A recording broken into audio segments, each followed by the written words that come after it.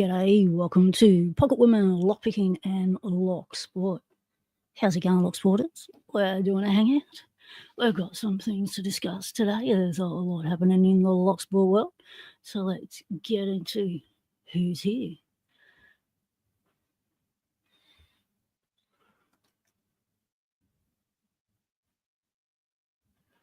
First of all, we have to do the usual sound check, sound check. How's the sound, people? Oh, can you hear me?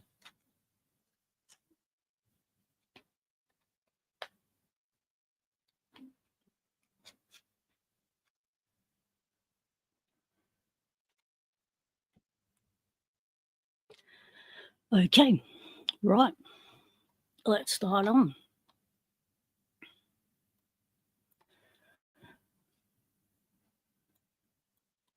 Looks like first in the house was Snake. Good on you. Coming up second was Paracentric. Trucking Lock was third. And we had Squiggle Dork in at fourth. Dog Mackinac came in at 6. DLP was hitting her strides, coming in fast up the rear. Elisha Carney, welcome in, mates. Good to see ya. G Key Man, how's it going? Sorting out some cylinders and doing some keys. Ground Frog, welcome to the Lock Pond. Ding P, doing the countdown. Good on you, mate. Lock Chuck, our techie assistant in the background, is on site. Any techie issues, we should be able to sort them out. So, still kicking's in the house. G'day, Zoe the cat. Mal is in.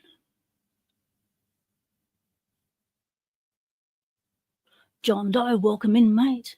Remember, only English in the chat.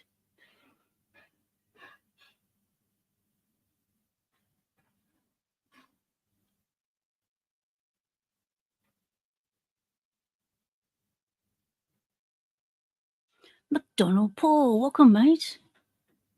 G'day to Lola and Itty Bitty. Lockpicking Paul, welcome. Must be late for you, mate.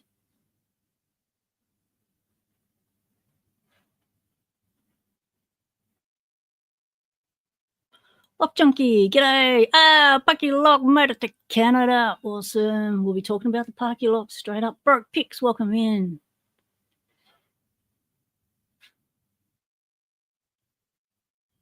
Keybeard, g'day.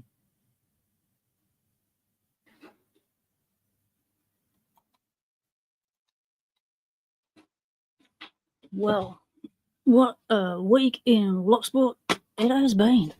It's been a busy one.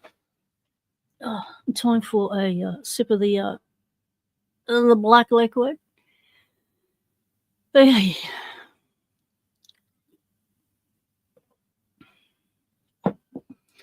Now, for those of you that are new to Pocket Women and Locksport and Locksport Hangout, what we do here is we talk all things locks, Locksport, what people are doing in Locksport. I have no commercial affiliations to any lockpicking companies or lockpicks I use, tools I use. I have no sponsorship deals. My opinions are all my own, and I'm not restricted by any commercial agreements. I am my own living, breathing entity. That is a Parky Lock. Now, by now, a lot of you would have received your Parky Lock because holy dooly, unbelievable. Australia Post has got its act together. Actually, the Aussies received theirs within 4 days. Unbelievable. We take weeks to receive stuff here. The Americans received theirs within a week. So what happens now is, I don't want you to post any of your Parky Lock videos just yet. We want everyone to receive their Parky Locks before we start dropping the videos. Now, the bulk packages have arrived at their initial destinations. From there, they need to be distributed. So there's about 15 to 20 Locksporters that are still yet to receive their locks. So the whole idea has always been from the start is that we flood the internet with Parky Lock videos to really celebrate Parky and what he meant to us all in Locksport. We want to show the rest of the YouTube communities that we are a strong, united community and we care for each other. And when things happen, we like to do something to celebrate people's achievements. We like to do things to honour, to remember people when they move on. And we like to do things to support people when they're hitting hard times. Locksport community is all about encouragement and support of Locksport, lockpicking and all that it entails. Keybeards in LA soon. Awesome Lock Junkies has arrived in Canada. Still Kickin's Parky Lock is in LA too. Elijah's just scored his Parky Lock. Awesome. People in the UK have just received their Parky Locks as well. However, you do need to hold off posting your video because there's a bulk package that's gone to the UK and the second recipients need to receive theirs first. So I'll be doing another live stream or a video, or probably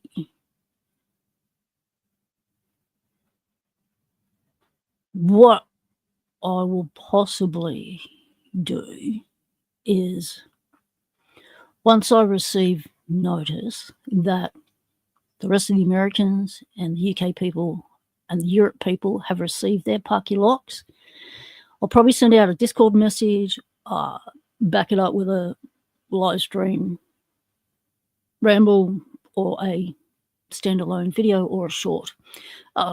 Probably all four methods, who knows. I'll get the word out to you that it's time to flood the internet with your Parky Lock videos. So that's the idea. Now, I know that when you do see your Parky Lock, you're going to lose it because it is absolutely gorgeous. And that's okay.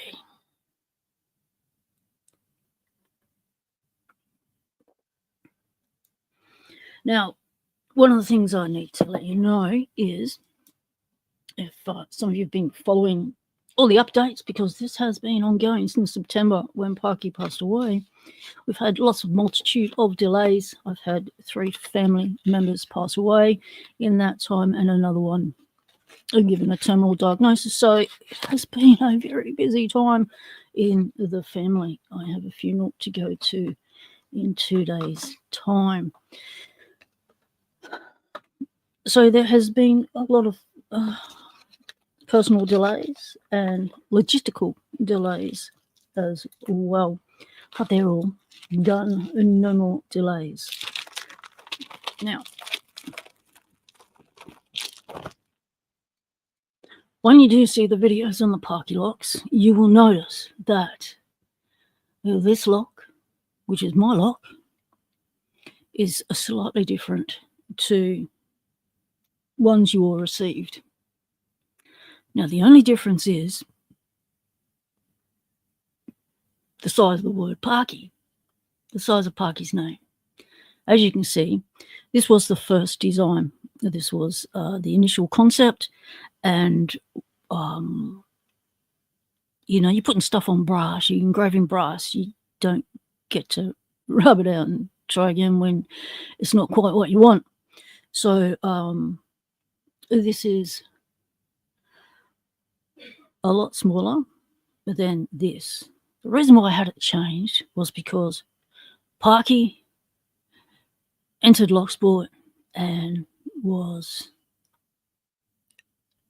a massive big force, just blew us all away with his talent for making logos, for doing that AI logo stuff, and his total enthusiasm for picking locks. and his love of all brass padlocks.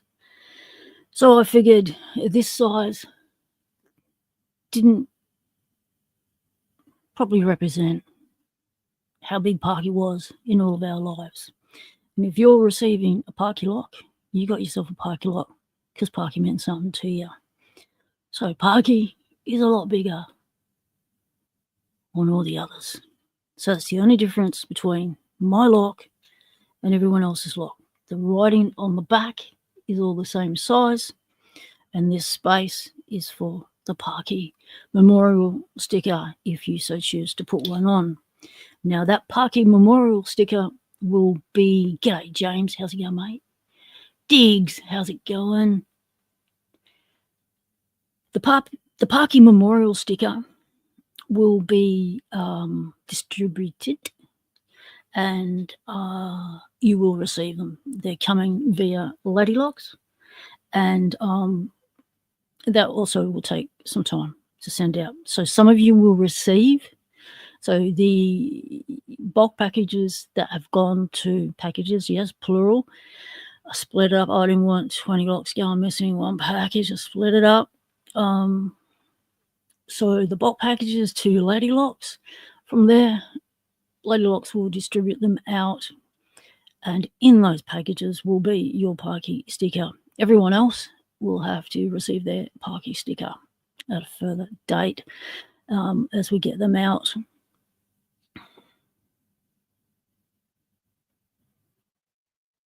Yep, it's the love heart with all the logos in it, Keyboard. So if you've already got a Parky sticker,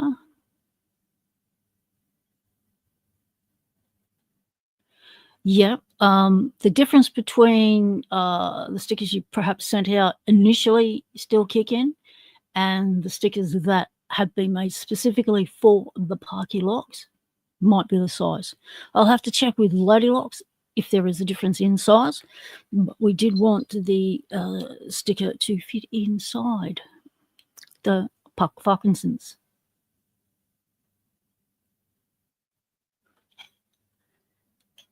So that is the Parky locks. Any questions, comments, anything else you want to know about it?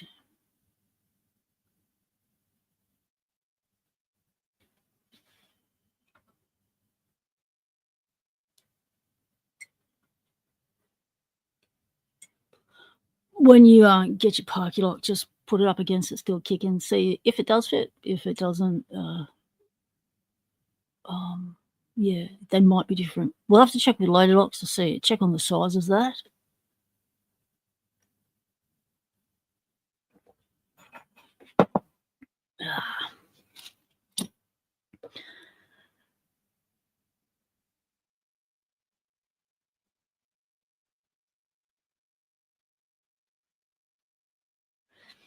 Yeah, so KB, just check to see if it does fit. Okay, no worries, Diggs. Get some sleep, mate.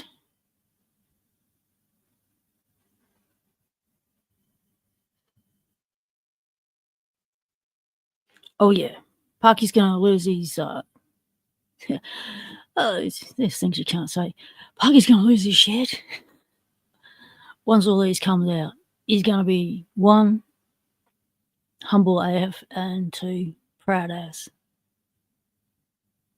Because the Locksport community, the members in the Locksport community that Parky connected with, meant a lot to Parky. There was many times he would tell us all that he loved us.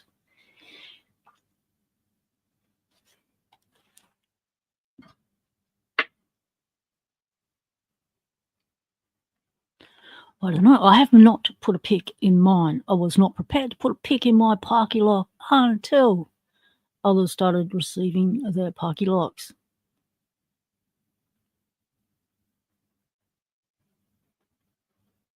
I'm guessing it's all standard pins and nice pic. I do know of one Locksporter who has picked their Parky lock and has not done their video as per requested. Just had a little initial pick and they loved it. absolutely loved it.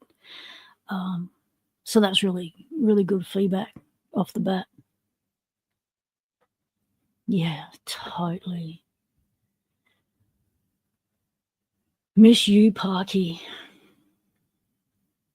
Yeah, Lockpick and Paul was the one who's done the initial test pick. Yeah. You picked it 20 times so far.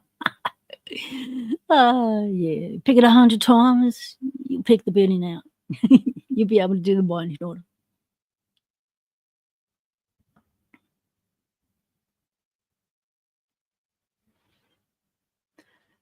So Lockpick and Paul reckons it's just like an Abus 83 core. It's really nice. Yeah. It would be I would say it would be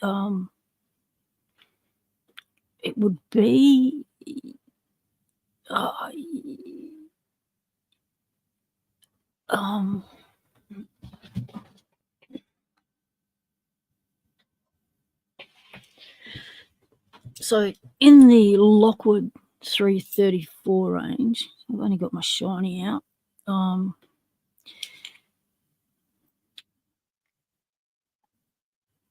It does look slightly bigger, doesn't it? Okay, I was going to say it's possibly a 530 core similar to a Lockwood, but not according to that size, it's not. So let's get the 83 out.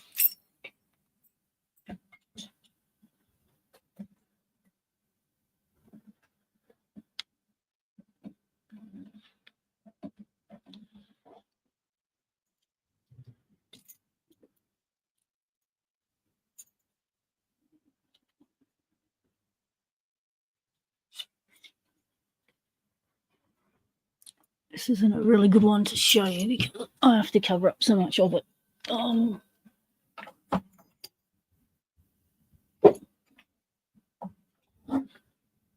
That's the Lockwood. Bravo.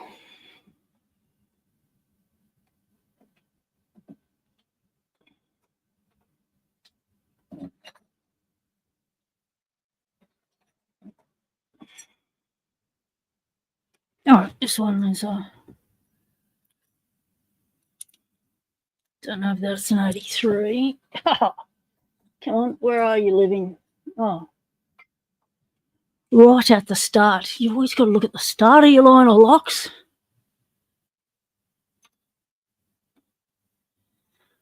Because I put the beautiful long, all brassy shackle on my Abus 83. So this is the core for the Abus 83.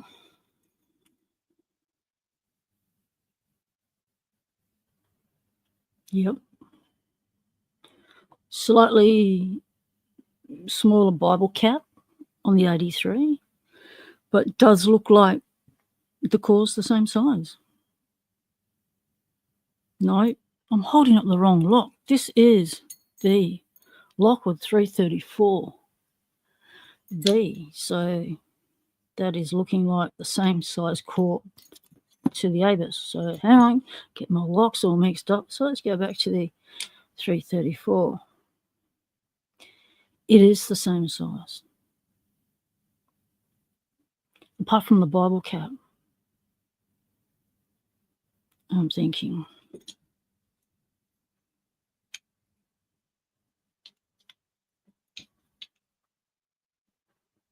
Yeah.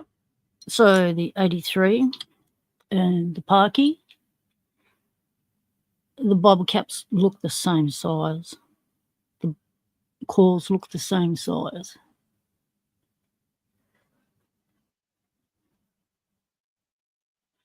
So yeah.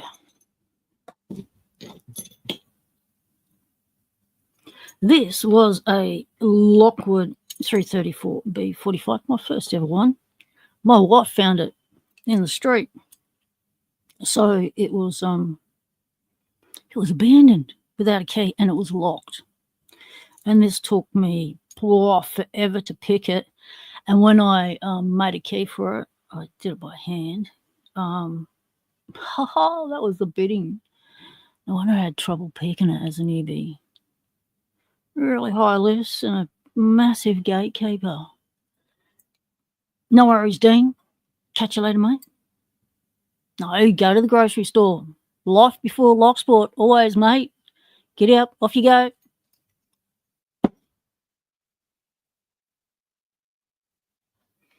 And that's what it's been for the last month, life before Locksport.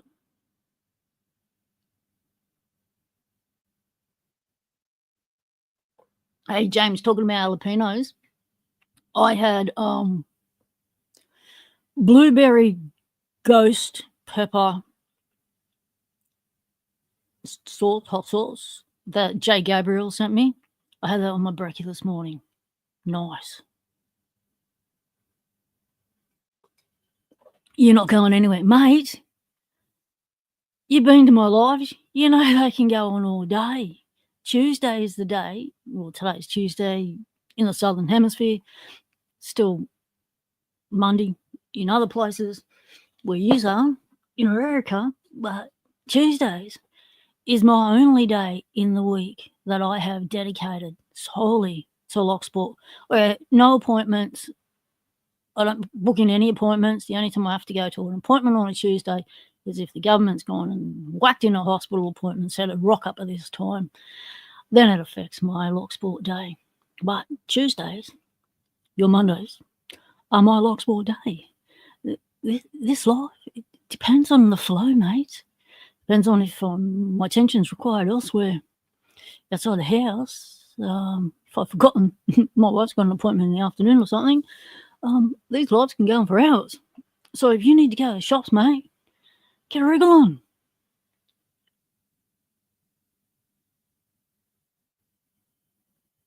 Yeah, I'll just go get the bottle and show you. It's nice.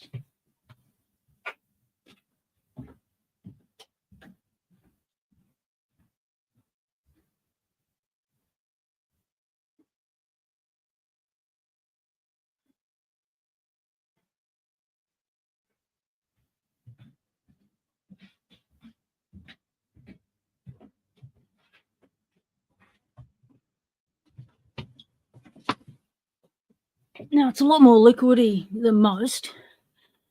It's runny, and the first time I whacked it over my food, I didn't realise it was so liquidy, and I drowned it, but it was yummy because, why would it not be? You can never have too much hot sauce. But this time I remembered, like, okay, it's runny, stick your finger over it and dribble it over, have more control over the volume that ends up on the plate. It's a small bottle. We don't want it to run out fast.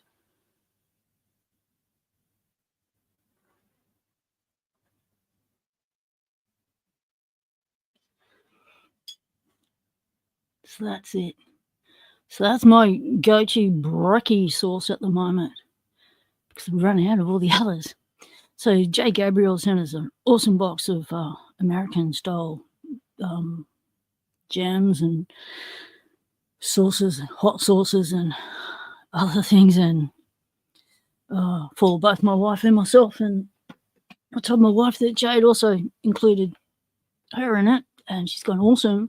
So I said, here, let's crack this one, try that one. She go, oh yeah, and then I get back to it a few days later, and it's like, oh, that's gone down a bit, and then a few more days, oh, it's gone down a bit more. I better get into it before it's all gone. She ended up loving most of the stuff. I got some of it. Well, I got to taste all of it, but I didn't get to like hoe into it all. So some of the hot sauces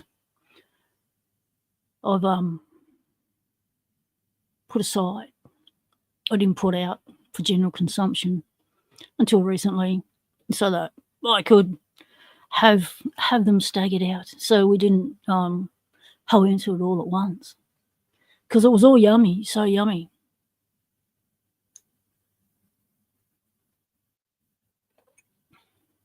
Yeah, down under, it's Tuesday, mate. We're in the future. Forget about time travel. We are in it, mate. Yes, indeedy, that is on my wrist, James Randolph. a Viking Slim Jim. This is from Doubt. This is a wearable everyday carry. Yeah, it's nice. It's very nice. Ghost peppers. I never had ghost peppers before. So I was a bit hesitant when the whole lot poured out on my plate, and I went, "Oh, this could be a bit of a warm brekkie," but it worked out well. It gives you panic fits. No, Freak, you got it wrong, mate. Welcome in. No, chili day. Chili, not cheese. Chili. But I guess chili and cheese does go together. However, oh, mate, cow, could you? I just spilt my coffee all over me nice clean set. Now, as you would have noticed, this set has changed. You can't see all my usual stuff. Why? Because I was setting up to do a video. Now, this has taken me a few goes because it's a video in conjunction with a few other Locksporters, so I'm getting their input on them. So we're doing a few takes of it. We need to get the wording right and the information concise. Habanero hot sauce, yes, it doesn't scare you like ghost peppers. See, I think the name ghost peppers is a scary name. Like, it's in the name. It's trying to freak you out before you even crack the thing open. So, you know, don't let the ghosts scare you. Don't be scared of ghosts. You know, they're just chilies too. They want to be accepted and loved by society. So don't be ostracising the ghost. Mr. Inferno, welcome in, mate. Chili cheese fries day. Are you serious? One thing I always found was really weird and tasted, yuck, was when they started whacking fruit and chili and things in cheeses. You know, the creamy, softy cheeses. They started whacking everything in there, and I was like, oh, can you not put peel in there? It's disgusting in cakes. Why would you stick it on a cheese? And then they started sticking chili all over cheese, and I thought, oh, I like cheese. I like chili. Sounds like a perfect combination. So I got one, and then I tasted it and went, ew. It was not nice.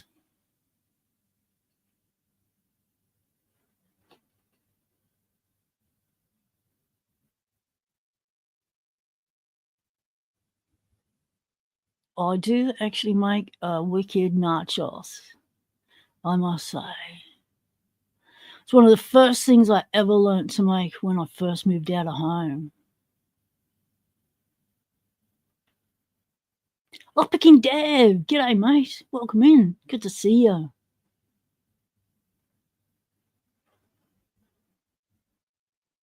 Now, has anyone put out any videos that they would like us to let the community know about?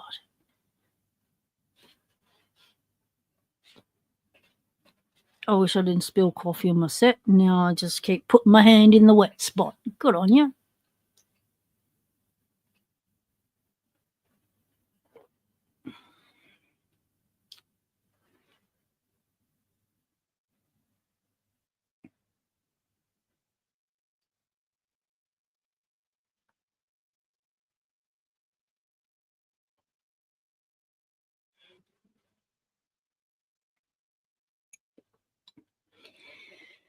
So,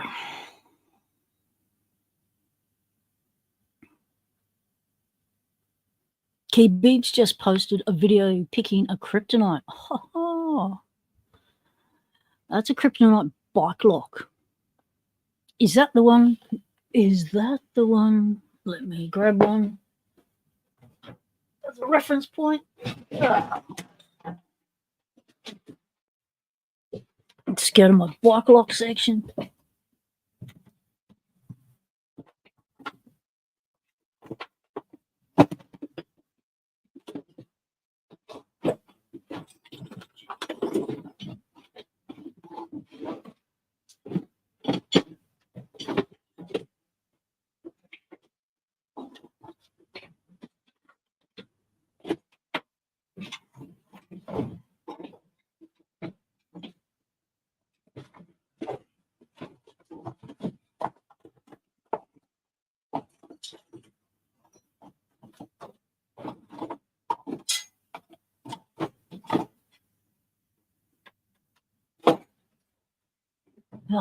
When something isn't obvious, you have to dig for it. All right, so I'll just ask the question. Keyboard, is that a DD1 or is that a pin tumbler?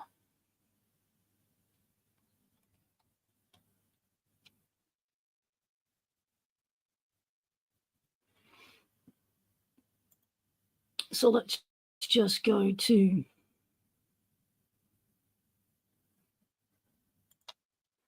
keyboard.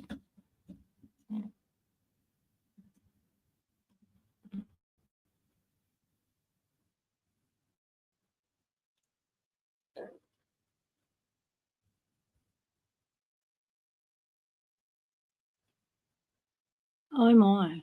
Okay. YouTube, you just haven't got it, mate. All right. So if you just punch in keyboard, you end up with keyboards and men wearing beards. Okay. Let's just add the word Locksport next to it and see if that gives me less people with beards and keyboards. Okay, it gives me other people's videos referencing keyboard. Good on you, YouTube. Do not make me go through my 900 subscribers.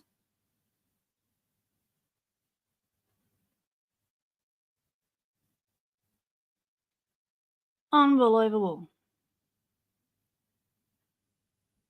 It's going to make me go through my subscriptions.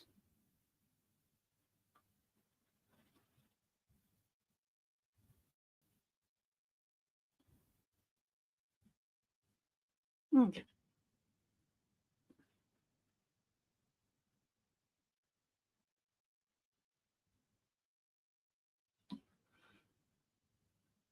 So you posted it today, mate?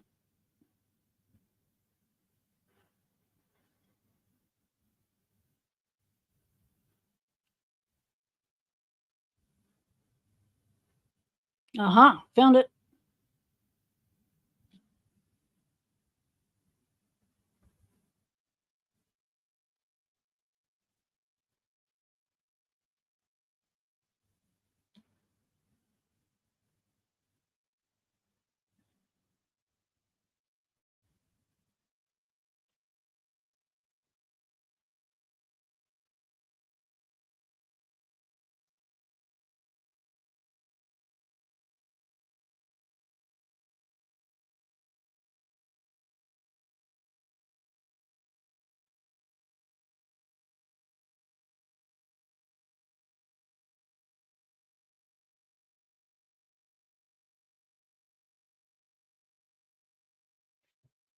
All right, let's get this up.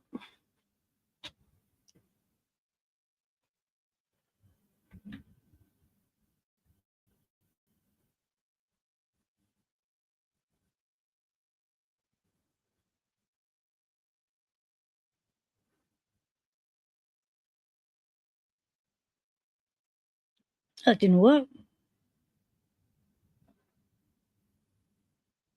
No worries, lockpicking Dave. G'day, Conky. Yep, we don't know why YouTube don't make it so easy that you can just click on a person's name, see their profile on the video page. It used to be like that, mate. YouTube changed it. They didn't want people doing getting subs from chat.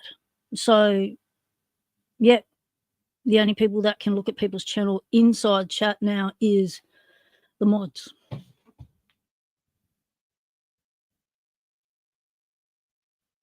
Okay, GQ man, that link hasn't come up as blue. It's meant to come up as blue.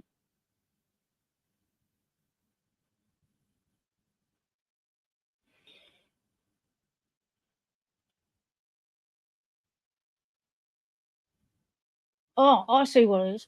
I've got to put it on stage. Okay, gotcha.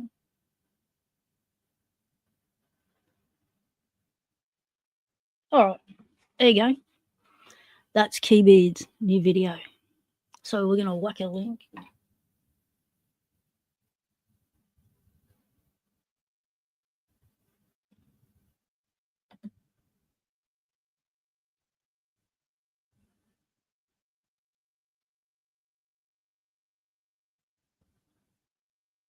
The link does work.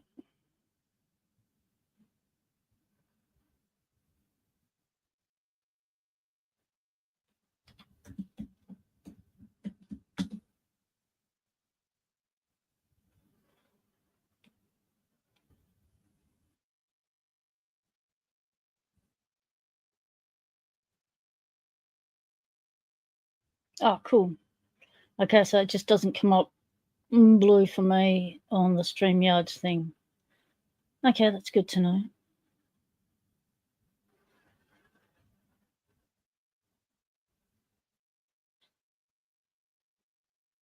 Yeah, if you're not blue, you can't post links. If you want something posted, you have to go through me in the mods.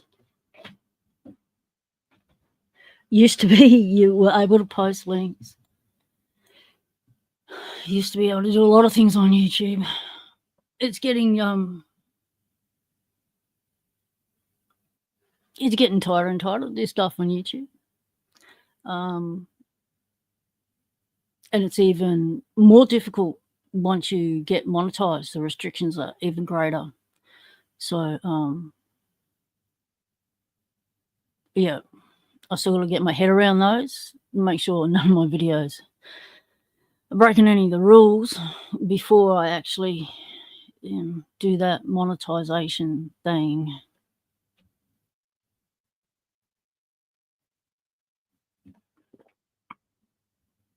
Yeah, it's an awesome lock, the kryptonite.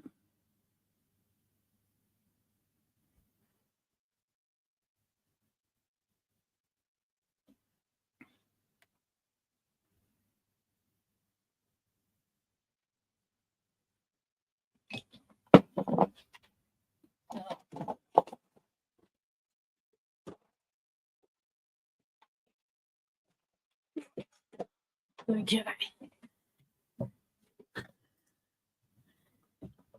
The second coffee's in for the day. We should be travelling nicely now once they will kick in.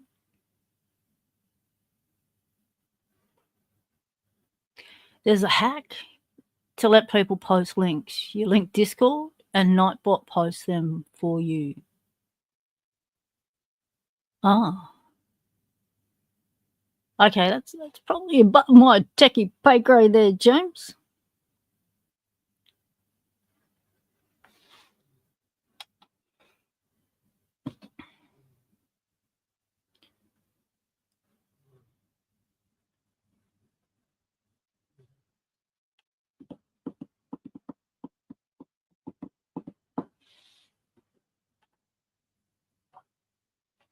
Let's pick some locks.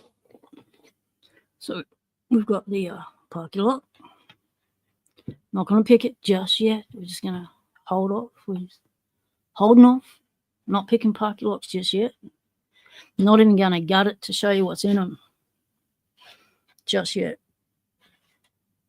Not until everyone's got their Parky lock, because if I do, then you're not going to see it for yourself, eh? You're just going to see it through me, and then when you open your Parky lock and see it, you're just going to, oh yeah, that's what Pocket Woman showed me. Yeah, where's the excitement in that? So we're going to keep it a surprise, and you can find out for yourself what's inside those Parky locks.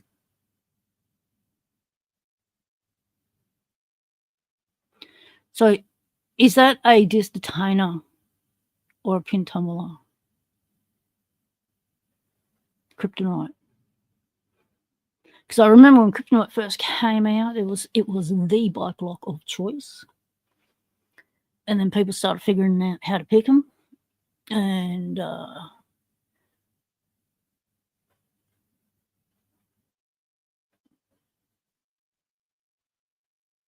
awesome. People are heading over to Keybeads and tickling those buttons nicely. You can't say the word because it's against YouTube's terms of service to do a subby thing through the chat. It's called sub for sub, and it's against YouTube's terms of service. So I'm not saying go over there and sub to Keybeat. I'm saying go over there and check out the video, and enjoy the content. You know what you can do about it.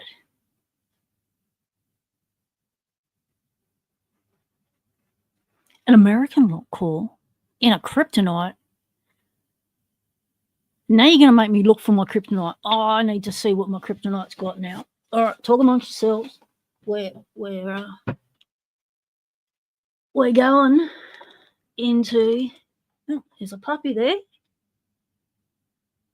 Yeah, Puppy's asleep. Let's not wake her up. She's had her brekkie. All right, through there, through there. All right, don't catch me doing anything. Turn you around at there. Oh, stretching cables. Well, not meant to be stretched like that. Okay, careful. All right, there we go. Can you move?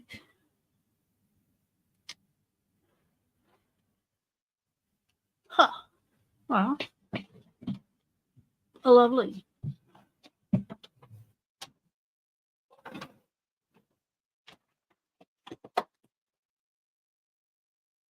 Padlocks. All of them were got from the QEH hospital. Oh, shit. Nearly pulled everything over. Okay.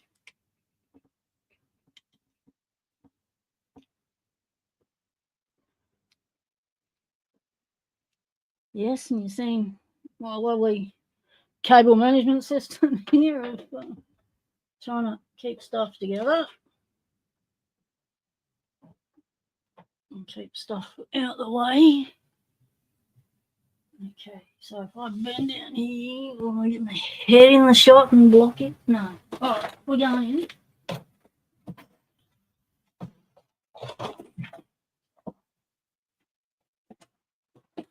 Now, the locks in these FKs, these aren't FKs. These are, I think it's the, what's the name of it? It's a key manual, remember? Jason did a whole series on them. They're the wafer schlegs for you know, hotel motel things. The F, what are they? Are they the F? Where's the camera? Don't know. There it is. They're the F somethings. F series? Are they just called F series?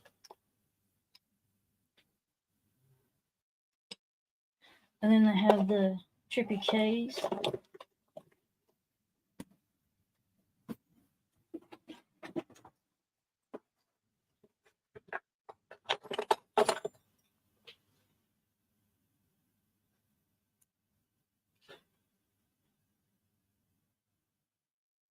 Yep, the F series.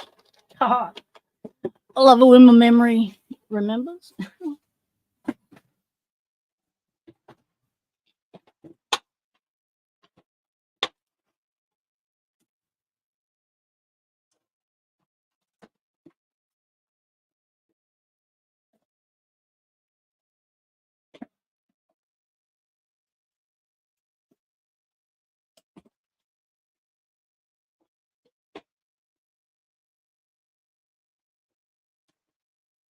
Entries.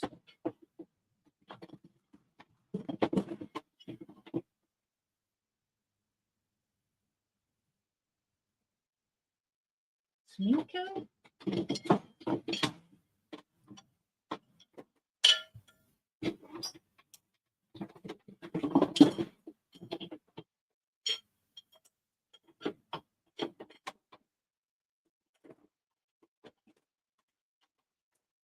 They're getting heavy.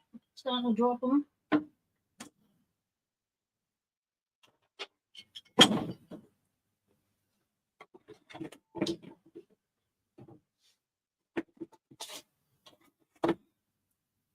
This is a nice old one. We're going to explore that today. Oh, I'm a clean set. Oh, yeah, I'm going to have to change my settings.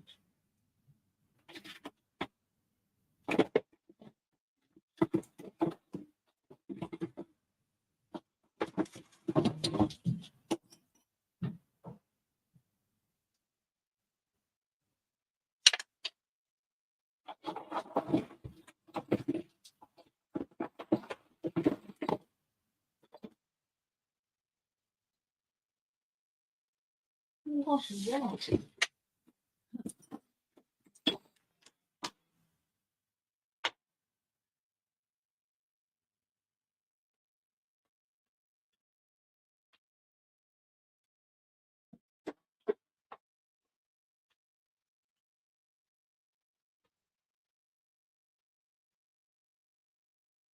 You don't recognise that?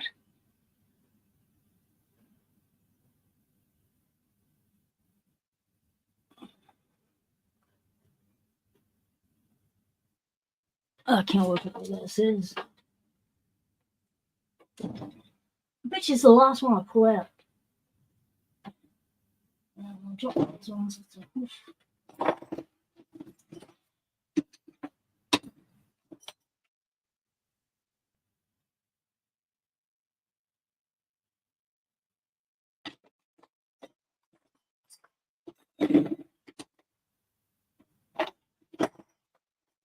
Oh, destroys.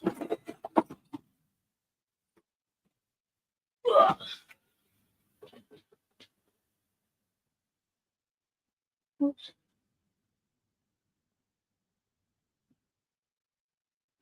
This must weigh at least 5 kilos, this one. It is heavy as. Hey, Snake. Good on you for being the first one in, buddy.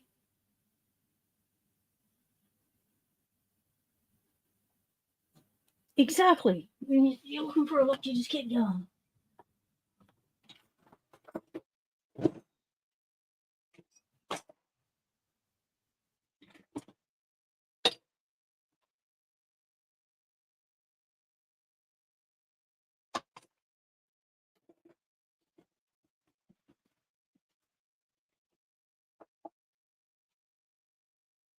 One of these little ones.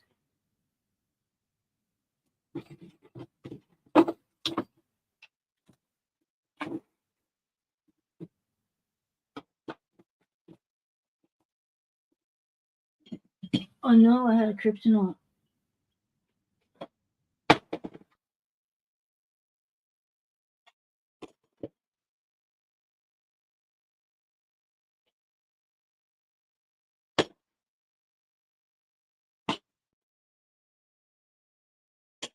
You see why I need to make just a detainer lockpick? Exactly.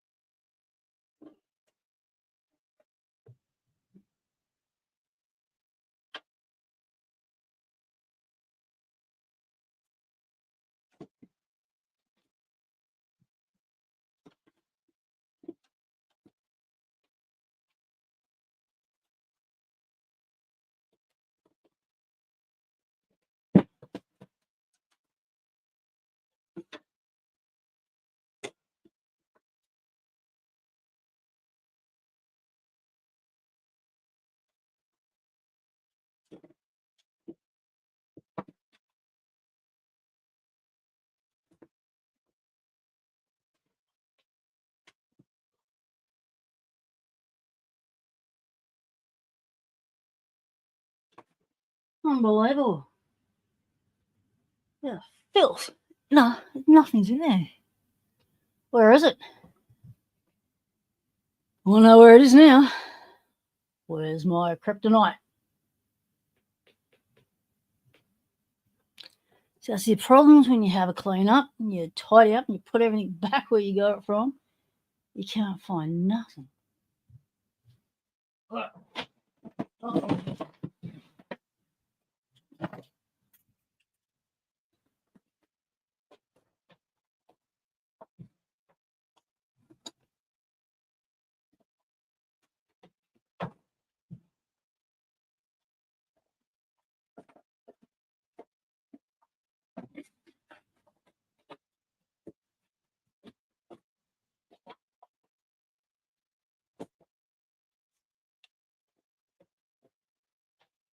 Here we go. Oh, yeah, this one. Why is everything stuck? These should be coming fully out and they're not. I wonder if there's a lock trapped behind the thing. Oh, awesome, Sean. Really good to hear that you come out of that surgery okay. So now it's about just getting some healing done. Sending you lots of healing and loving, mate. Do all the right stuff. Don't stuff up the surgery. Slow down and heal slowly and properly so you don't have any setbacks. Yeah, don't pull a Chris.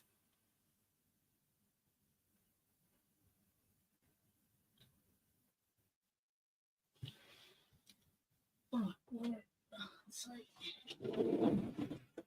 Why isn't that being pulled out? Has it got to do with the top bit? Let's see, the top bit's all about this is where all the cables come through and get hooked on and stuff. This is supposed to be my operational centre. What a pig's breakfast it is. Oh yeah, it's not in that one. Now this should be one of the ones that you can open while all the other ones are closed. Alright, see that one opens fully out. So what's your problem? Alright, kryptonite. See all of this whole section is lockout, tagout locks and videos to be done. Yeah, I'm 2 years behind my videos. Yeah, that didn't sound right. That didn't feel right. Something's going on. Alright, we've got a blockage in the lock lab. G'day, Doc, how's it going? We're dealing with a internal blockage in the lock pond at the moment.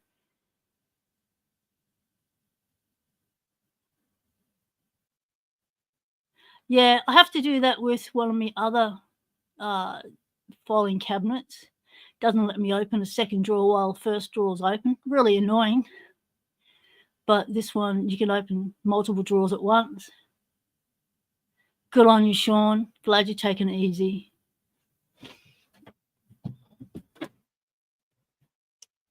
Noticed you didn't actually... Mate, you put Locksport first. You made that massive pick for loaded locks. All before your surgery. Good on you. Right. That's coming out, but didn't like it.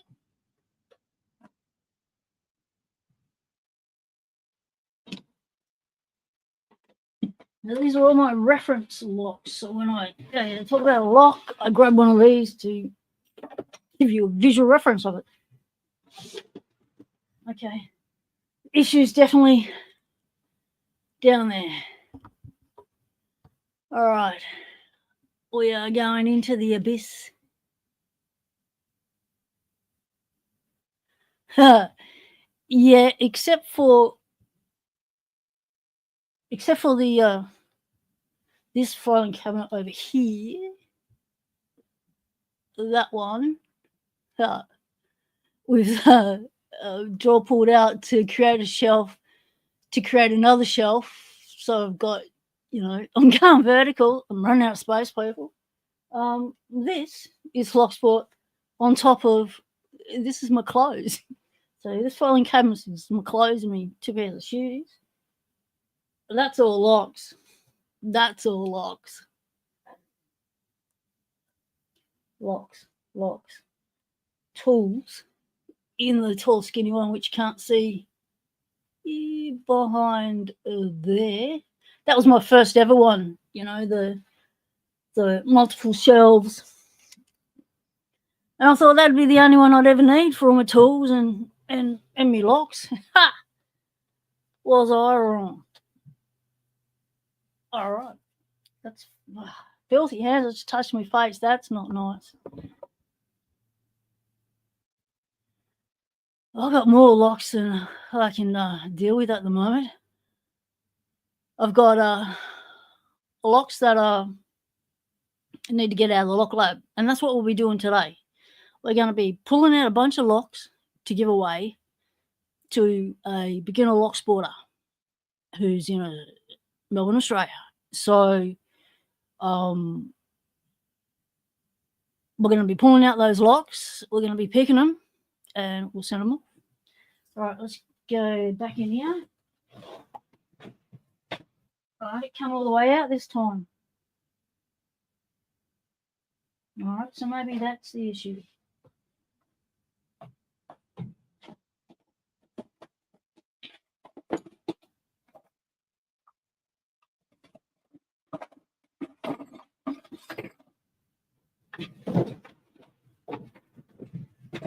No, still feels wrong.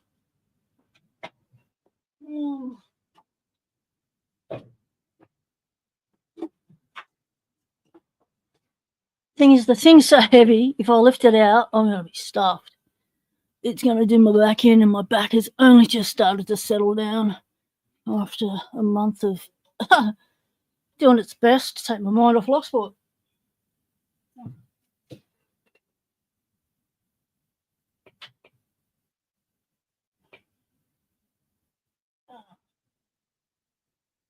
What is that?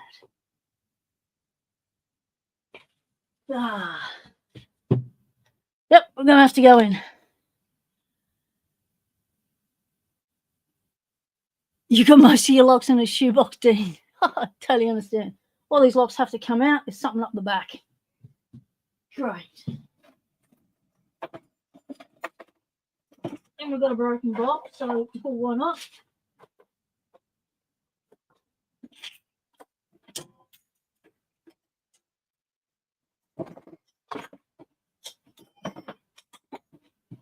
Okay, there.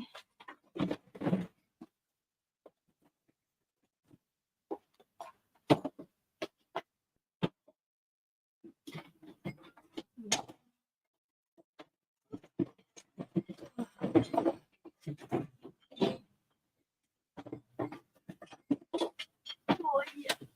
Oh. Down. Oh.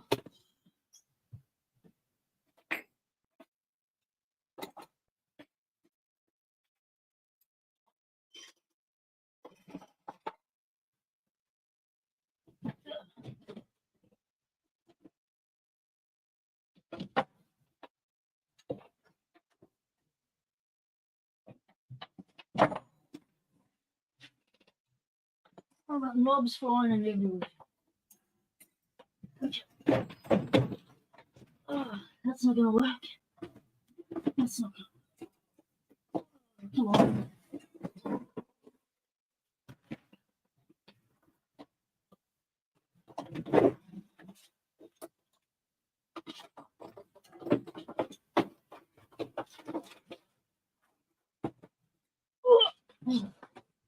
Oh. Just stay, everyone.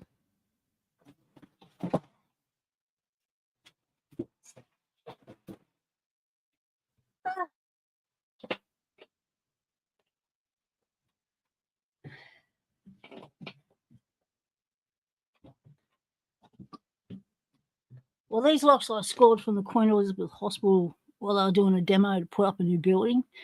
They were demoing the bike shed. Bike shed had been there 40 years. So there were some locks there that had been there a very long time. And I got permission, signed all the paperwork,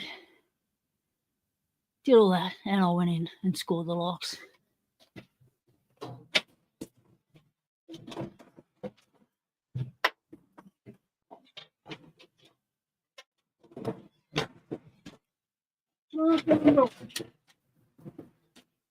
All right. Where I'll stick that now.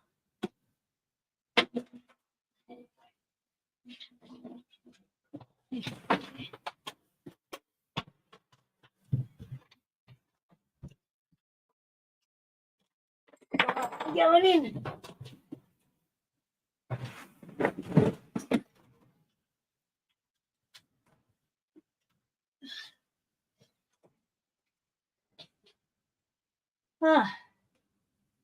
Is that it? Well, that wasn't worth the effort. That's not the blockage.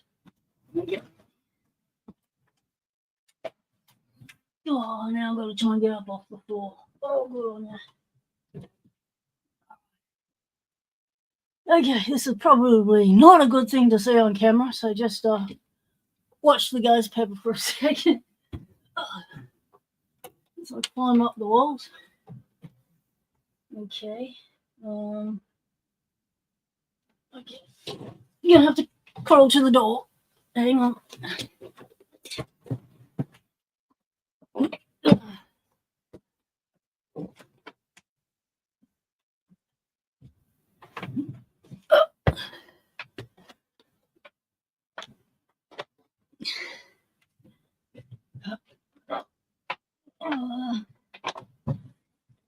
Yeah. Well, it's not something I do every day, is hit the deck. Right? Well, that was uneventful.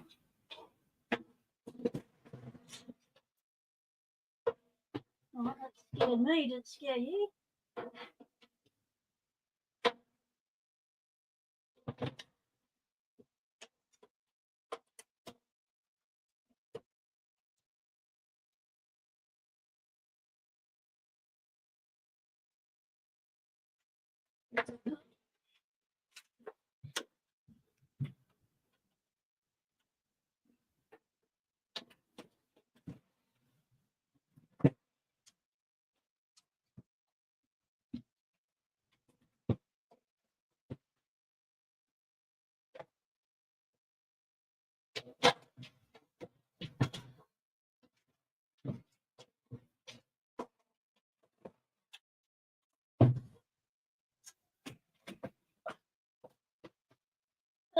Come on.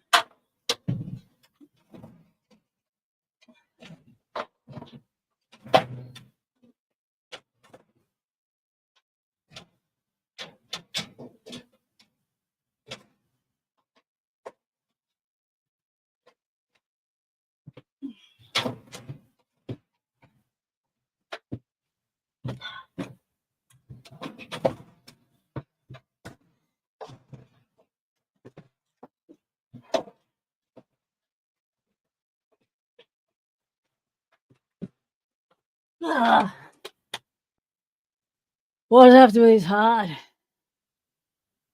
Putting the drawer back in, come on. Yeah. Trying to kill me.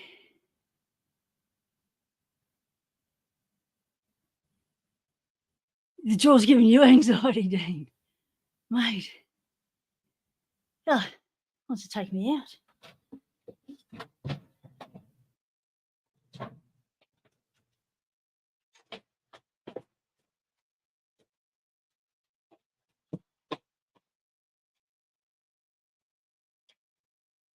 I reckon that cross member is bent. Bend me back.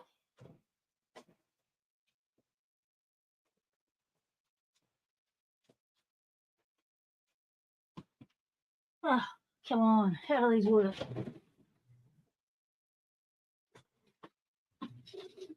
Okay. So it sits on that.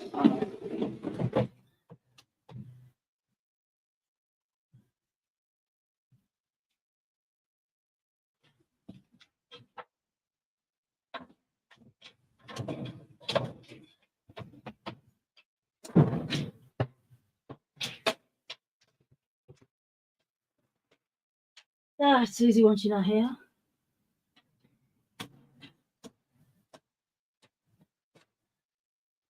Oh.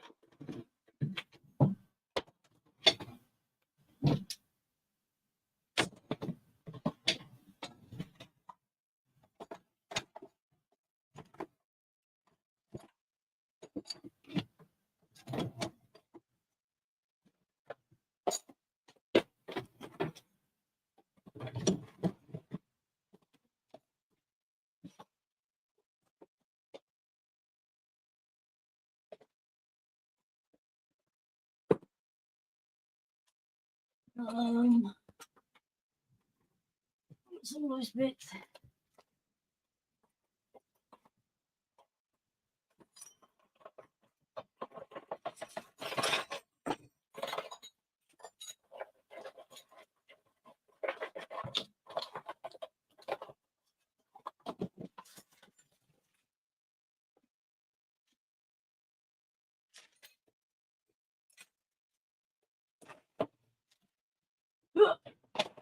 Oh, shit.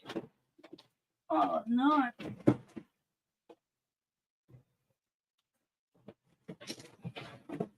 Oh.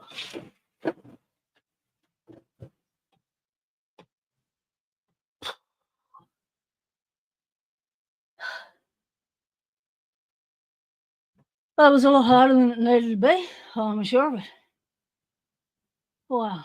All right, where is my kryptonite lock? Bike lock section, not in it.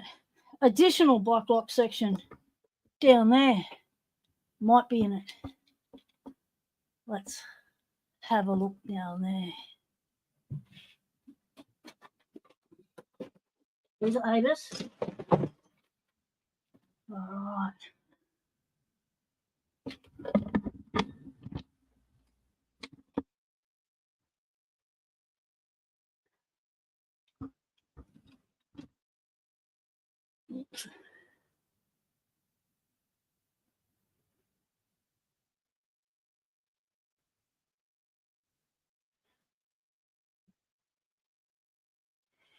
Yep, might be an adventure for another time. But it should be in there. It's the only other place to look. Process of elimination. Oh, wash my hands after all this. Okay.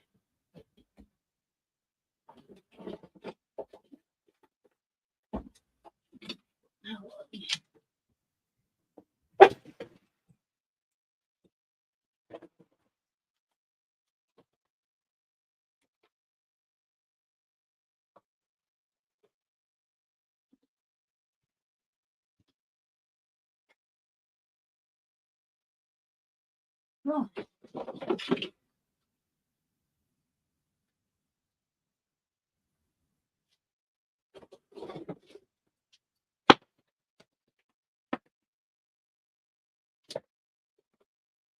These are really old. Well, really old.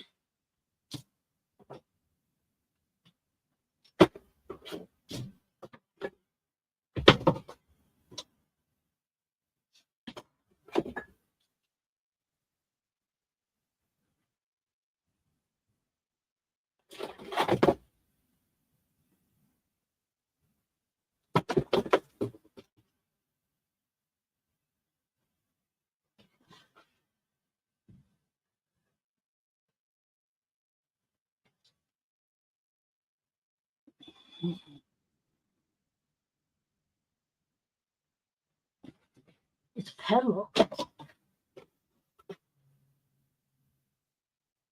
Oh. It's a padlock, not a bike lock.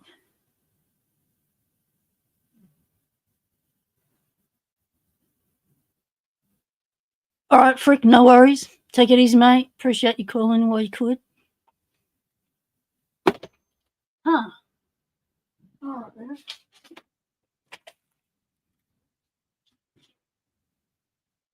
It's a padlock. Huh. Okay.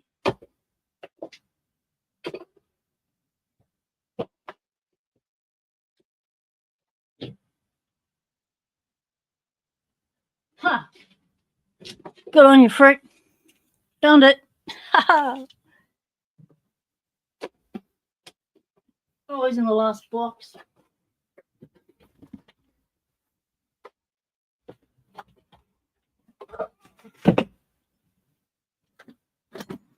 Okay. Right, we'll have a look at this lock. Oh, yeah. That's all shut itself now. Cables everywhere. Come back.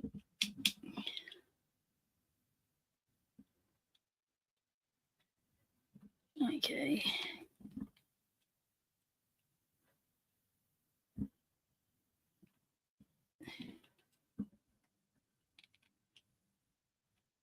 Right, just sit there a second.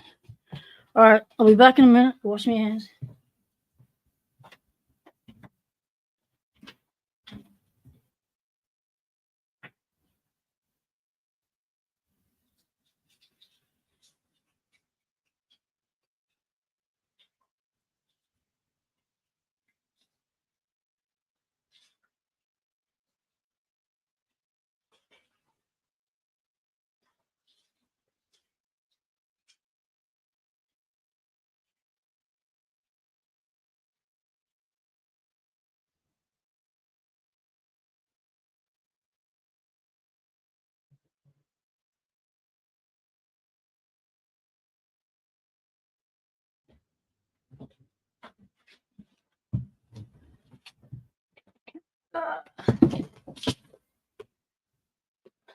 Now you're seeing the fun of searching for something in a lock lab that's packed.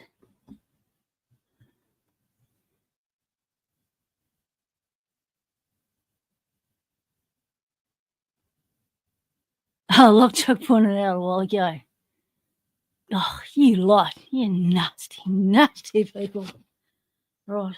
I'm going to put down another cloth because I don't want to wreck me clean thing. I'll spill my coffee over it. Where'd I put my other cloth that I wrecked last live stream? Okay, it's hitting the floor. All right, what are you? Okay. Let's just pop you down there so we don't upset anyone. Yeah, sit there. Right.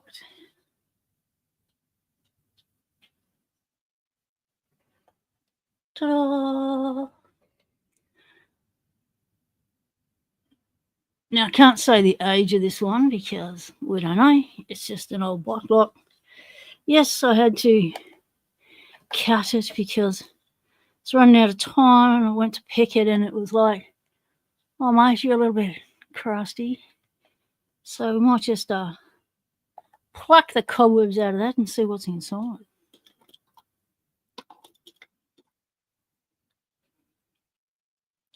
It looks like it's it's a laminated lock in a placky shield with kryptonite on it. Oh yeah, it's lived a big life. And when it lived a life, then it got abandoned. See, all these locks were abandoned at the bike shed. So the hospital had been there for 40 years. So yeah, who knows how old some of these abandoned bike locks were. So kryptonite on its things there and kryptonite there. All right, let's get our surgical gear out. Back you off. Go back.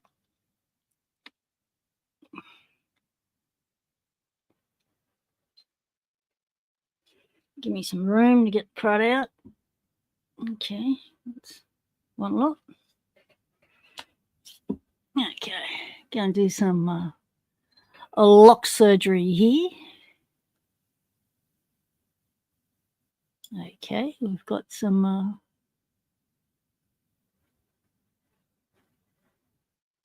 interesting critter-bits. Well, actually, it doesn't look too bad. Let's have a little feel.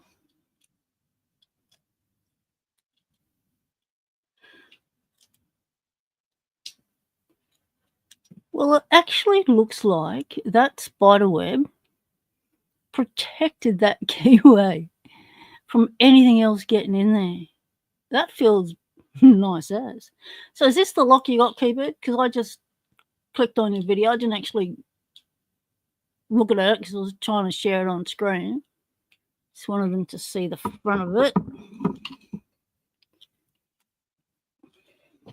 So that's the kryptonite. I wonder if it's pickable. Let's find out.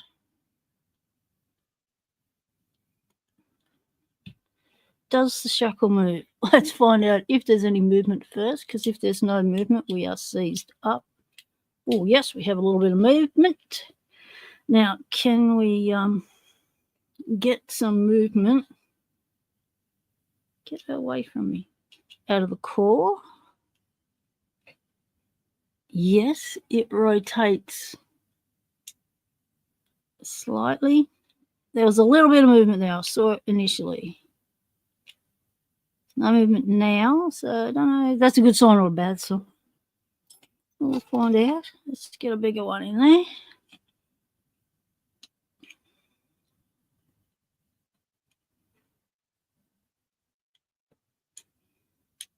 Yeah, there's no movement on that, but you know, let's give it a whack.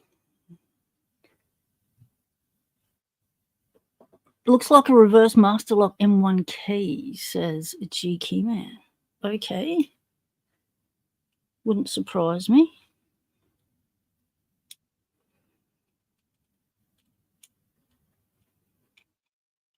Ooh.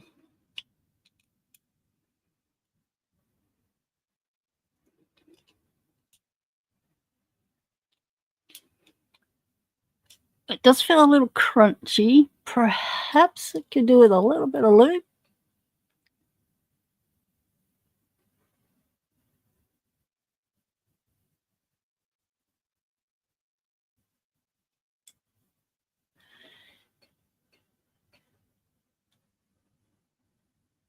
Oh, the one you've got is solid steel and removable core. So you've got a much more modern version. So this must have been an early version. And hopefully it wants to be picked. Because that'd be the go. If it wanted to be picked, that'd be nice. So go check out Keybeard's video and you will see the modern version of this kind of lock. This is the older version by the look of it.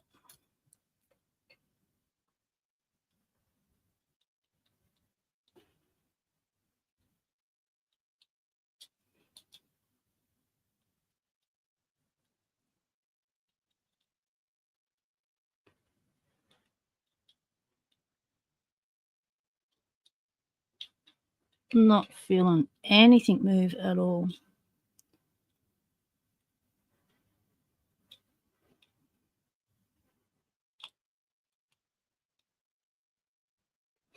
Not feeling any binders. Not movement, binders.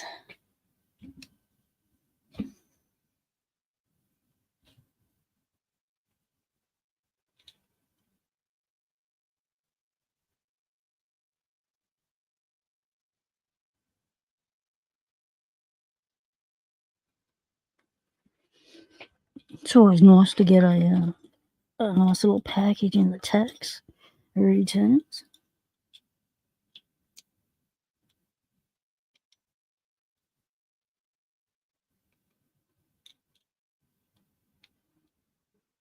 All right, felt like something got set there. Sometimes these locks go backwards, Mr. Inferno, as in counterclockwise. Ooh. Okay. All right, we've got slight movement left and right now on the core. There's quite a bit of crud on the table.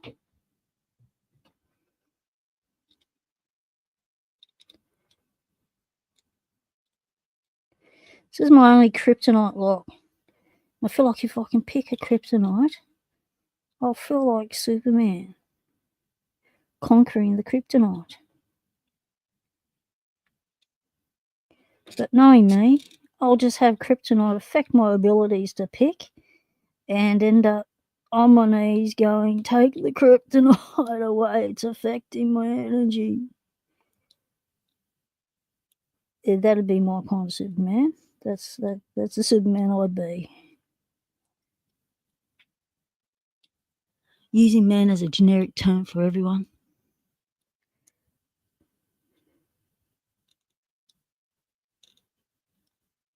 What superheroes did you want to be as a kid? Me? Oh, Spider-Man. I loved climbing. I'd climb trees, fences, houses, anything that the olds didn't see me climb, basically. Anything I can get away with. And if I could put a cape on me, grab an old sheet, get away with that, whack that around my neck, I'd jump off the roof too and go on flying. Well, apparently parents don't like you doing that and got in big trouble. But anyway, had fun. Got having fun as a kid. Doc was Spider-Man too.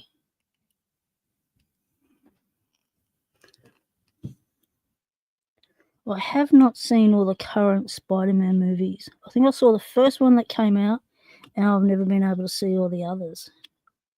Whoa. We have an open. Awesome, awesome, awesome. Look at that. Shrouded shackle. Really hard plastic. And after all these years in the weather, that plastic has not brittled or become deteriorated. Now that's quality gear. Quality gear. I've conquered kryptonite. Mate, I feel like a Locksporter. Yay! No worries, it's still kicking. Thanks, mate. Appreciate you keeping the thing running. Wow. Okay, this is.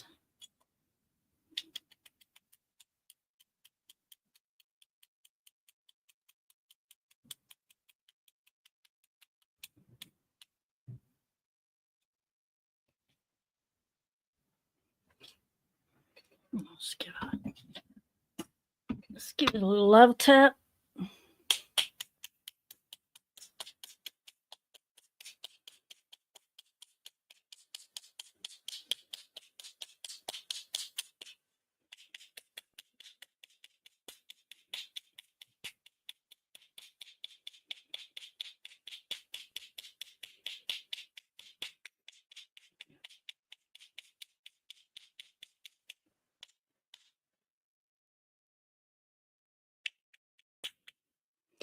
The more I tap this, the more crap comes out. Let's just stop tapping it.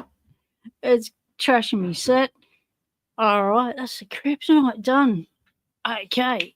Now we're picking with picks now, people.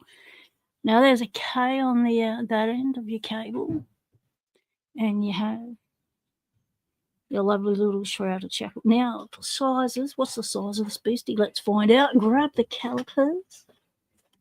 Because we like measuring things. Oh, we've got a frog down. Frog down. Oh, Skelly's down. Skelly's down. Betty, calm down. Betty, calm. Calm. It's just Arnie, calm. All right, Skelly's down. We're good. And a frog was down. Come on, chat.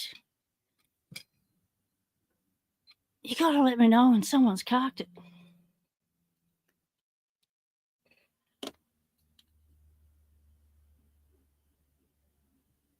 On 0. So we are 40 millimeter or 40 and a half, you know, add the plastic, you got 48-ish. Top of the shroud, 56-35. Bottom of the shroud, 38-83. And your shackle height is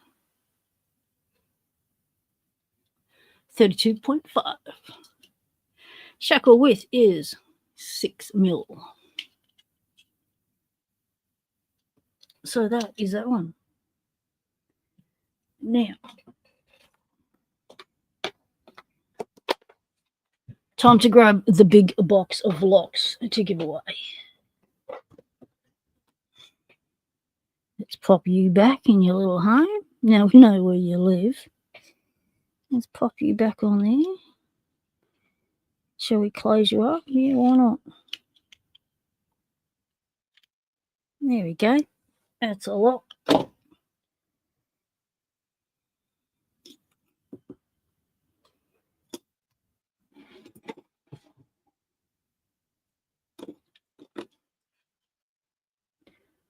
All right. It's a bit of crud.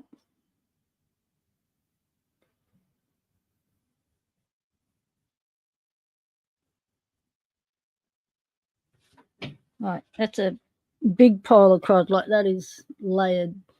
It's not a thin layer. Wow. All right.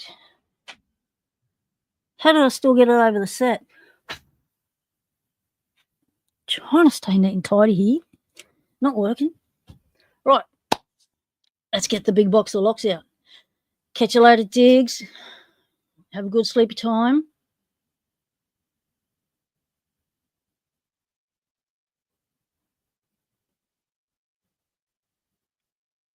So your lock should be arriving in about 5 days' time. I will send you the link on Friday.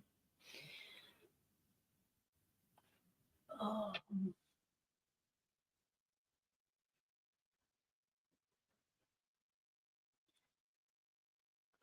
The lock lights been rearranged. I need to find where I put them.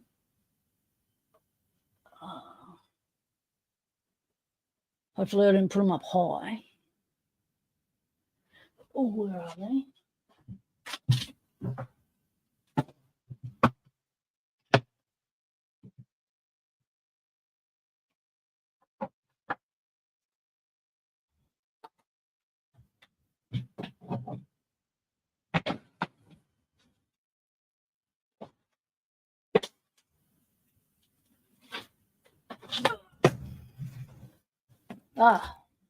So this is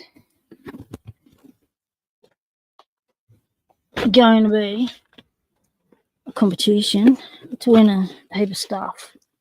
So just so you can, those people that are on the live stream, get a little bit of advance notice because you're here. So in here is a heap of keys. Now only the keys. If they've got something attached, we'll have to leave it attached, but not something like that. But all the keys. That's a box. That's, what's that? 150 mil wide by about 250 long by 150 wide. Box of keys. Now what you need to do is guess how many keys are in the box. So it's a guessing comp. That's all it is.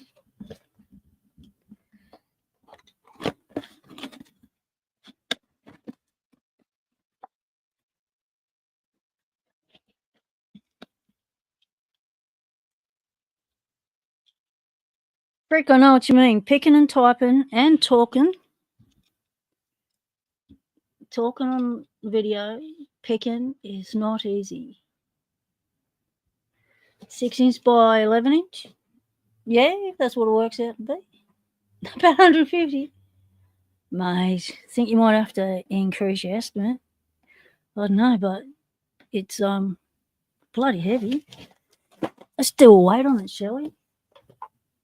What you doing, puppy? You gonna go on your mat? That's a good girl, because I need this space.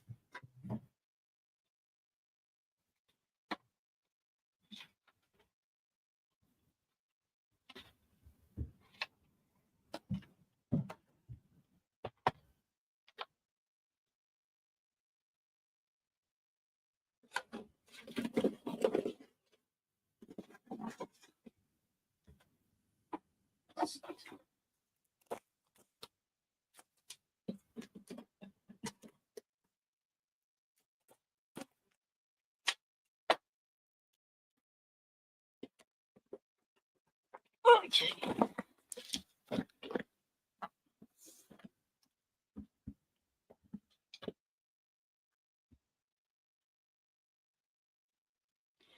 $3.325 kilos. And if we hang on, we'll go sideways. We'll go upright. give us a better indication.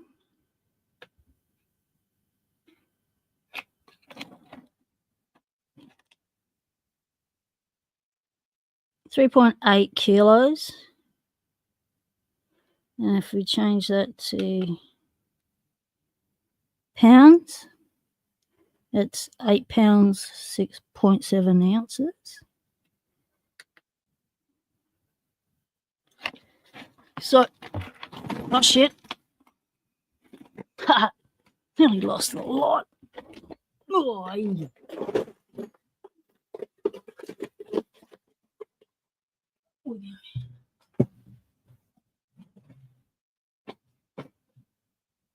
yeah, it's right up the back. Yeah, good on it. Okay, let's we're going in.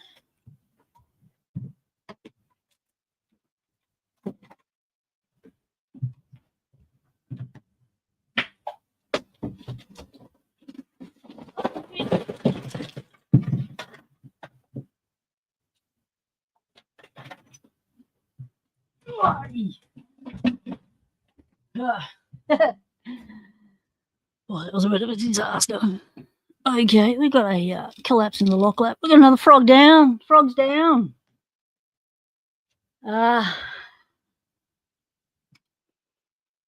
You wouldn't believe what just happened. I went to lift the heavy box, love locks off the back of the trolley thing, and that thing's, you know, shat itself so it doesn't lock off. So it's on a pivot point. I lifted that box of locks, it hit the pivot point and everything else went, pooh, hit the deck. So I got half of it on the floor, got half of it hanging out in my wardrobe. It's a mess. What a mess. Right.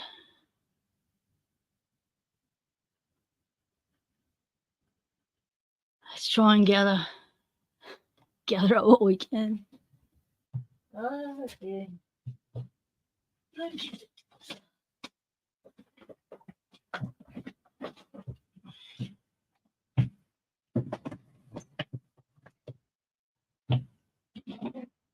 Let's just move stuff.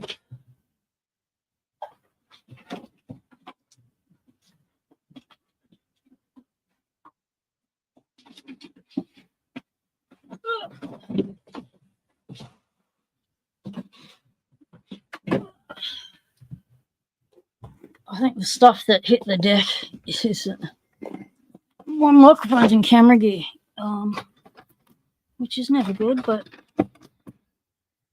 nothing can't be fixed. Oh! Whoa, okay. It's not the box I was looking for. Ha! Good on you. Okay, keep looking.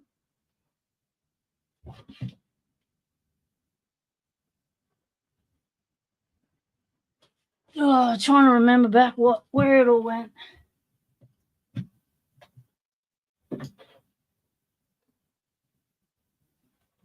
Oh, yep, I see it. Okay. I made it accessible. I just had to move one thing and I'd find stuff. Yeah, I'm glad I'm organised. Okay. Out you go.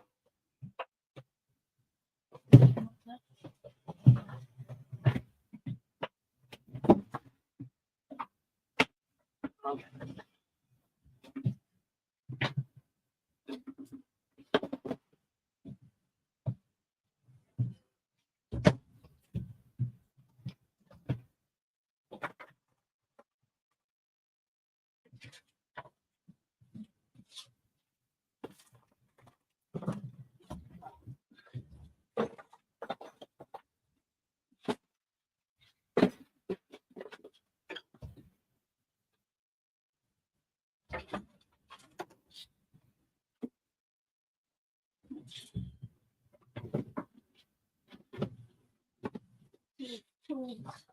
Tools.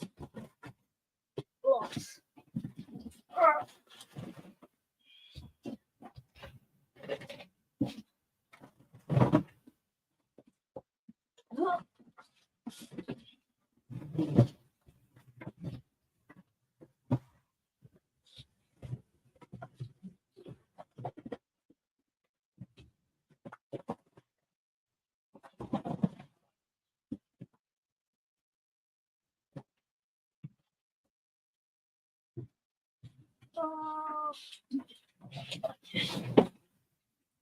Whoa. Oh,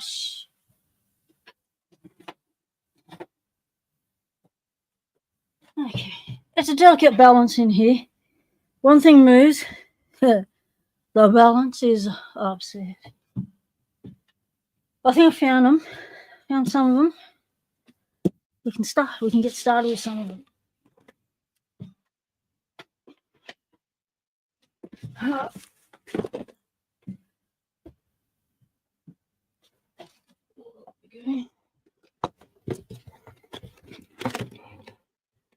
Okay.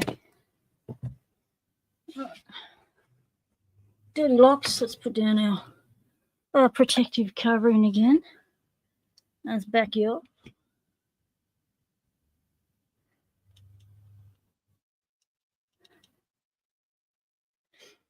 Right. I'll just take out some of these.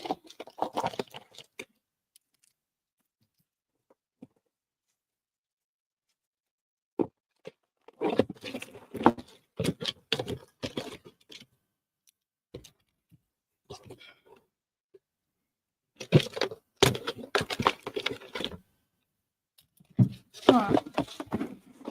One more.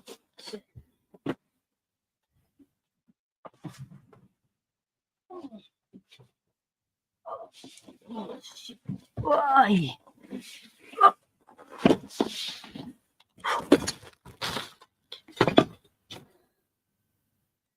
Okay.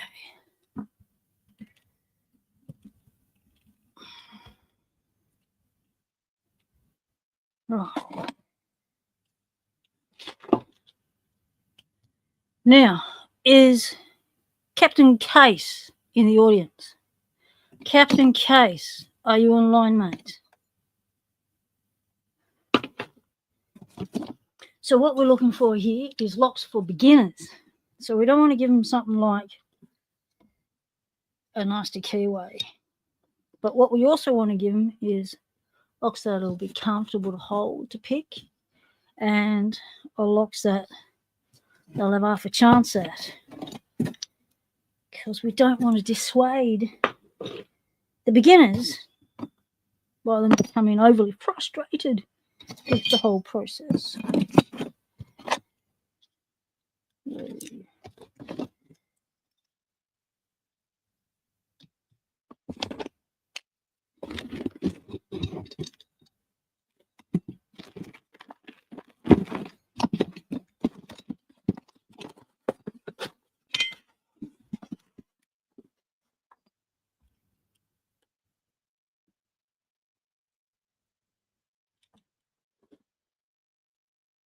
Yep, I'll be giving them these over there. Well, the first locks I put out are wafer locks.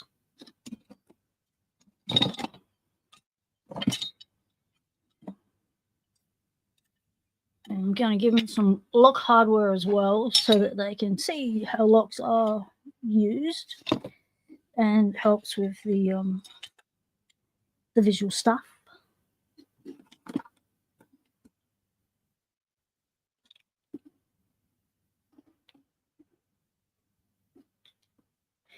Basically going to give them quite a bit of Gainsborough to play with because it's a crap lock. Not so much a crap lock, it's, well,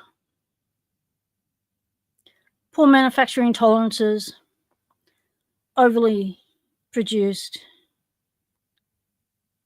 has construction keys all throughout it, bitting wafers in it. So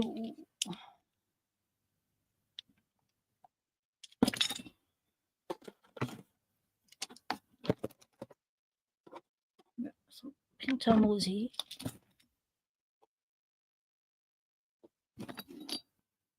Now we're gonna go up to see how many kilos we got because we're gonna be mindful of the weight.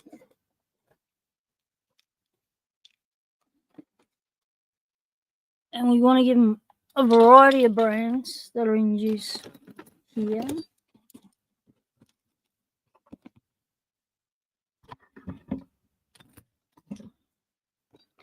So when newbies hit the scene and they contact me or find out about them, then I offer them locks from this stash of locks.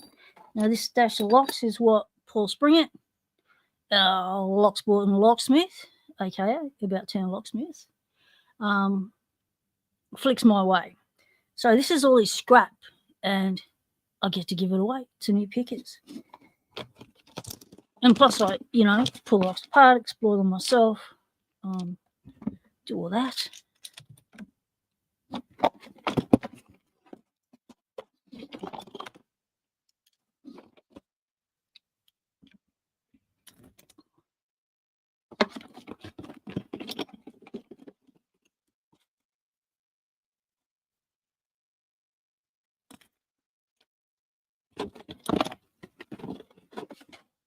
Yes, and on occasions we get, newbies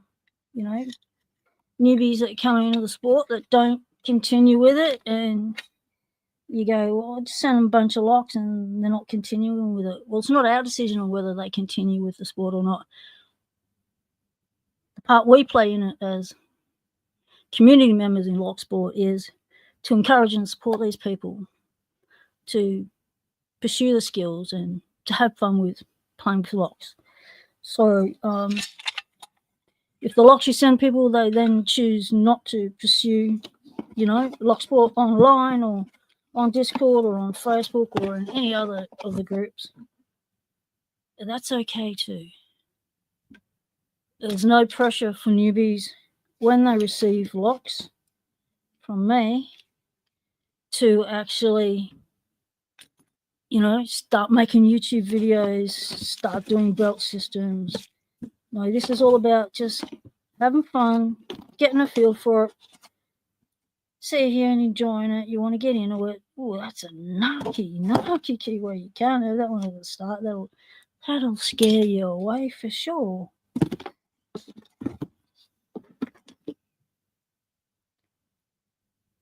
We also want to give them some locks where they can easily pull them apart. Have a bow peep inside, like that one. Because one of the things that help your understanding of locks more is being able to visualize, see inside.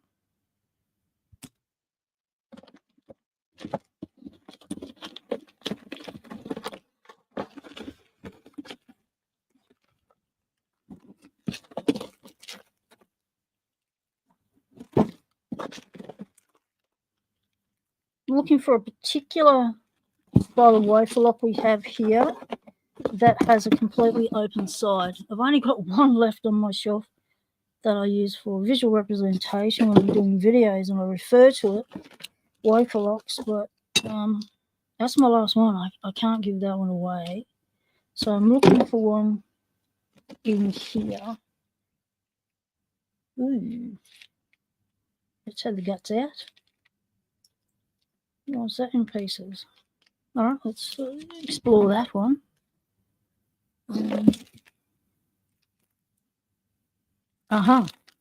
Cool. Paul added one. That's exactly what I'm looking for. And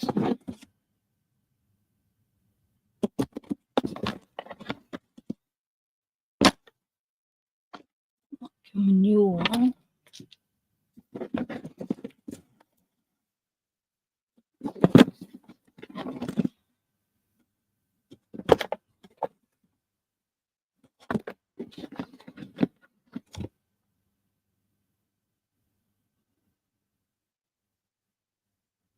I was handed some beginners stuff the other day. Move this out of the way. Let's up we go. Ouch.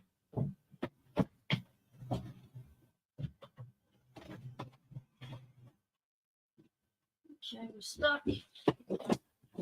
Don't surprise me. All right, let's and we're also going to be sending them some complete lock sets so that they can see how things are put together.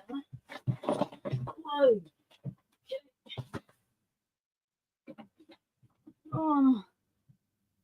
Oh, what can I put here?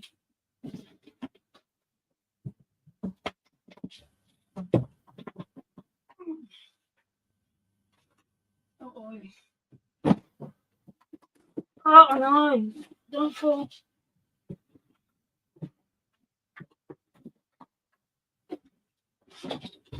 Whoa. Okay. Careful.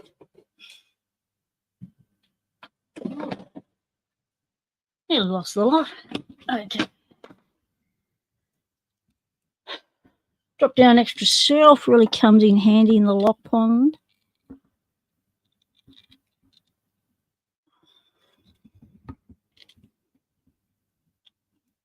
Stay.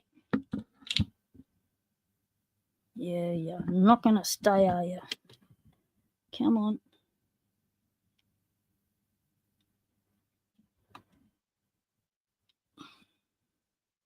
Close enough. All right. They're not the lock sets. Okay.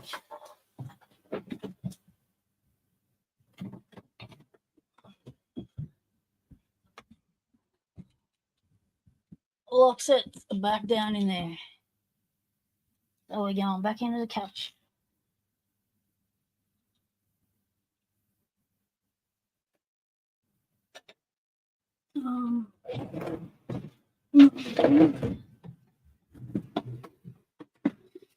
That one. These ones. India.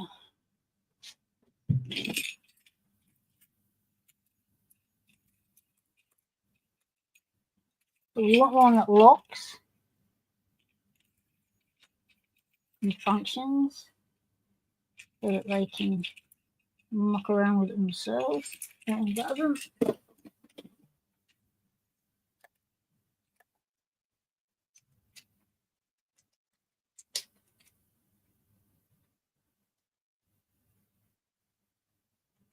Okay.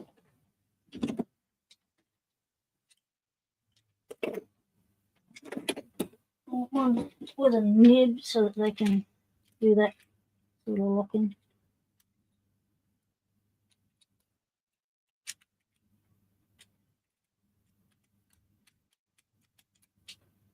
I'm doing something wrong.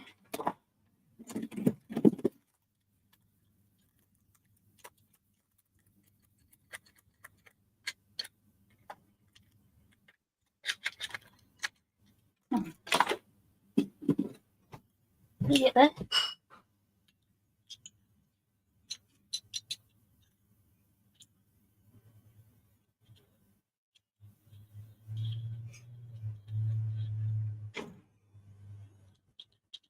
That one works. That's a kilo in itself. That's an oldie, like that's an oldie.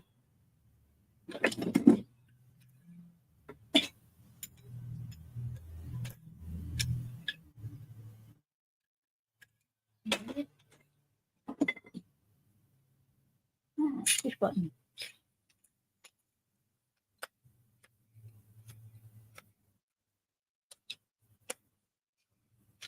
That works. Just needs a bit of lube. That's probably a contender. This one.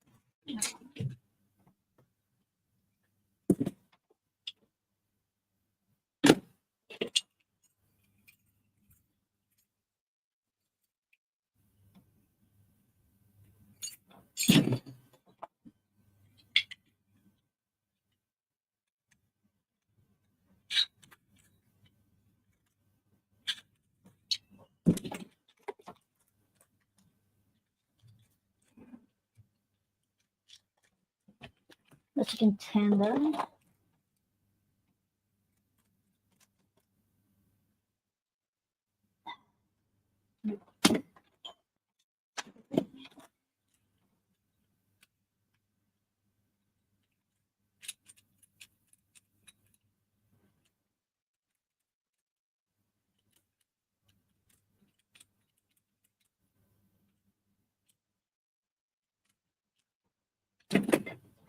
All right.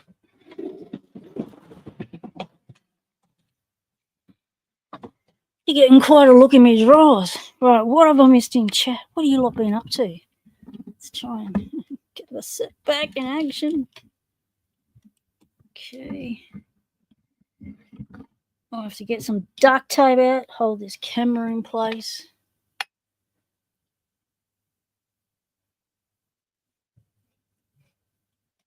I don't know how many keys are in the box, Dean. I haven't counted them, mate.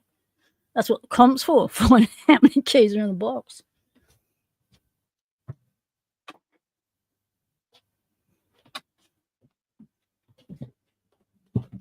Okay, now the box. Right. So I was telling you a story about a newbie. Now,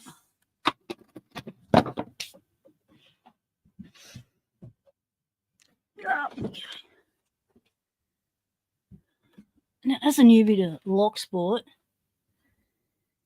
especially in Australia, people just think, oh, just go for the common lock here in Australia, like they do overseas. Like you go for the common lock overseas, which is like quick set, and you think, yeah, all right, I'll go for that.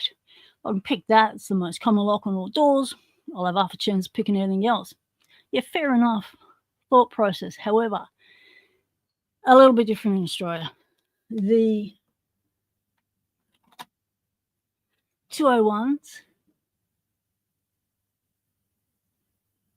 have been in use since the 60s. So you'll find a lot of these still on doors, still in use, and they've got standard pins with bevels. Top pins and bottom pins, all beveled. So hang on a minute. I just need to see if my wife needs a hand with those bottles. I'll be back in a minute. Remind me where I'm at. I'm going to stick you on mute.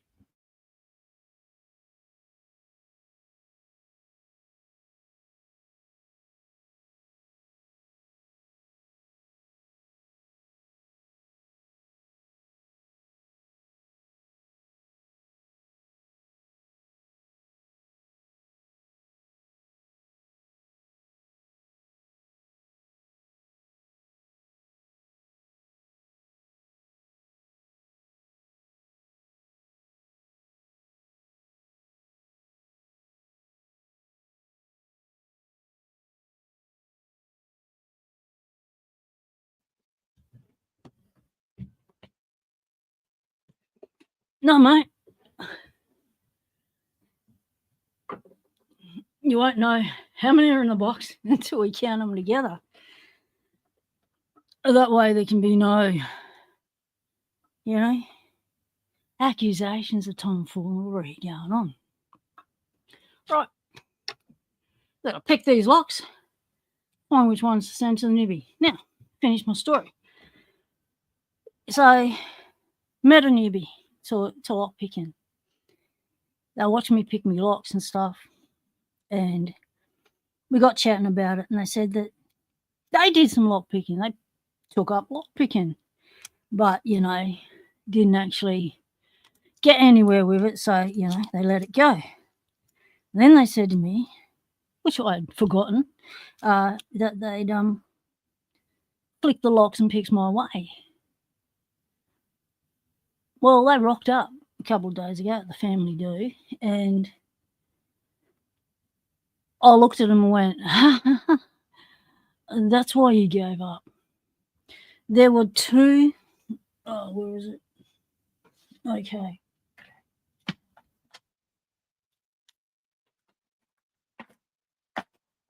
Where's the other one?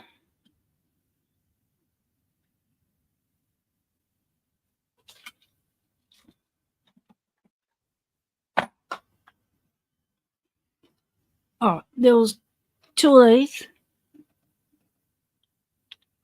These are the 120/50s. These have intense thin spools, skinny and thin lip spools in them. Extremely difficult to pick, especially if there's, really high lifts in there, which it usually is. So I'm not surprised they got nowhere with these. And then where's the other one?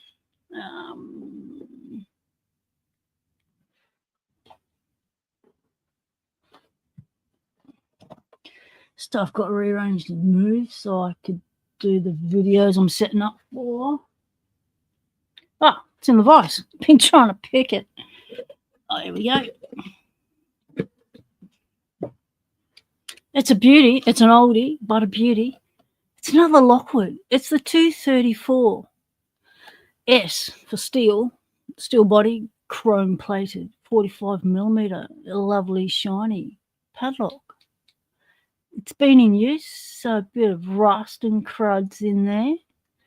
And those other 2 locks, as you can see, they've been in use as well. So one newbie trying to pick a lock that's been in the wild. So it's full of crud. It's going to be harder to pick. Feedback's going to be muted. The thing is with the 234S45, from the feel of it, it's all standard pins, which means you just got to have to keep pecking and pecking until the thing pops. Newbies starting off with Lockwoods in Australia. There's a little bit of a deterrent because it's not like picking up a Quickset or a Chinese in padlock or lock or a Gainsborough for that matter, and being able to pop it within 15, 20 minutes, half an hour of learning how to pick that lock. These Lockwoods take a lot more picking practice. They're intermediate. They're not beginner's locks. So you had a beginner who was using this set here. Where is it?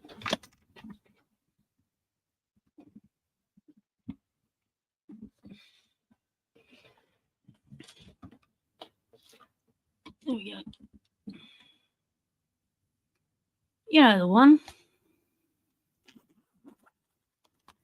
The Goso with the really thin metal picks.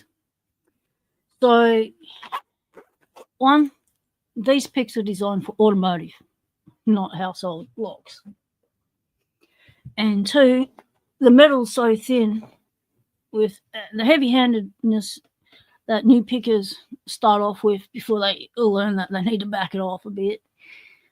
Those things just bend. I brought the set initially, 1, because it was cheap, and 2, I wanted to make a template. I used them as a template to make my own homemade picks. That's what I did when I first started. So that was a total deterrent for this lock picker, Locksporter to be. So they gave up. Lady Locks, g'day sis. How's it going? You've had a full-on week as well.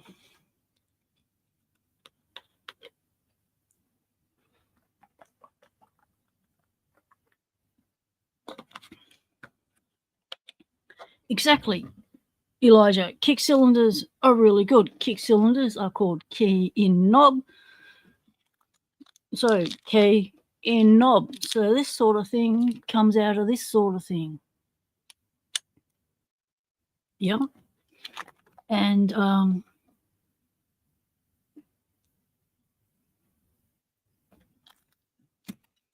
we want people who take up locks picking and lock sport to want to continue on with it. So that's why we encourage people to connect with other lock sporters in the community. don't try and just figure it all out on your own, because you might find yourself trying to pick an intermediate or an advanced lock that is in commonplace in your area, and you're not getting anywhere. You're not understanding why you're not getting anywhere, and you give up. It's because the lock that was chosen is too difficult to start off with. So we don't want that to happen to these new Locksporters. So we're going to pick some locks, find what's nice and easy, and we'll flick them their way. Right, I've got a little box here.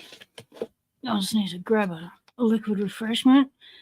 Chugging on the good old coconut water now. Increase the electrolytes. It's still like in the high 30s and stuff here in the shade.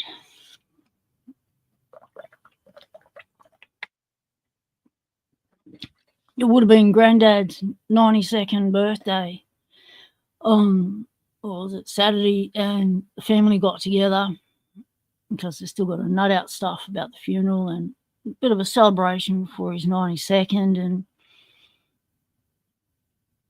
it was 38 degrees. So that's what, over 100 in Fahrenheit? Not sure. And that was just the average day. That wasn't even part of the heat wave we've just been through. And my parents up in far north Queensland, they're experiencing a cyclone at the moment. I ring my mum. She says, hang on a minute, I've got to go chase the dogs. It's blowing a gale out there and they're fanging around everywhere going crazy. So she was out there in cyclonic winds chasing the dogs, getting back inside. The cheap Whitco Euro cylinders are good too. Mate, they're no longer cheap. So these cylinders here are what you're talking about.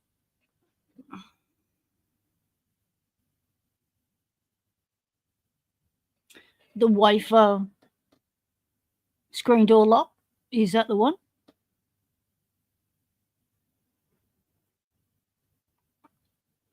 One of those is going for over $30 in Bunnings.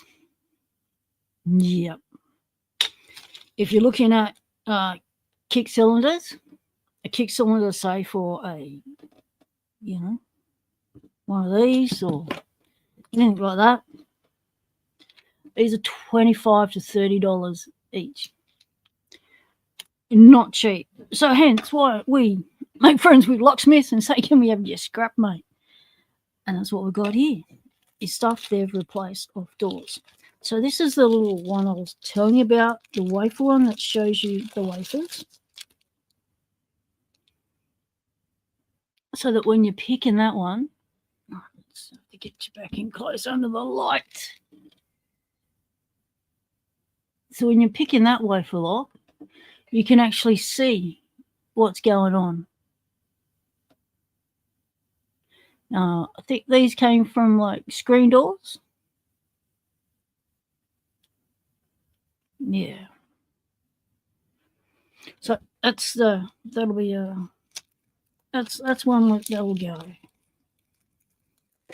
The reason why I will stick a pick in each one that I'm putting in the box is so that I know it's not seized up. Locksmith has removed it off the door for a reason. It has failed or it's past its use by date. Something about the lock is no longer functioning optimally. So we don't want to send out any locks that are going to make someone tear their hair out. Because Locksport's about fun. So if you're tearing your hair out, it's not fun, people. Don't tear your hair out. Step away. Take a break and come back and have some happy days with your locks. All right, so I'm going to have to clear this space so I can actually get my hands in here to do some picking. The pin tumbler ones, yes. So the pin tumbler Whitcos. I'm not sure if I've got a pin tumbler Whitco here, but we will look for it in the pot. Right, let's move more space.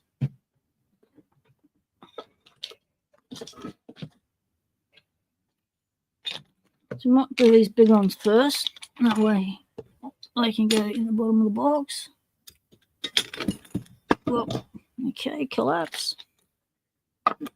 All these out the way. Whoa.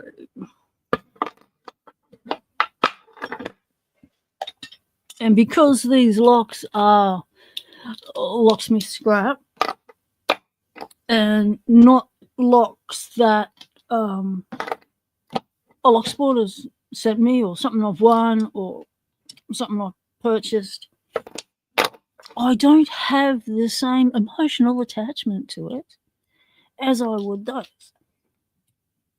So I don't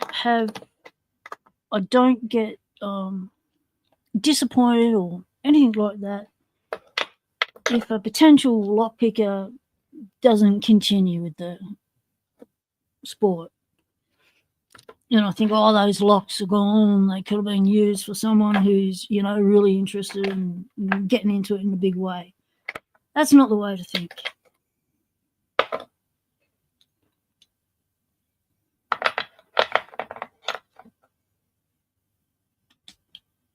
Whereas I would think that way if it was a lock that I brought and sent to someone. And then people are telling me your lock's on eBay or something. That's been poor form.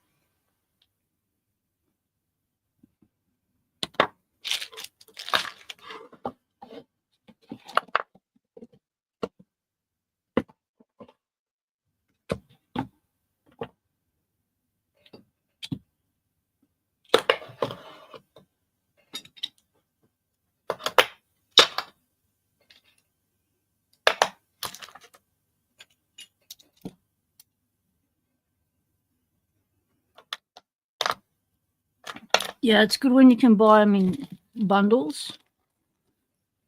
That's how I first started getting locks myself, was in bundles off eBay, because I didn't know, lock sporters, traded locks or sold locks on Discord or anything. Didn't know about that. All I knew was that you went to eBay.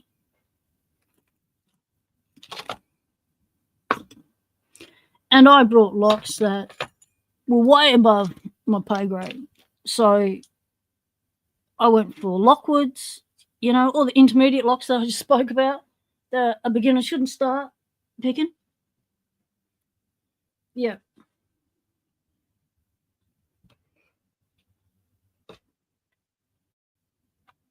And I got nowhere with them. All right. I'll wash my hands again. Back in a minute. Whoa, what happened to the screen?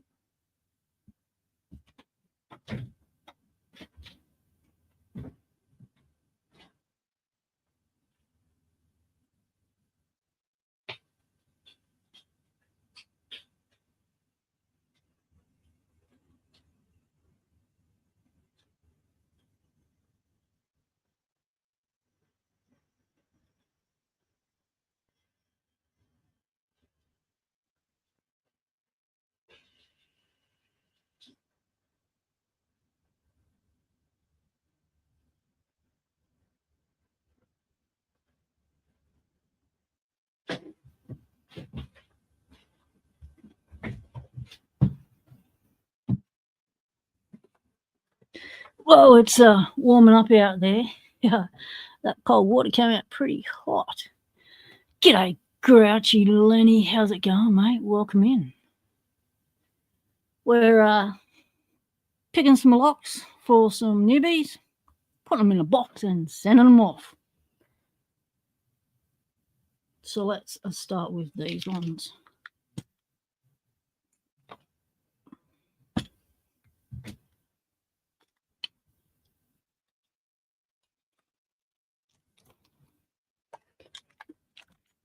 So hold the two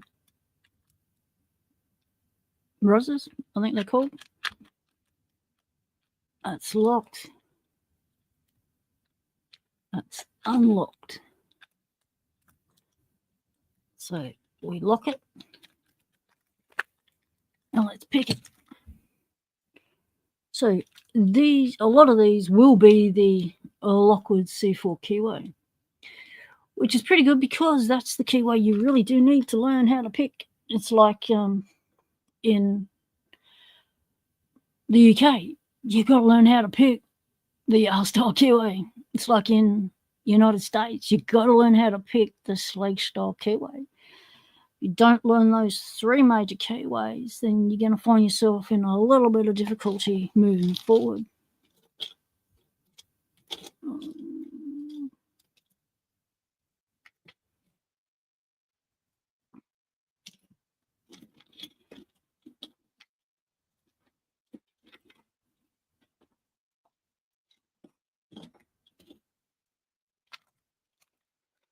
So this doesn't have a name on it. Sometimes on the inside here, you'll have a stamped name.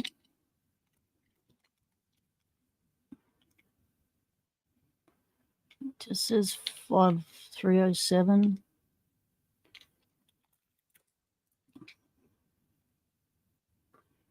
What's that say?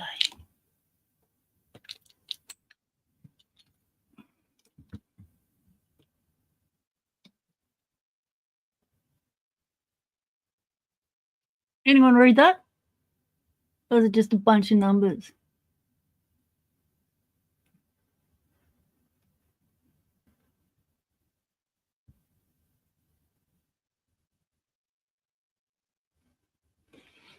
I can't read that.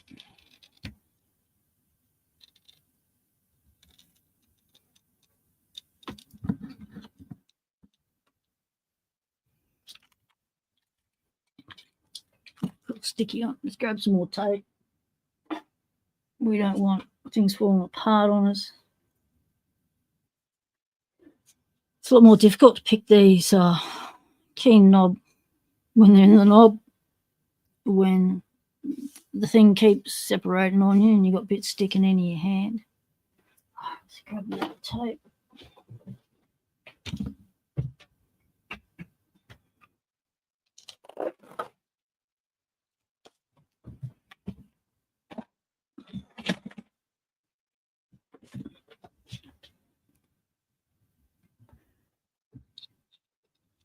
Just knocking shit. Gotta be ambitious with the tape. So also by sending someone a complete knob set, they get to do, it says US patent. Okay. So is it a quick set keyway?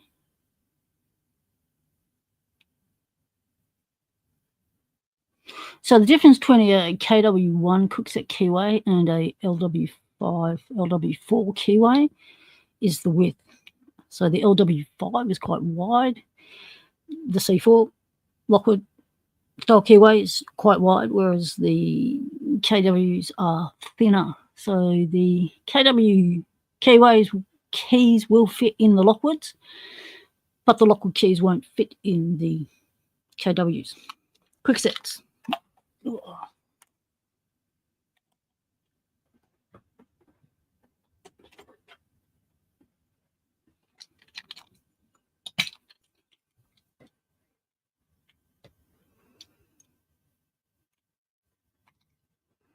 You have clearance between your keyway and there.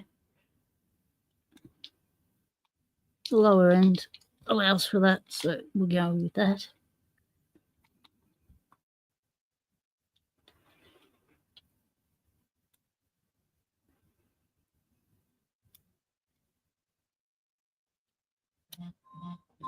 What?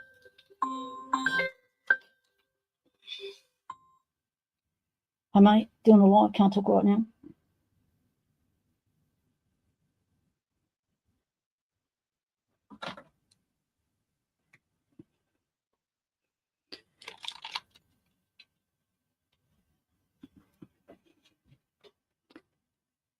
Same for the Wiser and Arrow.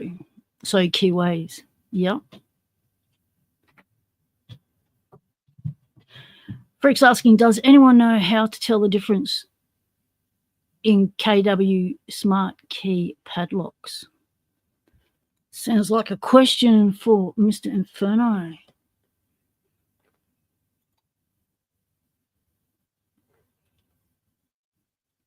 Mr. Inferno, do you know the difference?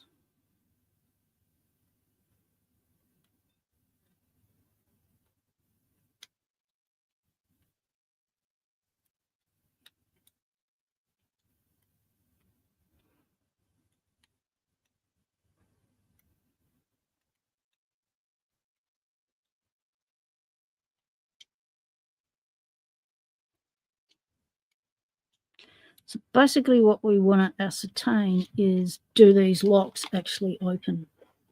Well, we can get away with raking, I guess.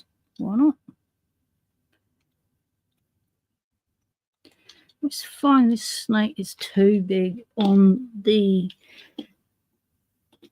Lock Tools snake is too wide. Where'd all the others go? I've moved everything for this video I'm trying to do. Oh, sorry, puppy. Shot on the dog. Didn't know she was behind me. She's black on a black floor. Not easy to spot.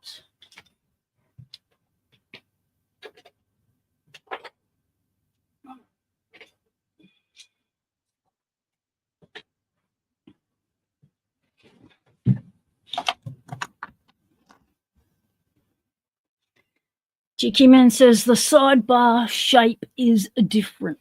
Is the difference. So when I finish doing this, I can grab out the smart keys and I can show you that difference.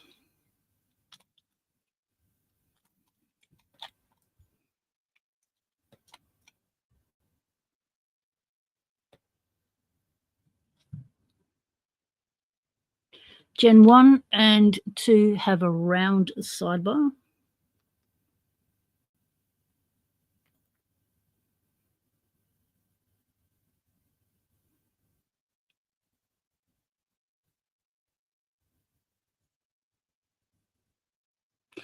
So any visual indicators? I'm unsure how to check the feel of the sidebar. Padlocks can't be gutted. Okay, Mr. Inferno says Gen 3, 4 and 5 have a square sidebar.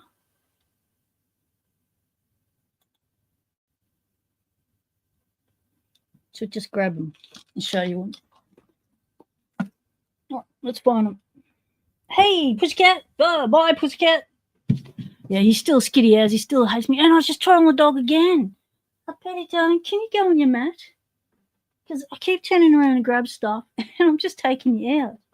Can you go on your mat, darling? On your mat. That's a girl. I won't keep treading on you. On your mat. How's my girl?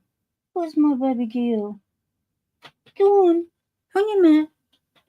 That's a good girl. What's all caps on? Don't want to keep treading on the doll.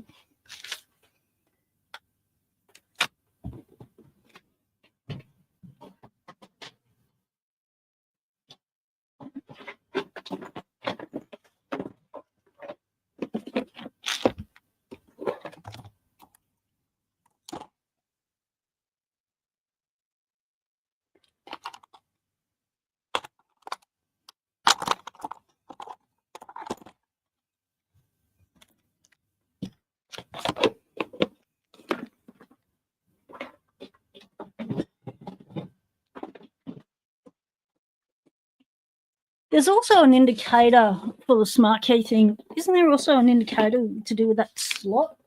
From memory, that slot has something to do with the different generations.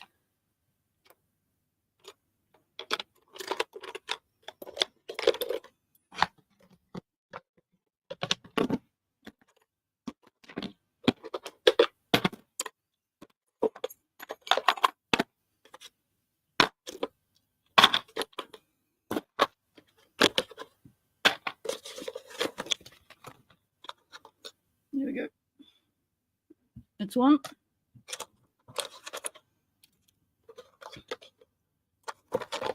That's two.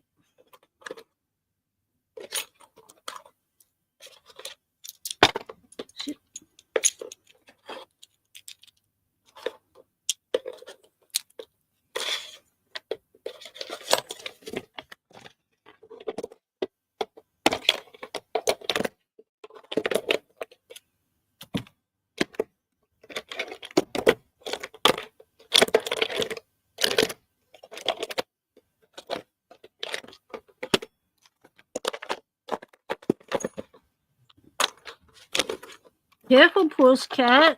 Nearly dropped a lock on your head. That was a close call, wasn't it?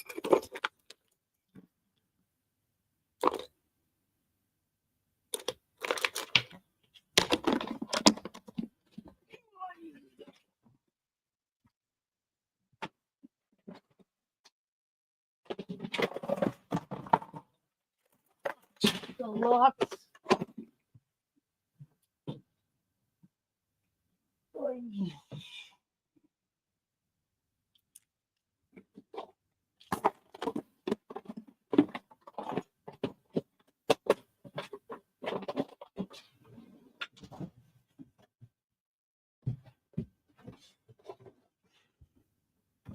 No, the slot's not the same, GQ man, because wasn't there? I remember something about the orientation of the slot being different. So, like this one, here's a nice new one. Yeah. So we'll pull this apart, see what gen this is. But I remember there's something to do with this slot. So on one iteration it was horizontal and one was vertical, I'm thinking. So what ones do we have here? We've got a black one. That one, we've still got the same tiny slot. So these all look the same, I'm thinking. Yeah, there's a slight difference between these. So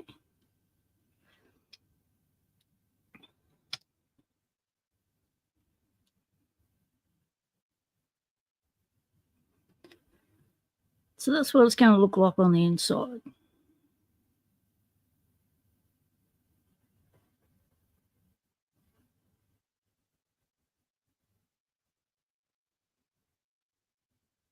Now there's a slight difference between them all. This one on the right is shorter. Now, let's take a look at the sidebars. So there's your sidebar slot. So when you're trying to pick it, you got to get a little shim, push that in there, and depress that.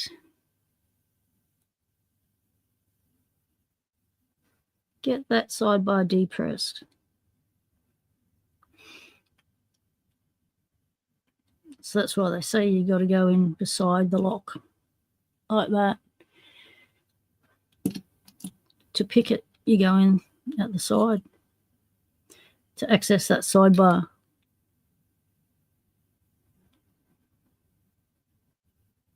So on the newer ones, this sidebar is slightly different.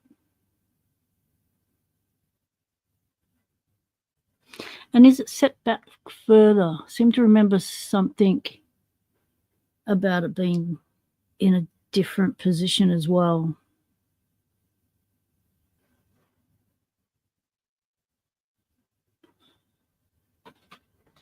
Internally, they're identical. The only difference is of the sidebar. The rounded center bar is 1 and 2. Square top is 3 gen and up. Yep. Shim it, depress the cylinder. But yeah, that's your smart key.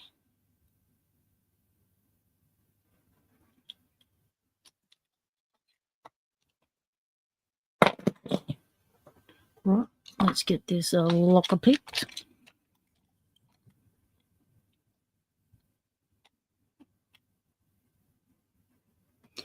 Yep, just behind, as Mr. Inferno says. Let's pop that on the screen so we can see what we're saying. Just behind the plug face on the left is a pocket where you access the sidebar.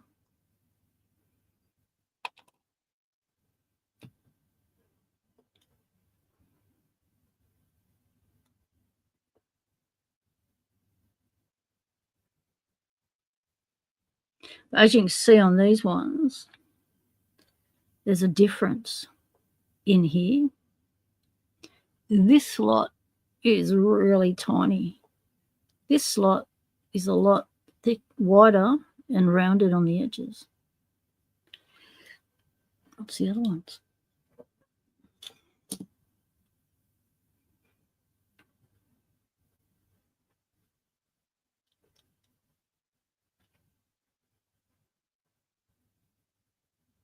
It looks to be roughly the same. And that one's either smaller or got crud in it. Smaller. First and second gen, you can tension and pick the square binds, the sidebar, and pins feel nothing. What? Try that again.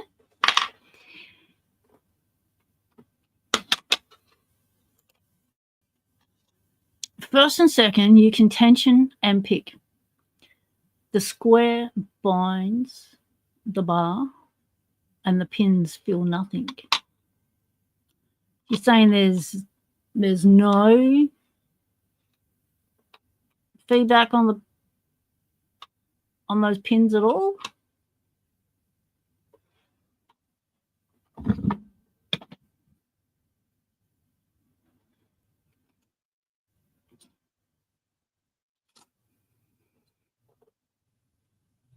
So yeah, you get a really thin shim, shove it in there. You've got to have a little bend on it. It's got to bend in like that to be able to, once you go in at the side of the lock here, not in through there, that's to change the key bitting. You go in the side here and use your bend to push in your sidebar.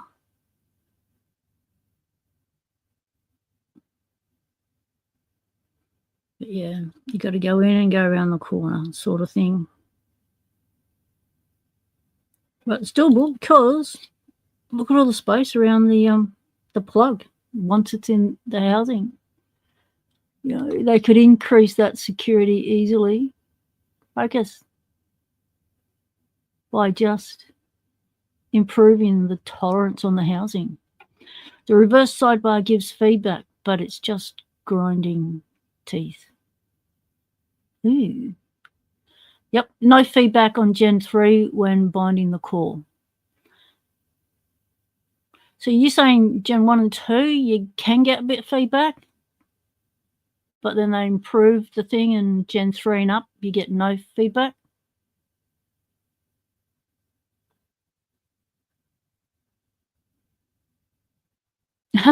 You picked it and you didn't know how you picked it for it. Yeah, no, that feeling.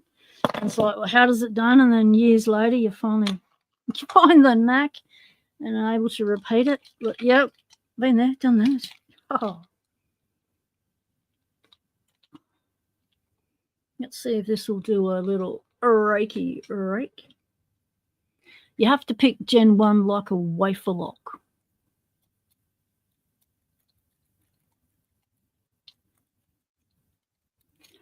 Around 2018 when you first did that.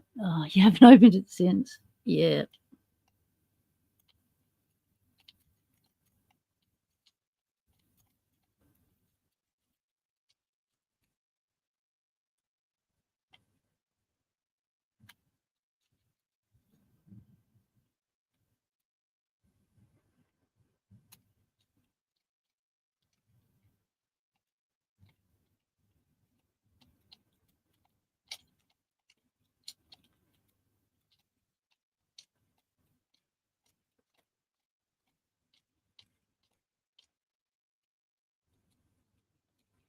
A wafer lock with deep serrations, yeah. So it's like a, hang on.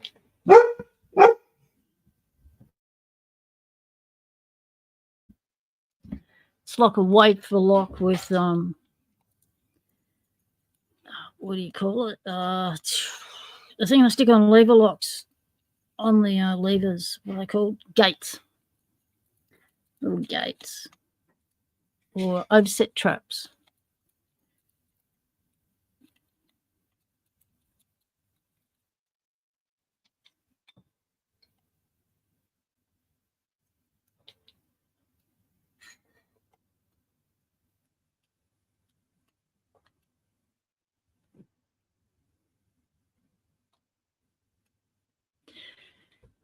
So you don't bother picking them GQ, man. If you need one open, you have a huge T-handle flat blade screwdriver and it will open but be dead. You don't want to take your lock out, mate.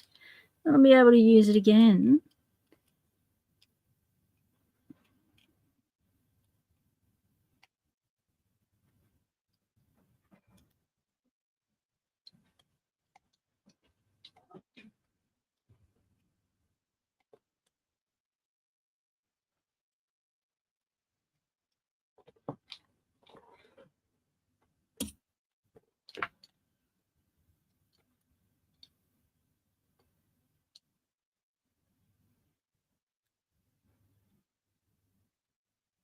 You'll never install them as a lock.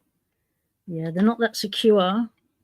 If you can use a D-bar screwdriver to get into them, yeah, not that secure. Because the little finger wafer, whatever you call them, finger pins, things that go in the sidebar, and they're tiny little pieces of metal. They're not made to put up with a lot of torque. Yeah, I think if I went into locksmith and as a additional career, as an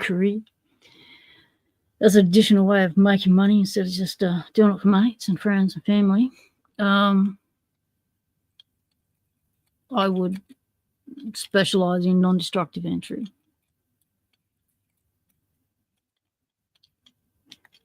I think if you grow up as a lock sporter, you value the fact that locks can come back into service through the Locksport community and other people can have fun picking them.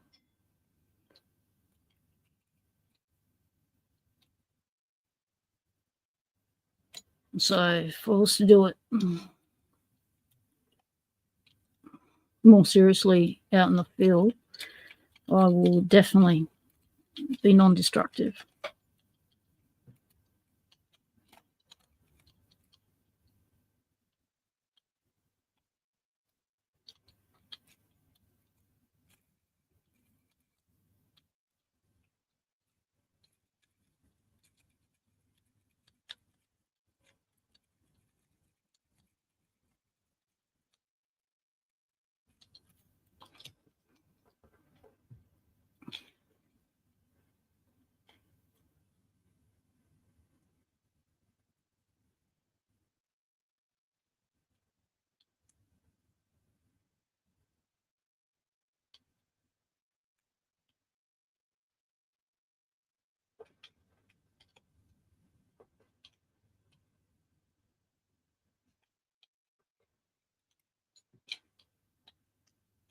I really do like the concept of the smart key in that, you know, you can easily change the key over, and I like the seeing the early iterations of it, where it came from. I got given a U-change lock, and that seemed to be one of the first, iterations of that. You can put in another key and change the bitting, kind of a lock. Yes, there was a lot of security issues with that, with the U-change lock, and they were very easy to get open.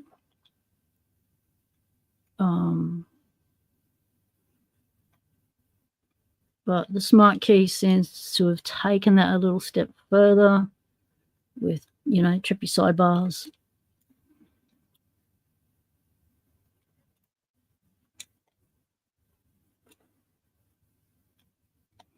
Yeah, I'd love to be able to do it too, but, I'm past the age of retirement and my knees don't like hitting the deck anymore and trying to get back up. I need 2 knee operations, a neck operation, lower back operation, ankles, shoulders, hands. So The body, hey, it does not want to do what the mind wants it to do. So that's why I'm a Locksporter primarily.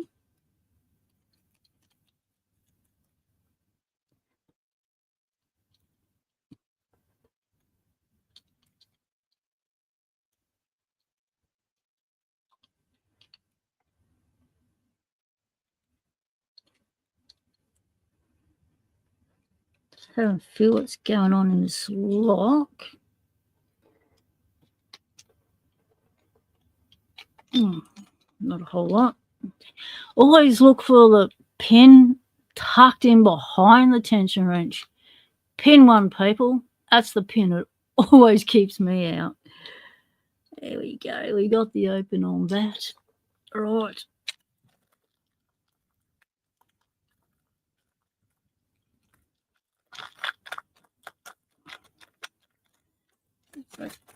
Let's lock it back up.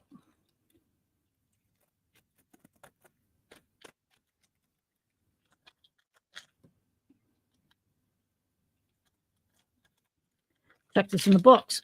And so what a newbie can also do is pull this apart, get some more information, unpuzzle the puzzle, work out, okay, how do these come apart and how do they get back together? How do you get the knob out of all this? That's all part of the fun of figuring out the puzzle of the locks. Yes, they are pot metal. Frick.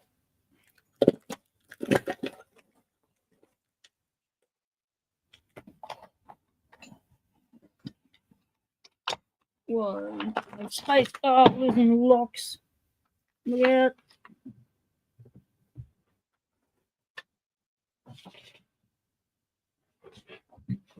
All right, since this one hit the deck, we'll grab a Whitco and we'll grab a no-name. Whoa, you've had some issues. We won't be putting that one in.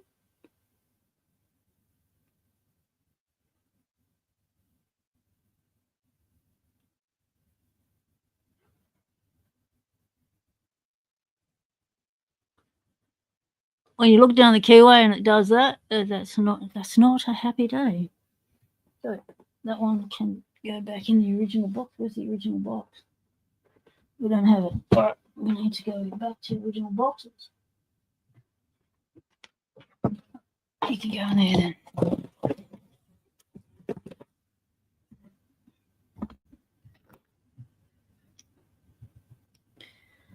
So we'll see which ones are these Whitcos. A cooperative. It's a brand I've never seen. Do some pin tumblers, Euro cylinders. So these are all screen door locks here.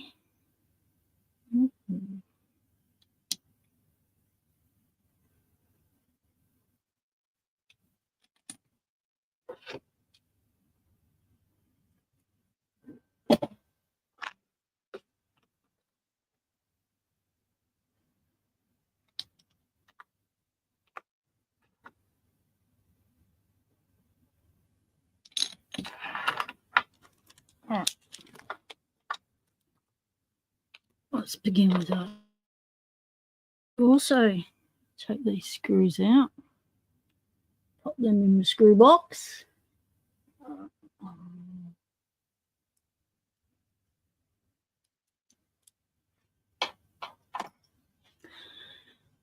So we'll try and send some keys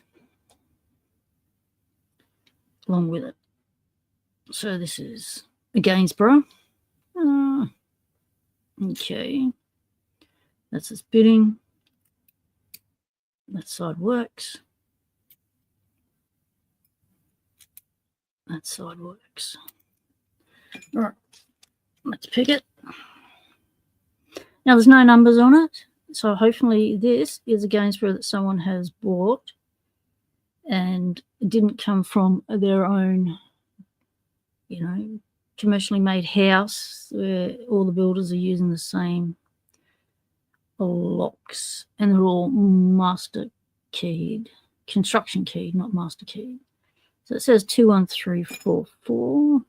And that would be the bidding.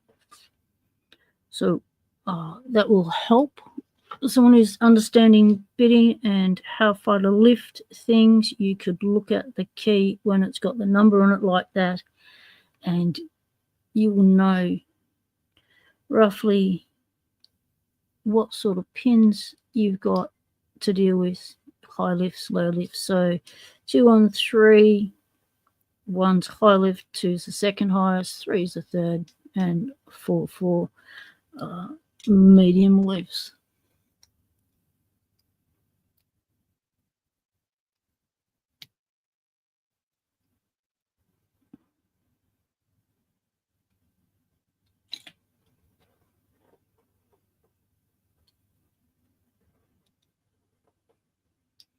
I think the whole smart key lot is full of pot metal unless they use proper steel, which they would have to surely for the, you know, the finger pins and stuff, whatever they call them, wafers,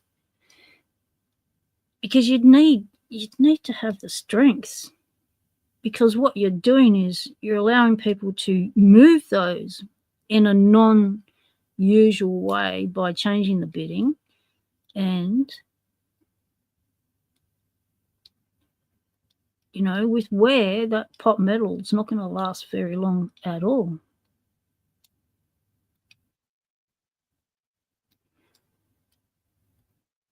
So now I'm curious.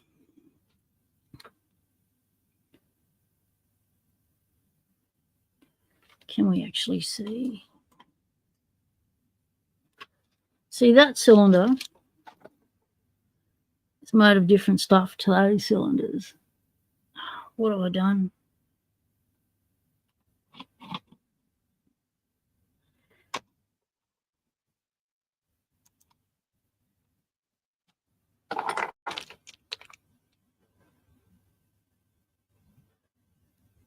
They're interlocking sliders. Yep. So I guess the different color would denote commercial versus residential. Would that be the go? On why? They're made out of different metals. So the commercial ones are more expensive. So you'd think they'd have better materials.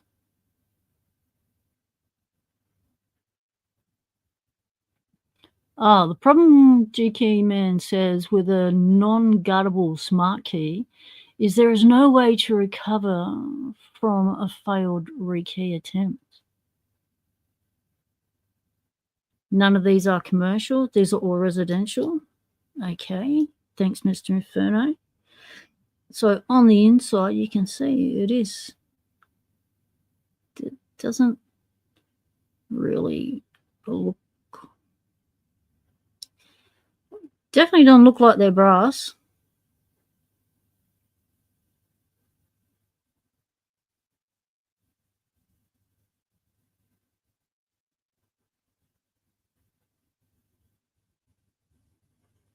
Commercial ones are shiny. Ooh, we like shiny. What, the face is shiny or the body's shiny? Where were you? On that one?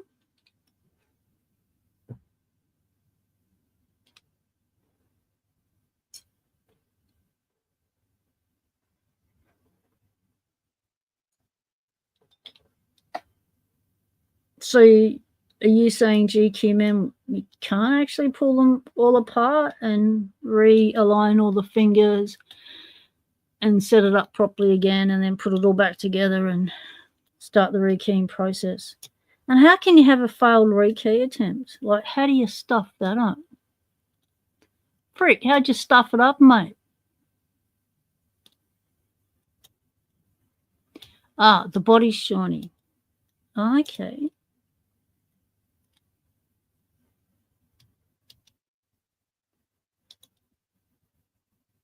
So how do you stuff up a rekey attempt on a smart key?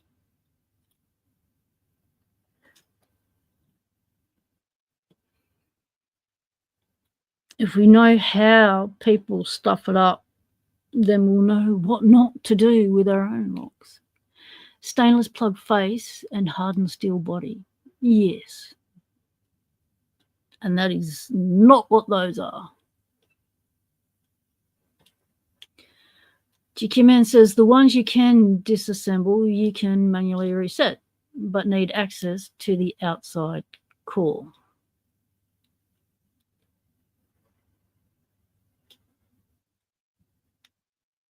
Outside core? Outside core. So are you saying this is the outside core? And then there's and the things on the inside are the inside core? Is that what you're calling the outside core?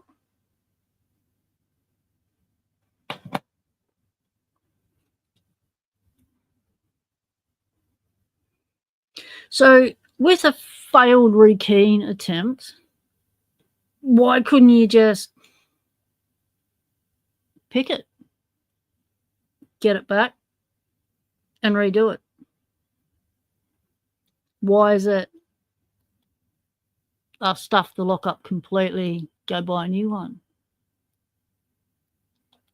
If you turn the cylinder before the key is in the correct place, causes it to set to the wrong bitting. Yeah, so then you pick it. It's easy. Of course it is, Mr. Inferno. That's why everyone can do it.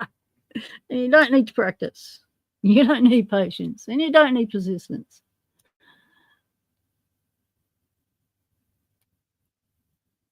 No clue what you did? You knew nothing about locks. Old and new key didn't work. Probably didn't have a new key in the way. Yep. If you can't pick it, you can't reset it. That's the whole issue. Gotcha. And you do need to be able to depress that sidebar. So, you know, you're caught short and you stuff up your smart key, you need to have or have the ability to make your tools on the fly to get into that lock. Yep, I'm seeing that theme. That's the theme we all run by at the start, mate. That's a common theme. Pull the plug, manually set the sliders, then poke the hole in the face. Exactly. Sounds too easy.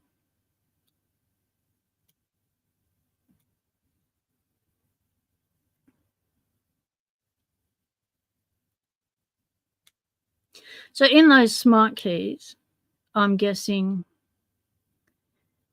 the main reason lockies get called out to them locks is because the owner has attempted to do a reset and has stuffed it. Lock cracking is in the house. About bloody time, mate. Where you been? Been going for, what are we? Oh, mate, we're nearly 3 hours in. I suppose you have to work sometimes. Good to see you.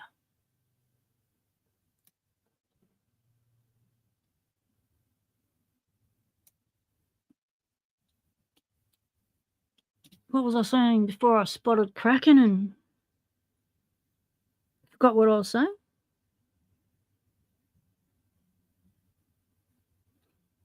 It shouldn't be that hard.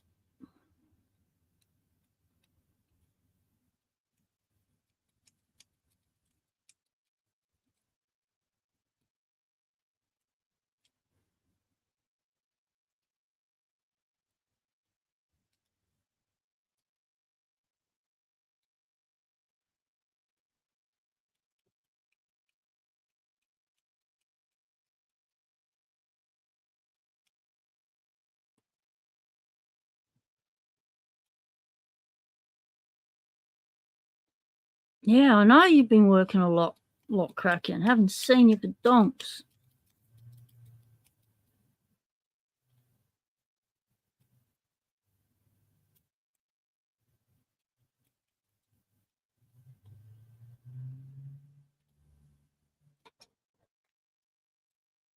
All right, well, it's all clicking and popping all over the place. There's stuff being said in there. Let's just see if we can get it to pick.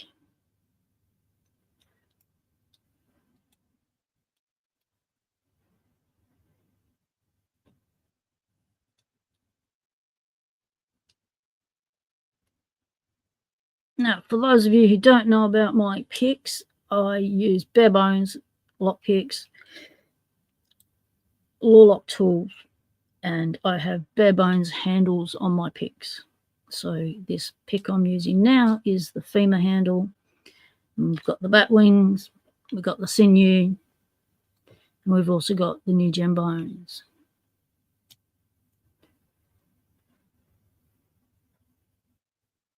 Plus the Bylock greys.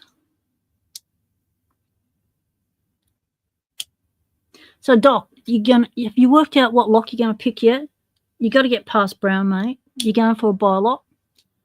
Do you want that in your head? Going for that Bylock? Because with Bylocks, you got to qualify for black. It can only. I don't think you're allowed it to be mastered in any way. So lots of the Bylocks you just get are mastered in some way. It's either one of those rules where it only can have a certain amount of masters in it or no masters. Can't remember. But so be aware of that. If you're going for a Bylock, make sure the one you get is the one you need for the belt.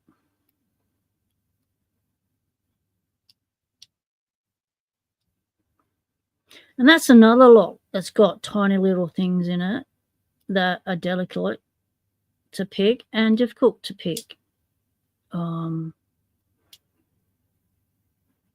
It has no top pins. It's just got a little rectangle thing with a hole in it that goes into a sidebar, and that's all it is. And you got springs coming down on it. That's it. And you got 2 rows of them. Be careful when you tension in it. Make sure you put your tension wrench in the proper spot, or you will snap off that nose. You snap off that nose, you can no longer tension that lock. Or you can, but you're going to have to make a really big tool to make it go.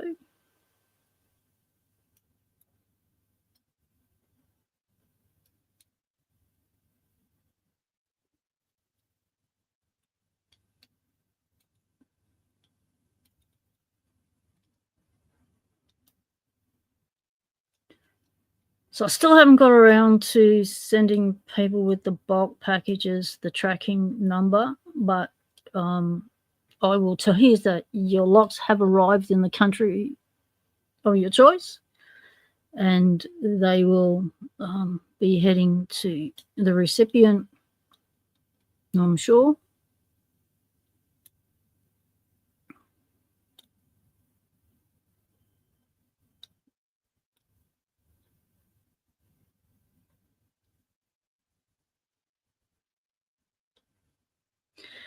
I might suck at standard pins, I really do.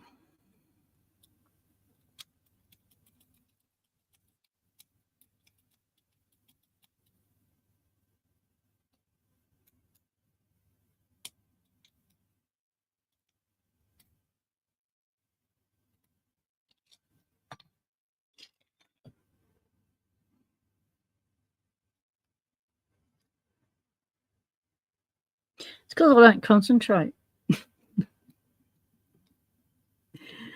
I'm too busy rambling and thinking of other things. My brain's going 10 to the dozen, and I don't concentrate. And standard pins, you got to concentrate. Always, because you're not getting nothing through your hands, so you can't go, okay, well, I don't have to concentrate because my hands are understanding what's going on and they're doing the picking, so I can, my brain can go off and do other things. You can't do that with standard pins.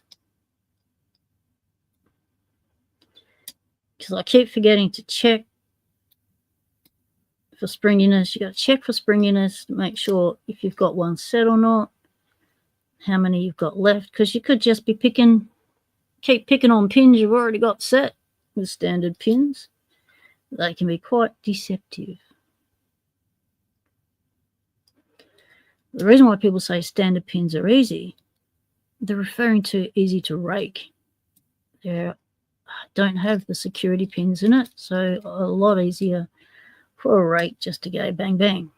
If it's got a friendly sort of bitting for raking.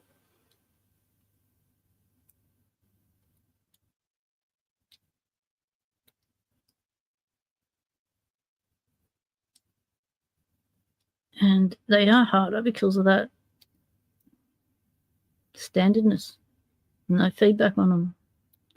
That's why I'm struggling to pick the Lockwood Twin. It's got 3 bloody standards in it. It's like, give me a lock full of spools.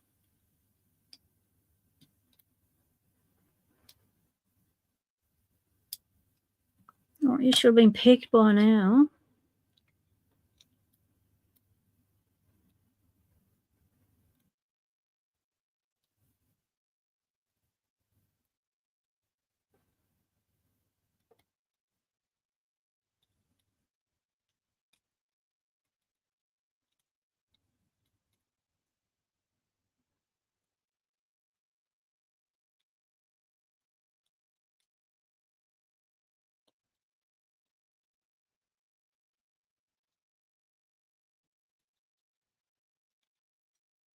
So those high lifts, probably not lifting it enough.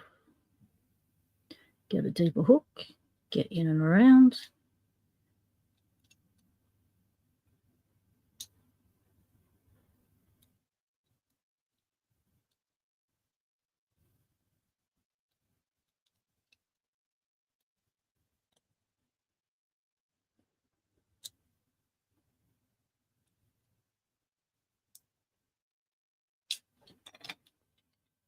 Okay.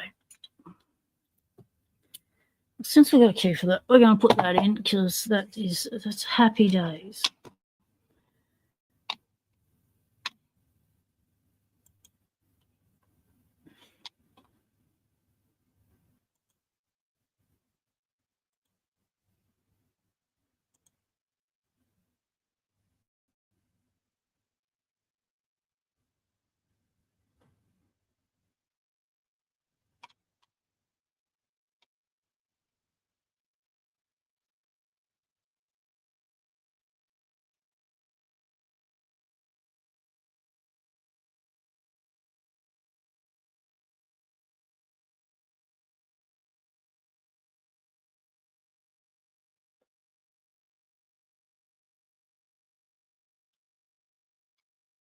Just check and see if anyone's gone live, so I'm not stepping on anyone's toes by going longer than I had anticipated.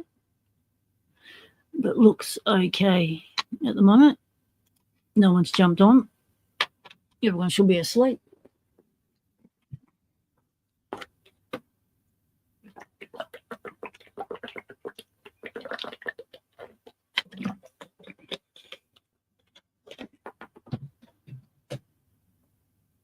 All right, let's check out this one.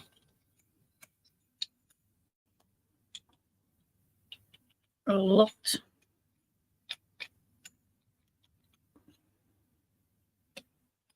Unlocked. Locked. Oh, that's got a bit of crud coming out of it. It's had a life and a half. It's got a really deep recess, so you're going to have to use the deeper one.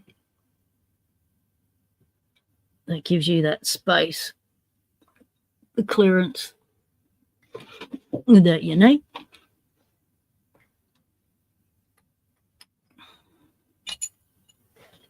So cracking the Parky lock should have arrived, or close to arriving, at Lady Locks's location.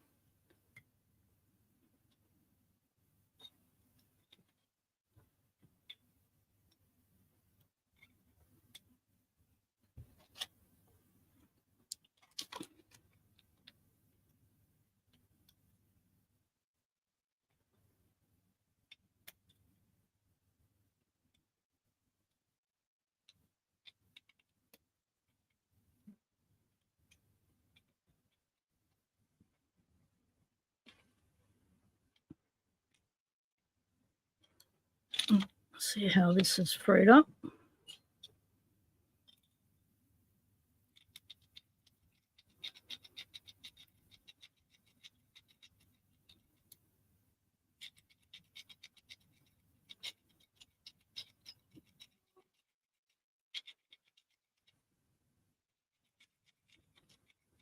It feels really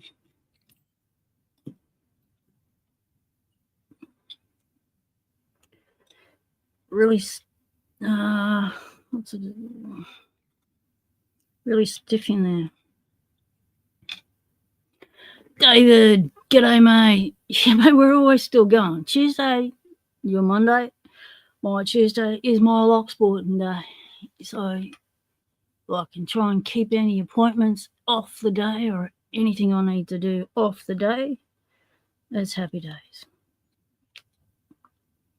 So what we're doing at the moment is we're grabbing locks for a beginner and we'll be sending them off.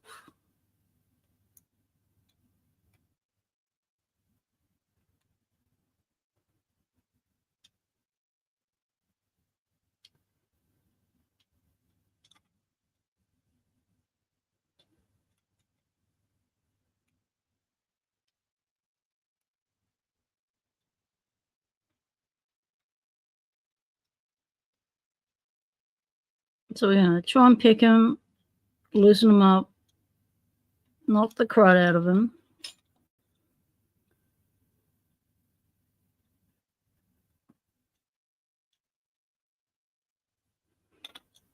So they can have some fun with them.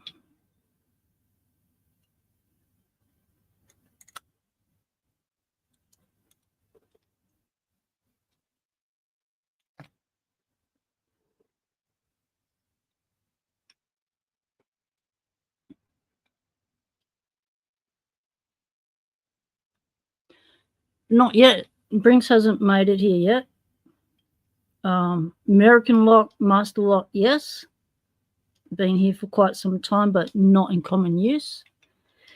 You see him every now and then around. However, in the last 4 years, they have Master Lock has taken over all the lock shelves in the hardware stores, and the other brands are being phased out. So we'll be seeing more of them.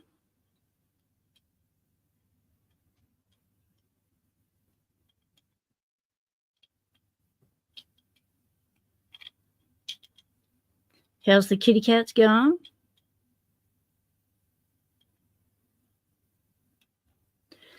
I spent $800 at the vet for my boy. He went under and had his mouth thoroughly checked out because he's got that disease where he's allergic to his own plaque. And so we've got to try and minimise what's going on in his mouth. He had a lot of inflammation. So we had to ascertain what's going on. The inflammation has misaligned his teeth. So with cats, you've got minimal, like no room for that mouth to be out of alignment at all. If that occurs, then through inflammation or anything, then the top teeth, bottom teeth will stab the gums and cause more inflammation, scar tissue, more inflammation. It's a cycle. So that's what's happening with our boy. His back, the back of his mouth is so swollen that it is causing his teeth to stab into his gums, which is causing massive ulcers in his mouth, which is compounding the scar tissue and stuff. So we're trying to reduce the inflammation in his mouth. He's on 2 types of medication for it. He's also on a supplement thing to reduce the plaque in his food. And he's also on special food to reduce the incidence of plaque in his mouth. So when your body's having an immunological response to your own bacteria in your mouth, yeah, it's not a good day. So the young lad, he's feeling a lot better. He still hates me. He's not coming near me because I keep catching him and taking him to the vet every fortnight, and he's not liking that. So when we get home and the vet says, yeah, you got to give him this medication, it's like, I've got Buckley's are catching him again because I caught him once and he's not falling for it again. So, but last night, well, the early hours of this morning was pretty cool because it got cold, and the dog, about 3 a.m, I had to go to the loo, and so I took her out, and then he was away, so and she come back in, and the dog wanted to come into bed with us because she was cold. And so she came in, and then he came in and gone, where's Betty gone? I want to be with Betty because he thinks she's the duck's guts. And what he did was he jumped on the bed, he jumped on top of me and started scenting my computer on my lap. And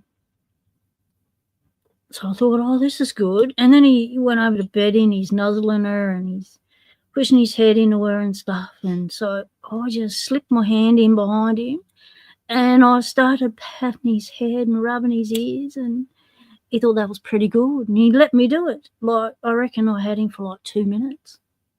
That's a record. So making progress slowly. But I reckon it'll be a year before he actually starts to interact with us and wants to come near us and be with us when he thinks we're awake.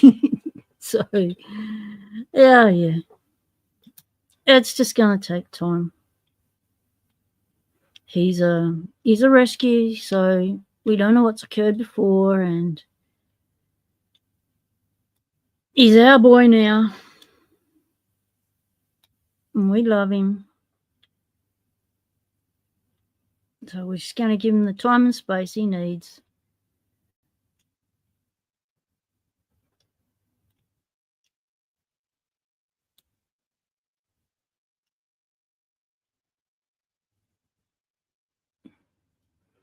Yeah, mate. Too late. They're already doing it. Right, this one's not going. It's got something going on. Open it.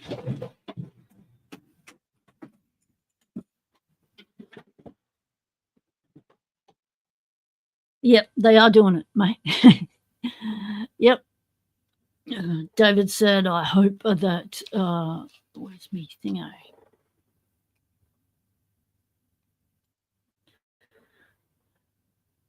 Hope that Master doesn't do to Lockwood what GM did to Holden. That would be awful. Yep, they're doing it. They're undercutting. Lockwood had some supply issues, and there wasn't a whole lot in the stores. And Master Lock swept in and took up that shelf space. So they obviously did a major deal with the major hardware chain. And so instead of a tiny little section of Master Locks, we've got most of the section is Master Locks and a tiny little section is Lockwoods now. And the other brands, well, they're gone. Unless you're the Chinese and crap, which they also have a lot of. Yeah, gone.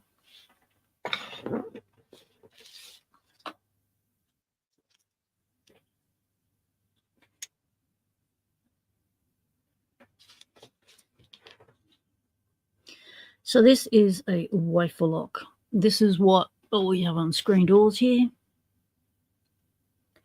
And, they come in different iterations. Where's the other style? It's not it. It's not it. Not it. Not it. Well,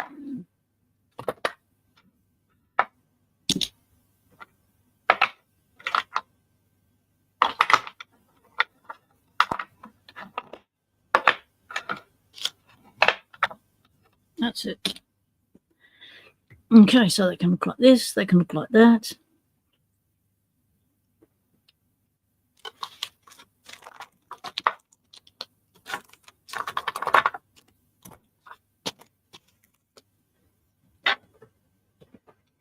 Oh no, your local hardware store has no Lockwoods in it anymore. Mate, no Lockwood padlocks. Not good, Lockwood, allowing your market share to disintegrate like that in Australia. What are you thinking of? Obviously not a lot. And you've allowed this to happen. So Assa Abloy came in and they bought up in early 2000s. They brought a part share in Lockwood, Australia. And then a few years later, I think, around 2010, something like that, they owned the company. So they bought it outright. And then that's when you started seeing the logos change and all ended up with Assa Abloy written on them. Prior to that, it was always Lockwood Ogden Industries.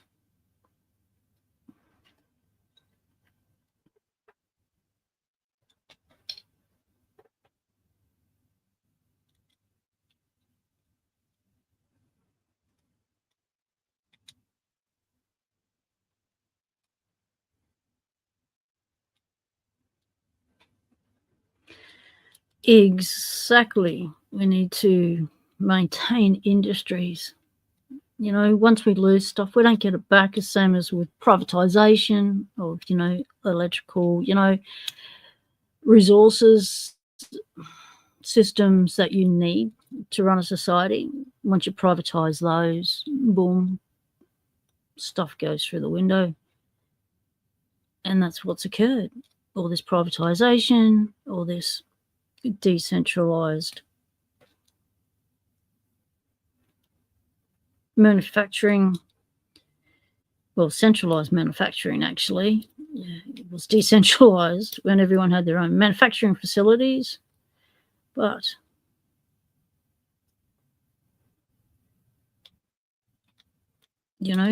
companies went for profits.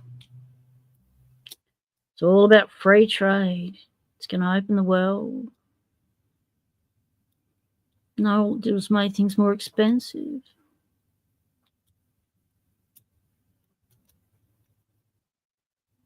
If you wanted something that was made in your own country, it was really expensive to buy. Hence why people went for the cheaper options of stuff being made, mass-produced overseas. The locks were no different. So Lockwood no longer is manufactured here in Australia.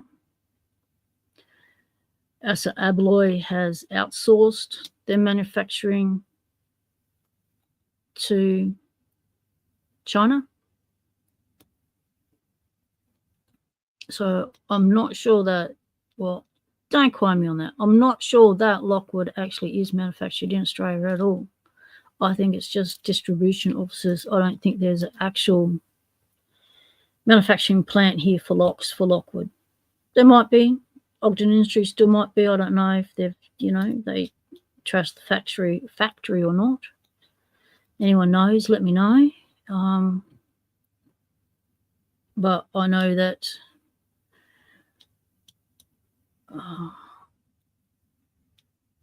the quality's gone down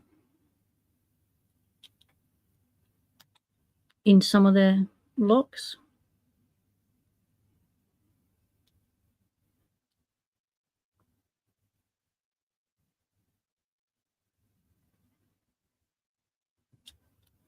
But for the most part, they're still, the best lock out there for Aussies to buy as far as the security goes.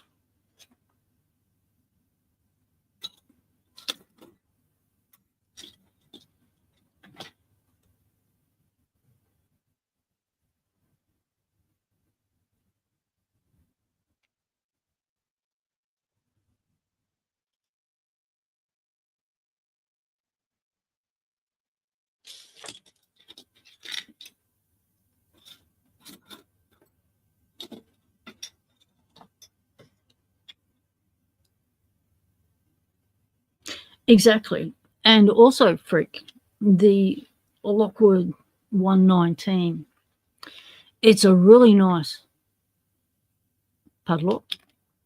It is, it's a laminate. I'll grab you one so you can see what it is. Oh, shit. Nearly trying my dog again. It's right behind me again. Good on you. All right, let's see if we've got one up close and within reach.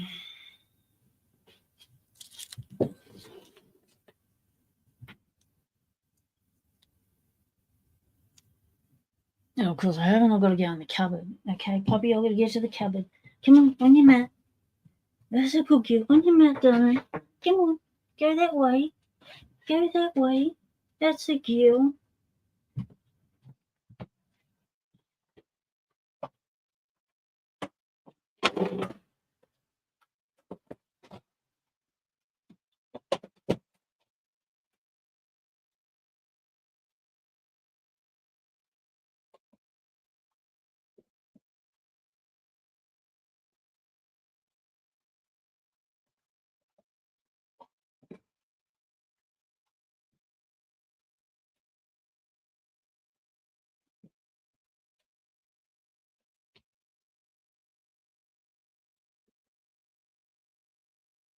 So that's your 119.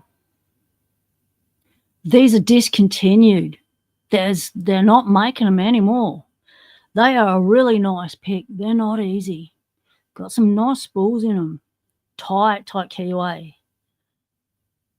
But no more production. So if you see any of these, there's still a lot about in shops, like in locksmith shops and stuff like that.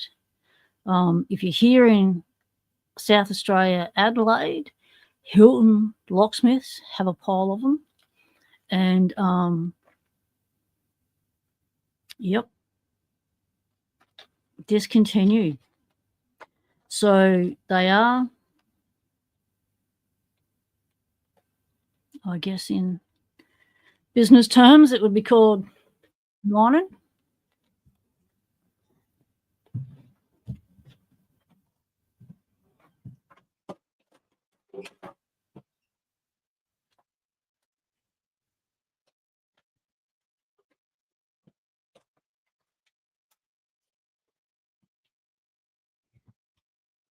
Because I was buying the 119s a lot to put in packages because they're a nice pick and, you know, they're cheaper than the brass ones.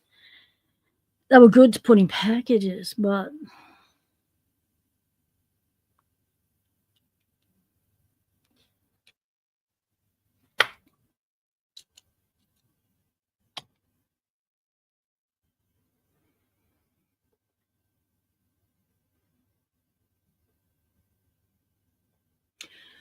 Lockpicker's Bench, I've not heard of it, mate. How much they charging you for your 334B45?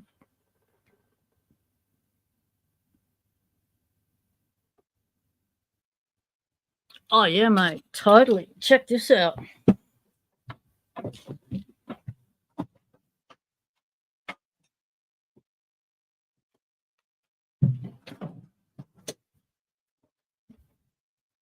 David.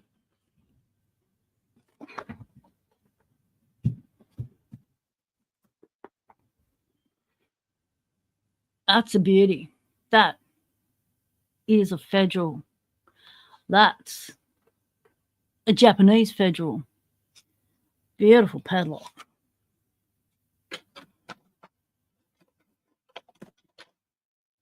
Now the federals are really nice. Nice. Lockout, tag out lock. So that's a federal. Oh, look at the keyway.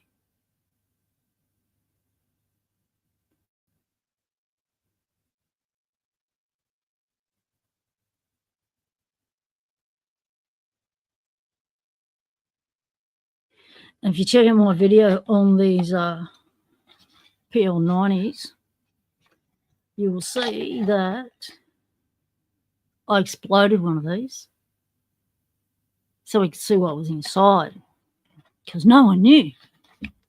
Now we know.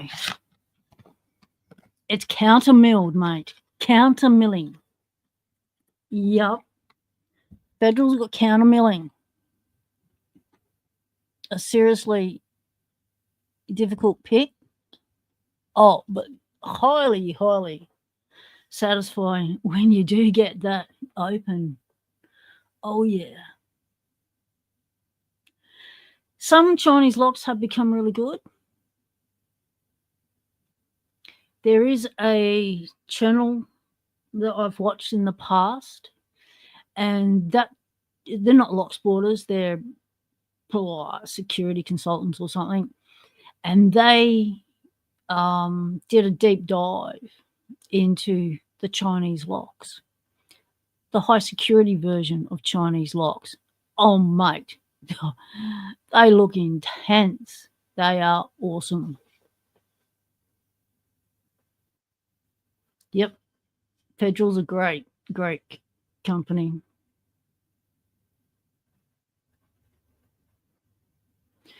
No, Lockwood 119 was made by Lockwood Australia.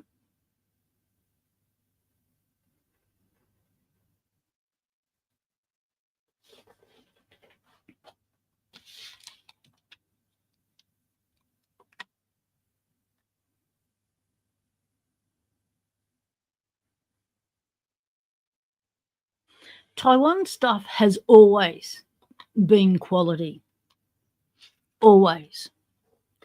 When they were originally, before China opened its markets up to the world and started flooding the market with cheap, poorly made knockoffs, Taiwan was the place where people went and had their manufacturing done and then re-imported it back and sold it. So, for instance, the early Lockwoods, you will find a lot of them will have on the key either made in Hong Kong or made in Taiwan, and quality stuff.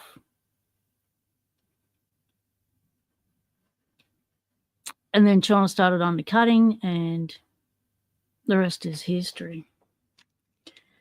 And the world was flooded with crap products that didn't last long. So, yeah, this is a thick tension wrench. It's a nicey. It is made out of a piece of a lock. I'll show you it. Where's me?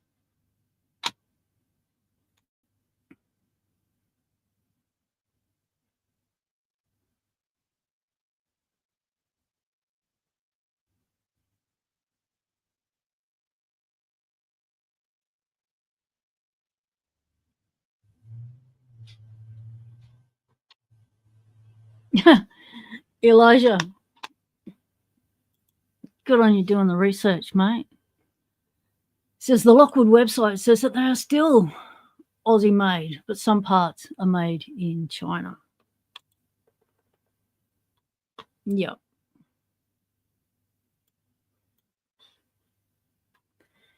Because one of the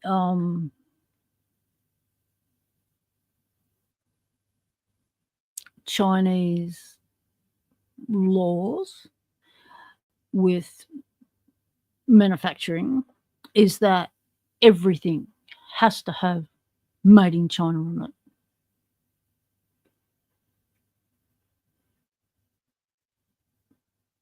So if it's made in China, somewhere on it, it'll say made in China or just China on it.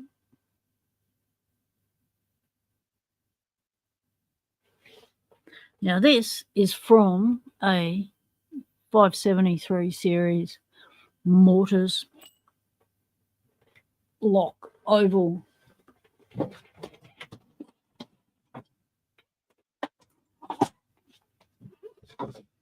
that's what I'm talking about.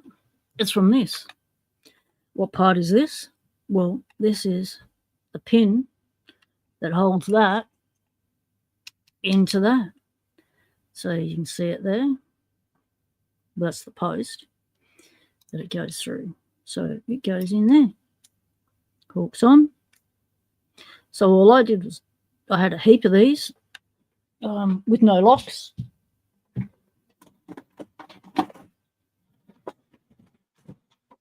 So I just filed the nose.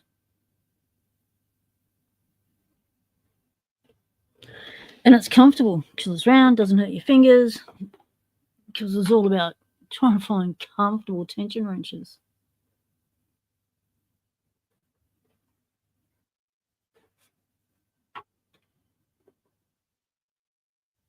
What's Bocker and Civvy? Are they locks? Prick?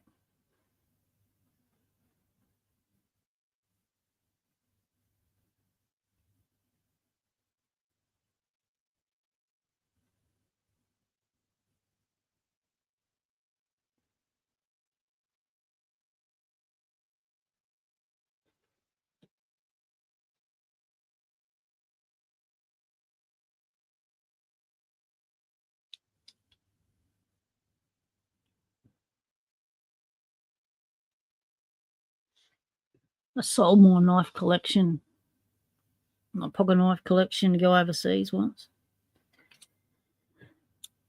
Those were the days.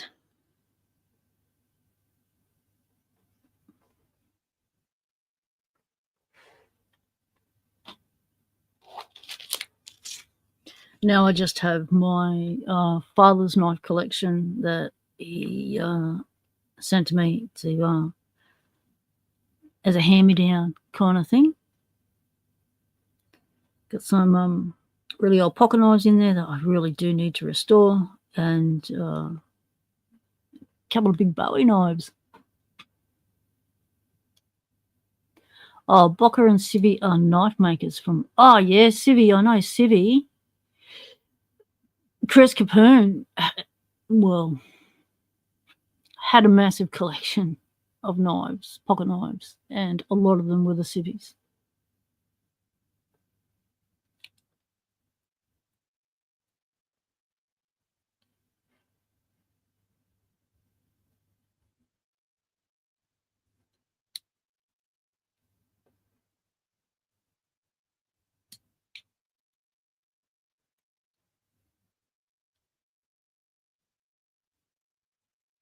So what I might do also, because a wafer lock and a pin tumbler lock are slightly different approaches, is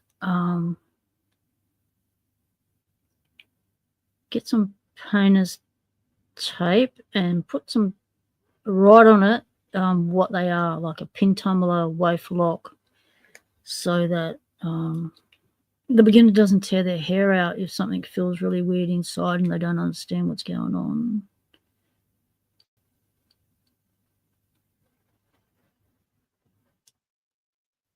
Okay, that was lovely and smooth, so we'll pop that one in.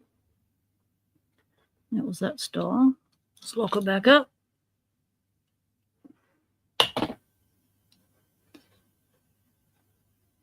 So this is a different style of screen door lock. This is usually your security screen door lock. So this is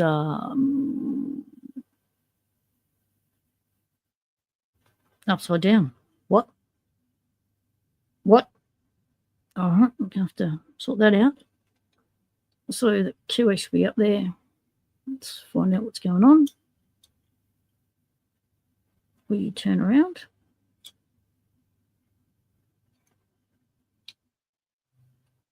All right, let's see if we can put this lock back in its correct orientation.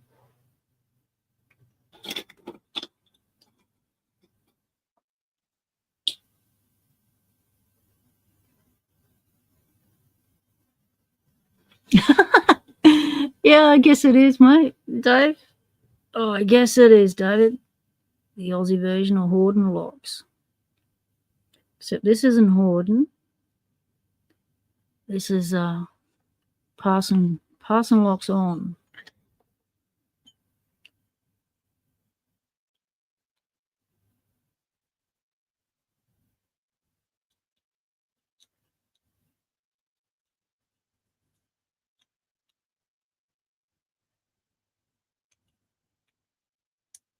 Oh, that feels really weird in there. Feels extremely weird. Weird in what way, I hear you ask? I don't know. I can't describe it. Just shouldn't be feeling like that.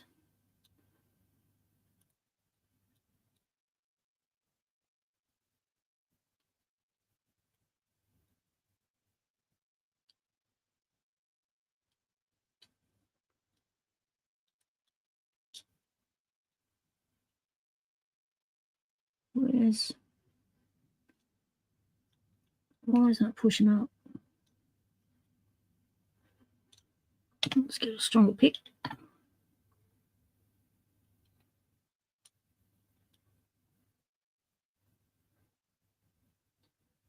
So with this lock, what's occurred has been over-rotated.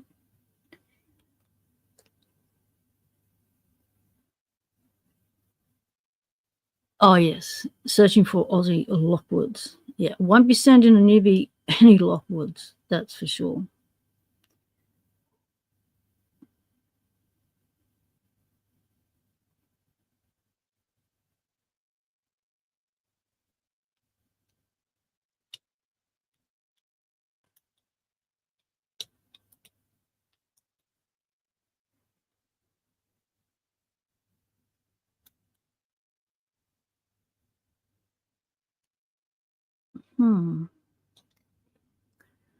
Wonder if this one can be brought back.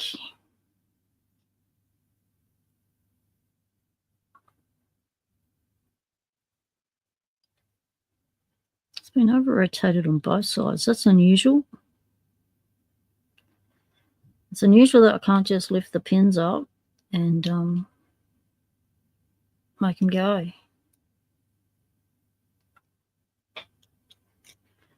Right, we might have to come back to you. All right, let's look at another lock.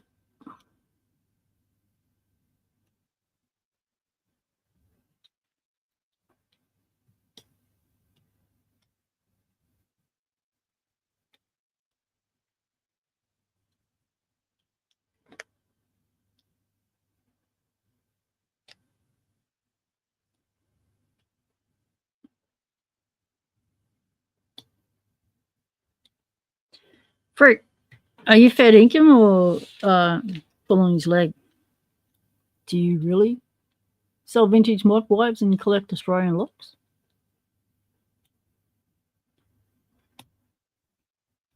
Are you in Australia or overseas?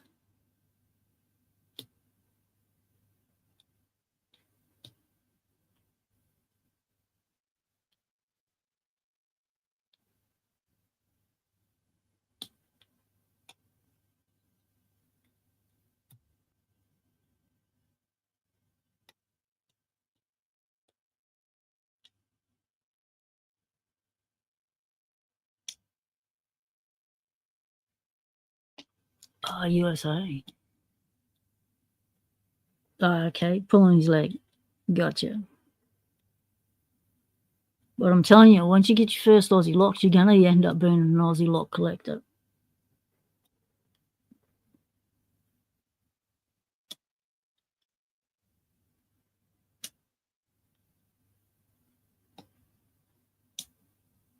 Yeah, you're totally going to start collecting Aussie locks.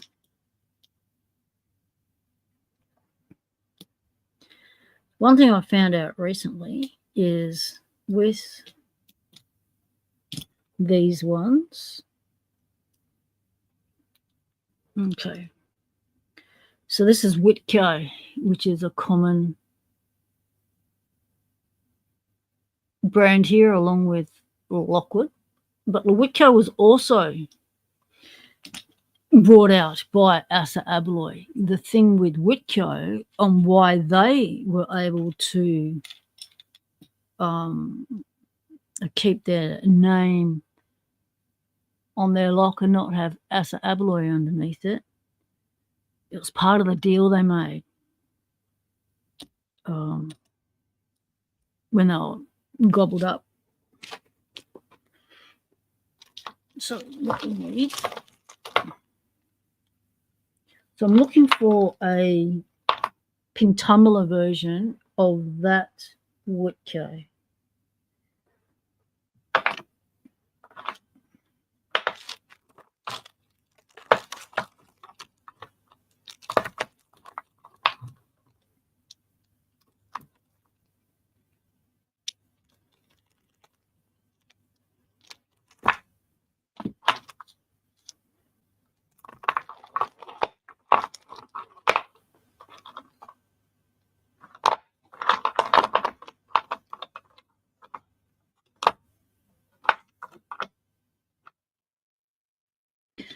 I don't have one.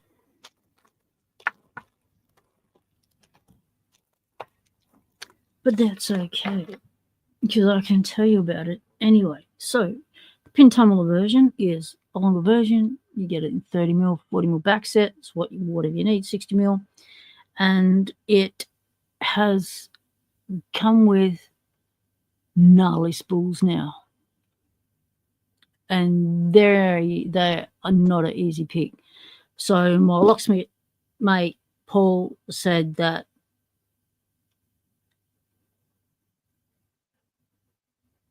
it's almost, well, it's really difficult to pick them in the wild, put it that way. So as a locksmith, as we know, it's all about time. Time's money. So the more time you spend fluffing around, the less money you're going to get in a day. So you need to move on to the next job. So they drill them, which is why I don't see any here.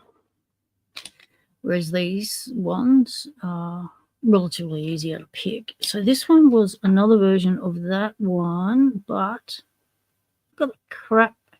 How crap it is made. Like, can we have some focus?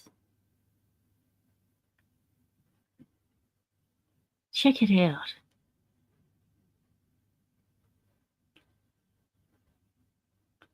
Look at the lumps and stuff from the casting. Like, that size smooth, that size just hasn't even been finished off.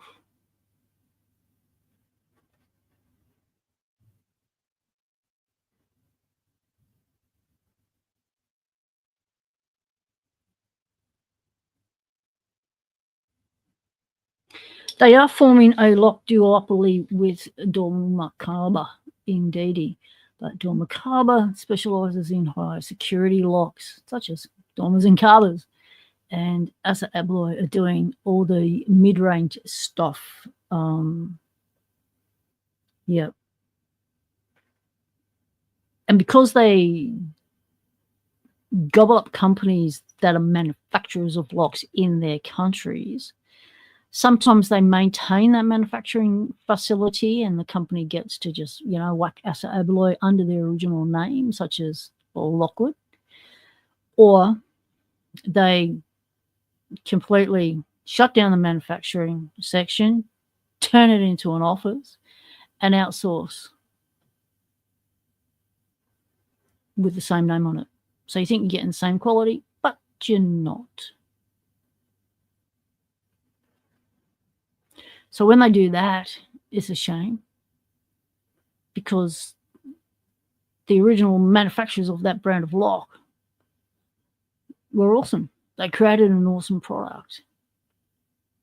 And then Asoglo come around and outsource it and turn it into a shit product. The name goes downhill and everyone just wants the old stuff of that company. No one wants the new stuff because they know it's crap.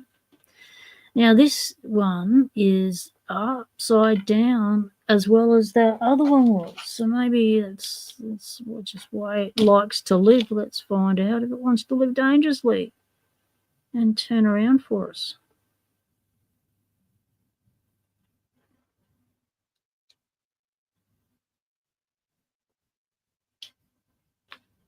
It just feels like it's prop metal. It's rubbing and bending on the inside. See if we can get these to lift. Gee, struggling to even get the pick in this one. Something's going on. Whoa, what's going on? Yep, can't even get the pick in. Ooh, it's never good. Going from the bottom. Oh, this is bad. Get a 19th hour.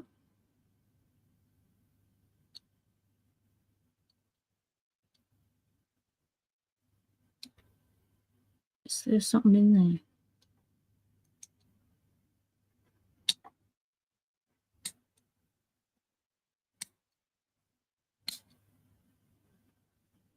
Yeah, what you get.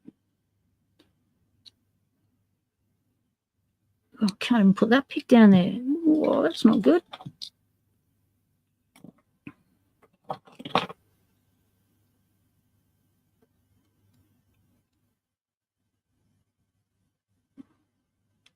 That is weird. That thing is blocked as by something. Okay. Where is... All right, let me try you next.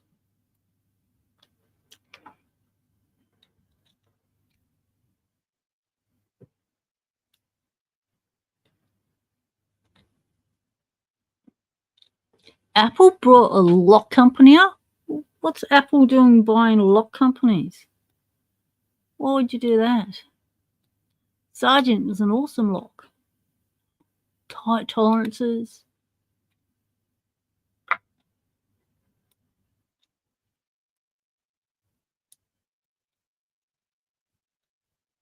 Oh, misspelling. It's not Apple, it's Abloy. Oh, thanks for the correction, David.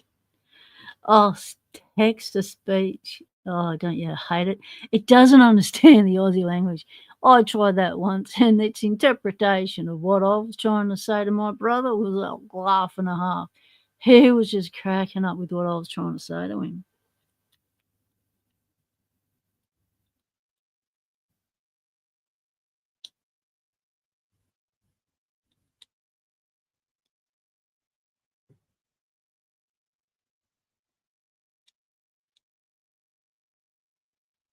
Yeah, autocorrect gets him every time, which is why I really hate watching videos on my phone because I struggle to make comments.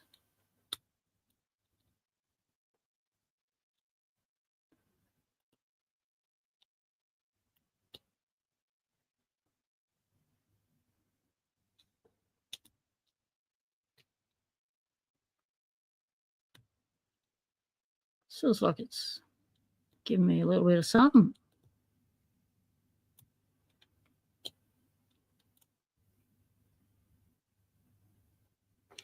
Might be getting a little bit of counter in this.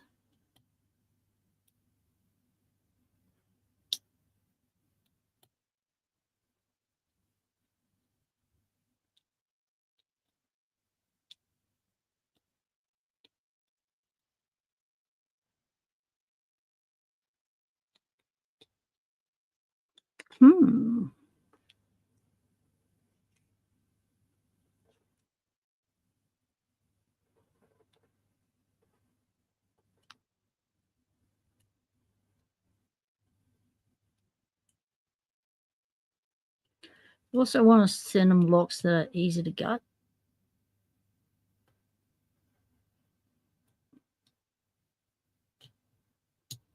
Because they've got no equipment.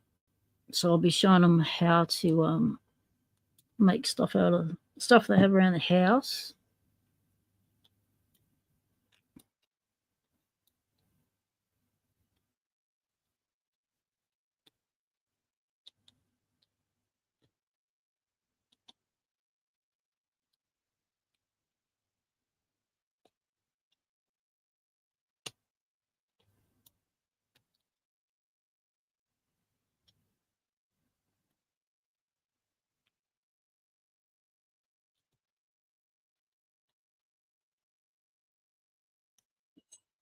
Yeah, dropped it. Oh, open. Okay.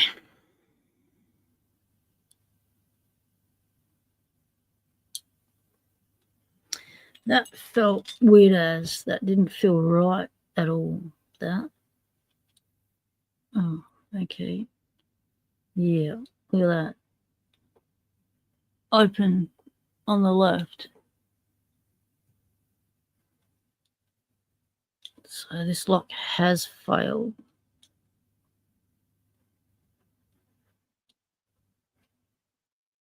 It just turns open to the right. Yeah, this is a completely failed lock. We won't send them that one. So this is why we're going through the locks. Okay, this one's a heavy cylinder. There's better quality. Maybe we can get somewhere with this one.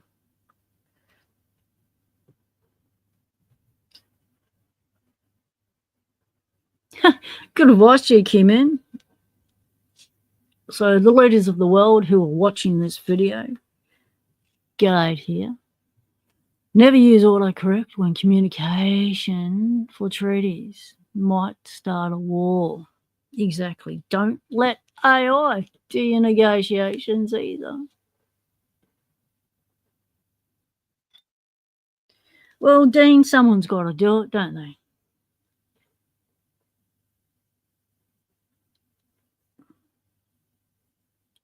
And, you know, people have hobbies and they might end up in Locksport and see this video and they'll go, oh, I remember when GQ Man said in the chat on Proper Women's Life, Season 2, Episode, 8, 7, something like that.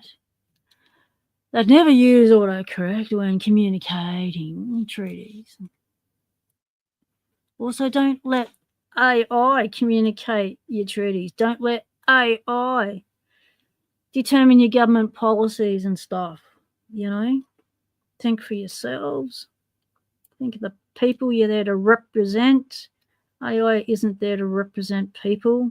It's there to compute. Let it compute and let the people do the representation. Well, that was how the systems were. Episode 8. Thanks, Elijah. That's how it was supposed to be set up. You know, the will of the people and all. Yes, all hail AI overlords, just in case they're... Well, they are watching and seeing because YouTube has AI all over it now. YouTube is using AI to copy strike people, and they're going, what the... AI is deleting people's channels, and then they appeal, and then YouTube goes, well, yeah, we don't know why your channel got deleted. Here it is back again. Meanwhile, you've had months of struggle and negotiations to try and get it back, and you still don't know why AI did it to you in the first place. That is occurring so frequently on YouTube at the moment, which is why we have to be extremely careful as Locksporters about how we present what we do and the language we use in chats and on our videos. We don't want to be getting the eye of an AI onto us.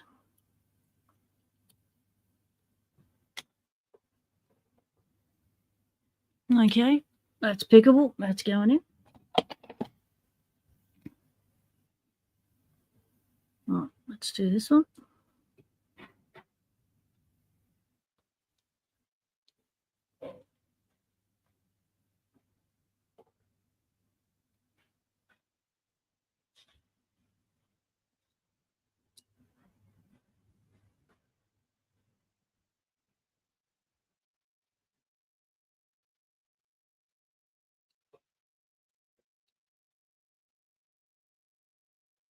So true, frick.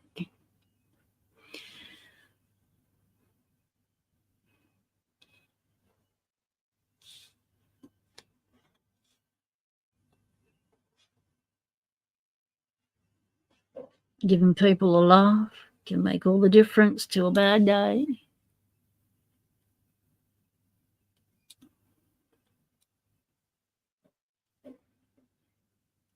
That's why I show you everything that goes on in my lock pond.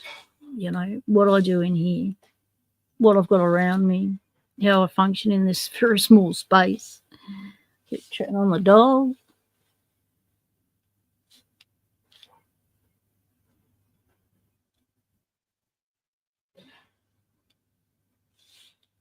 If you get a laugh out of anything I do, well then have a laugh. Have at it. Laugh. Smile. Feel joy.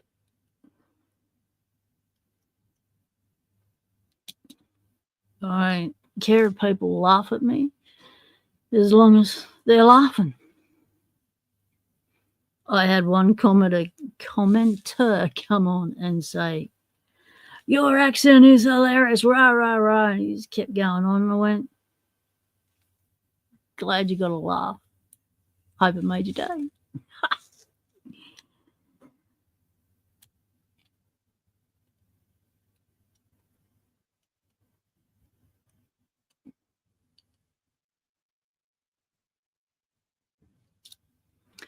Yes, exactly, David. That is occurring.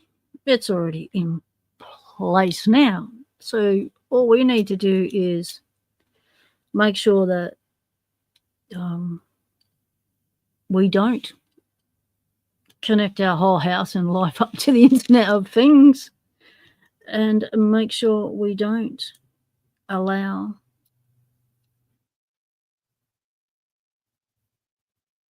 all this surveillance for safety's sake. Who are they saving? No, it's just the way of controlling the people is by surveillance. And we have the technology for mass surveillance now. And we're, right into George Orwellian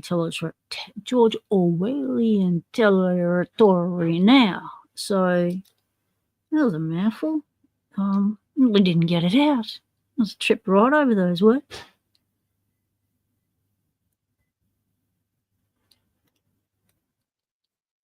So we need to resist that, to hook up to everything. Just, enough surveillance is going on through your phones and your computers without hooking your whole house up to the internet.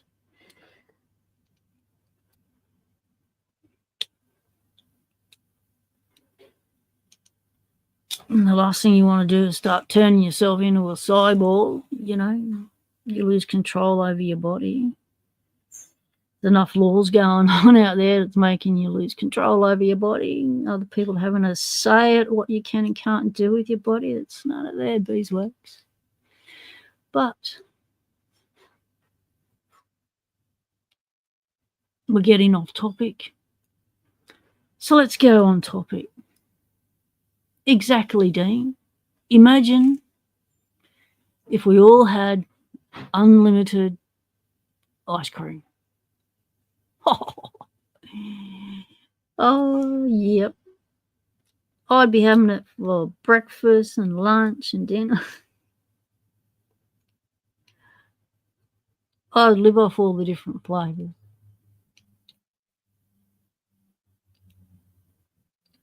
Oh, nice. You got some wishbones. Excellent. Now, just remember that when you're using your wishbones, don't do what I do. As always, do what I say, not what I do. So with your bones, this is rigid plastic. And what that enables is a rigid pick. The more rigid your pick is, the more feedback you get through your hand, particularly this little finger here. Now, one thing that I've done that you don't do with any of these bones, is flex it. Let me get another pick out.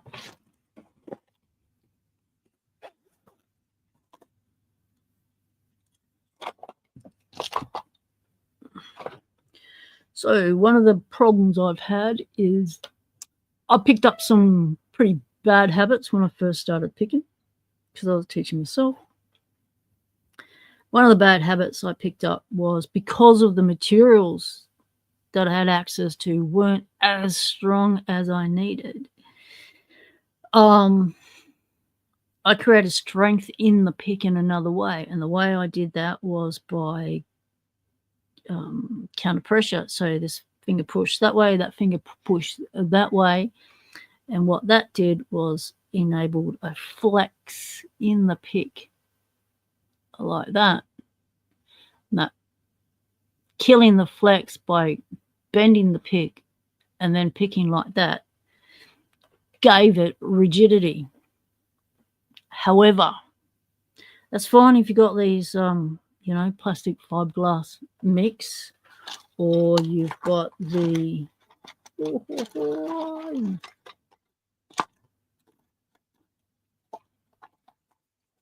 you know, the placky dip stuff from Sparrows. You can flex that beastie all you like, and it's not going to impact the handle. However, on these DLP plastic handles, the flex does matter. The flex will snap your handle. So if you overflex this, you will snap it, and you'll have to glue it back on. And that's why they say when you do your bones, you got to have this out a bit further so that you don't snap the plastic by any of that flex. So you need to be aware of that can occur. Don't flex. Don't flex your picks.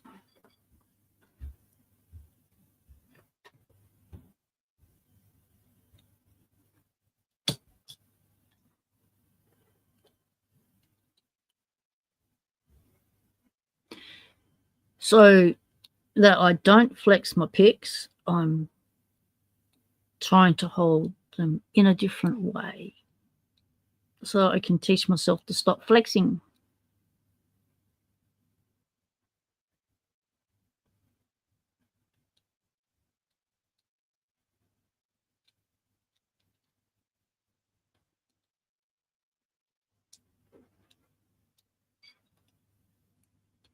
You got wishbones with removable handles. Ah, nice, nice. Are those Bones handles or someone else's handles, Elijah? No flex zone, exactly. Don't be flexing your picks around here, people. You can do yourself a pick injury.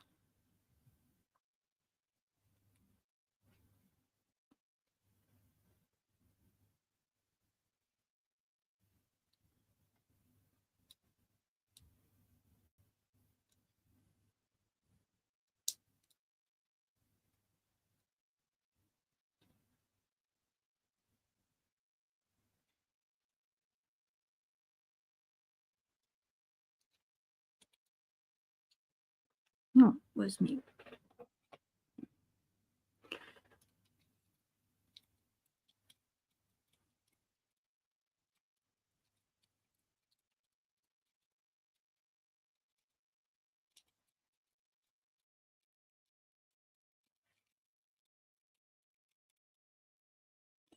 That is not feeling happy. We'll pop you to the side. Oh, let's look at this go.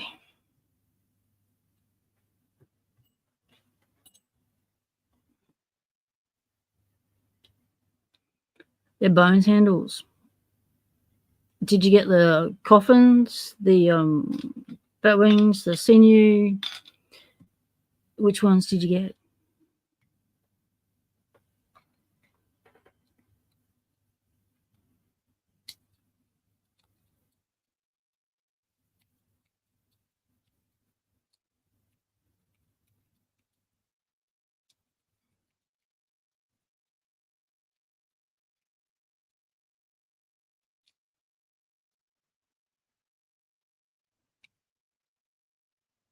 The wooden ones. Oh, they've got wooden ones too, haven't they? They've got scales you can put on yourself.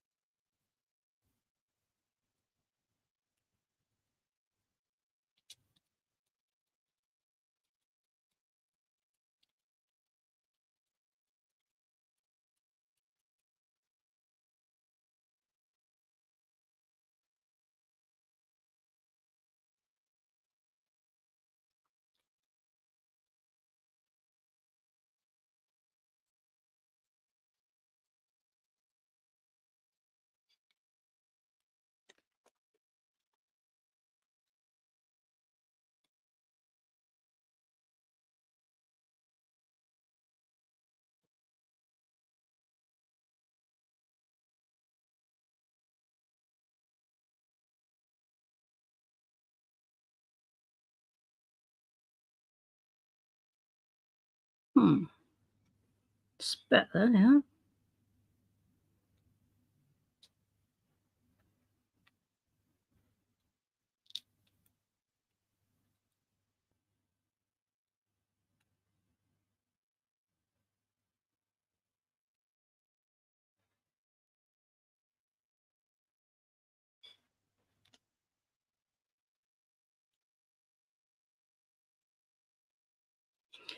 Those back wafers don't feel right in there.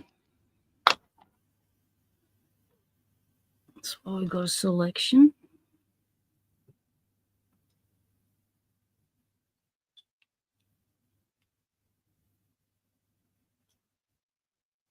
Whoa.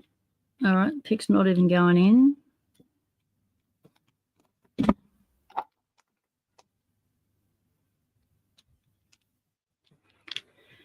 The semi-transparent ones, they have in different colors like blue, red, purple. You got yours in green. Ah, yes. So these ones. Nice. Just remember when you put these on, you where is an example?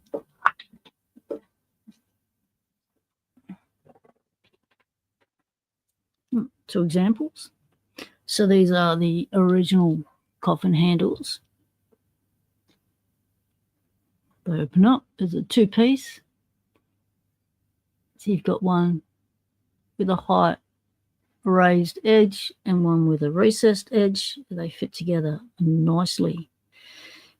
So when you put your pick in, let's just grab that pick out of there.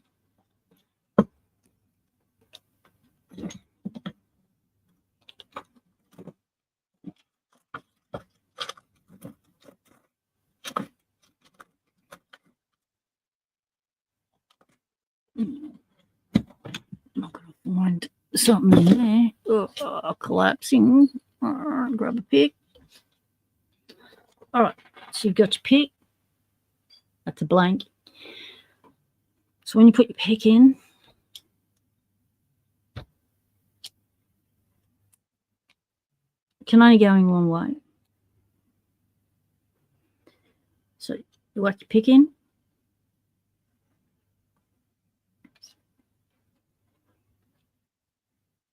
Don't put it on all the way. You need to bring it forward. You got to allow for the flex.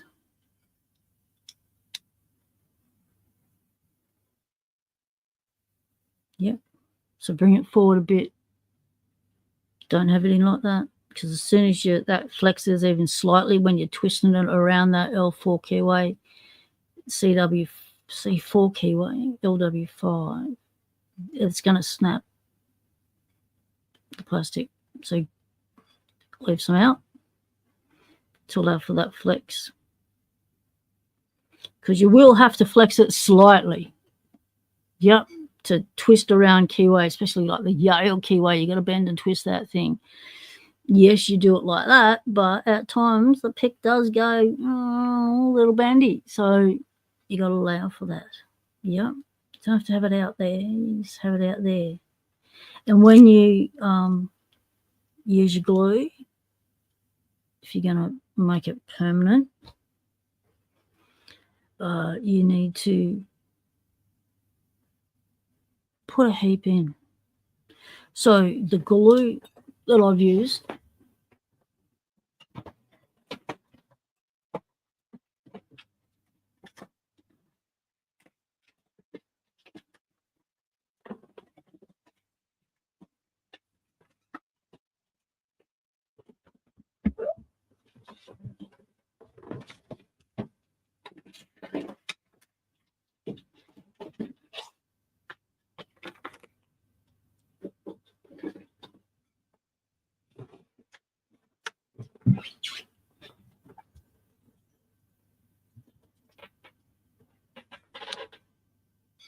is an epoxy or the no drip gel. So it's a thicker glue, and it really holds really well. So you've got. So I haven't checked out Bones' site for ages because I haven't had any money. So I don't go on things. I don't have money to spend. Otherwise, I'm just teasing myself. So they're new ones that are bigger than the originals, and they screw on. They screw on. And they're plastic. Or are they the wooden scales? Oh, Skelly's down. You didn't mention that Skelly went down.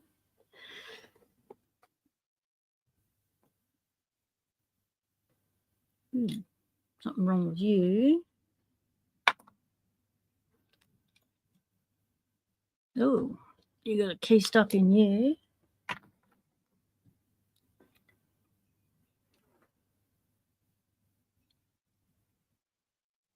Plastic.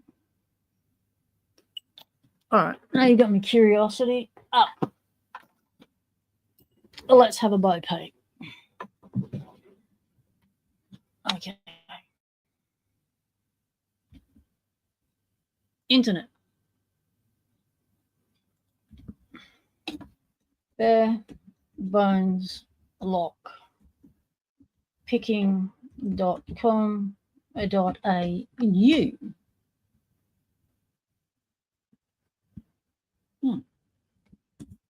That didn't work.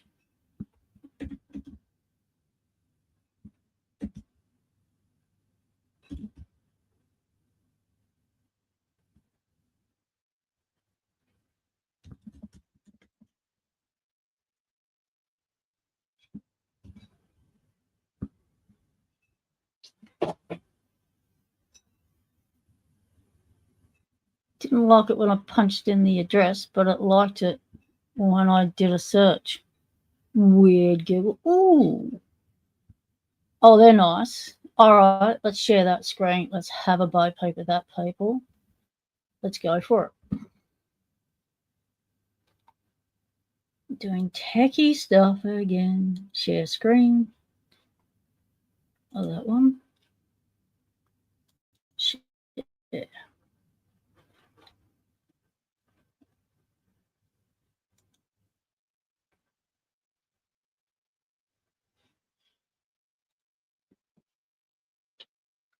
Whoa. How do we make that bigger?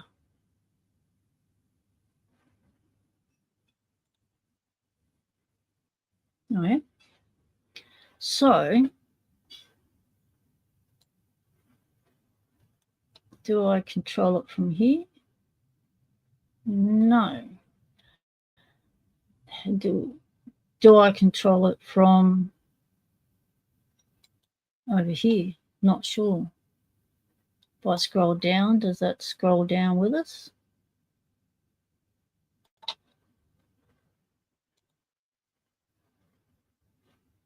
Ah, okay, it does it like that. I see. Learn something new every day. Check this out. They got a new Skelly. Oh, cool as. Check the new Skelly out.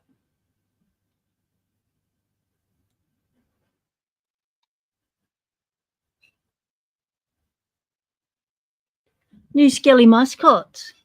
Oh, I'm going to have to put in an order now, aren't I? I'm going to need the new Skellies.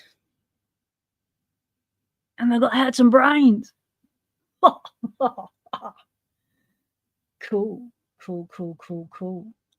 All right, let's go to the shop.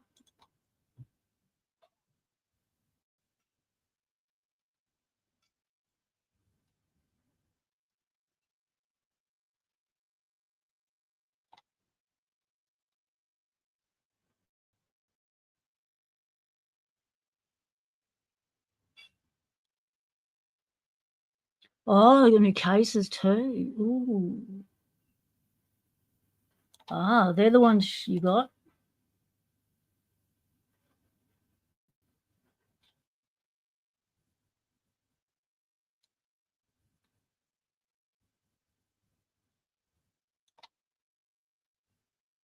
Ah, I like that you don't have to glue them on. Because with that flex that occurs, it instantly, when you do it, it instantly breaks the bond of your glue if you overflex it.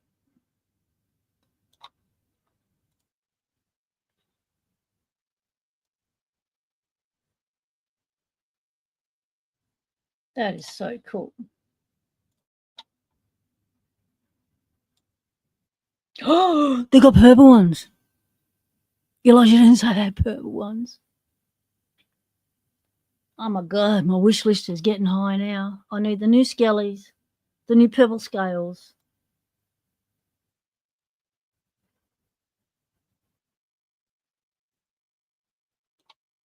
All right. What other cool stuff they got now?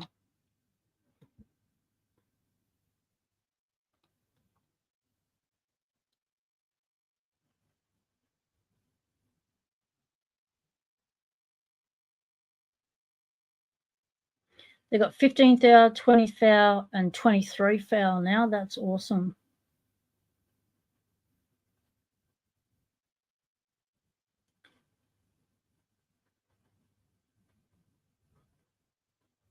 Dimple picks. Skellies. Tweezers. 8-in-1 screwdriver. Ah, the pen one. Cool. Oh, that's a nice kit. Look at that. Look at that. It's got the Bones logo on it. It's a bone wallet. 8 hooks, 20 thou, 23 thou, ferrule case. Oh, that's awesome.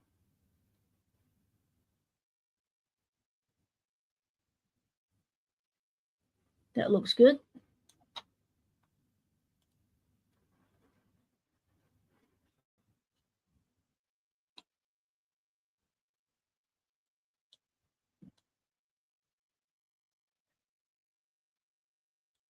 I'm loving those skellies.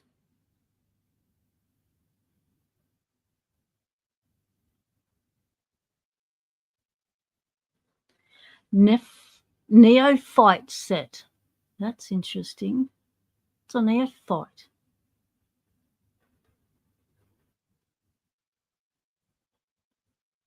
Ah, mini verniper calipers. Nice.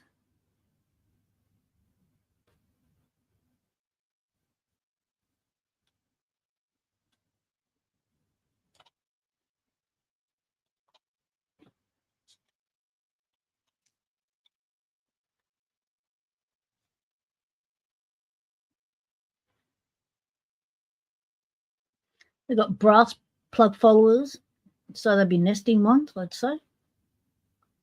They got the TOKs, the whole range.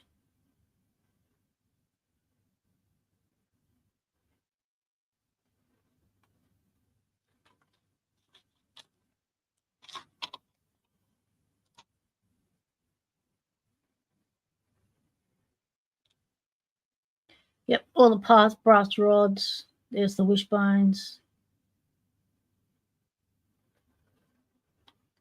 So the wishbone set, that's the ones that have been made for the bylocks.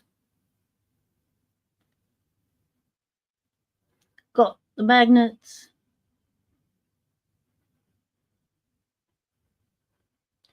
Selling locked now, which is pretty cool. And they've got the 119s that are no longer in production. They've got those, which is awesome.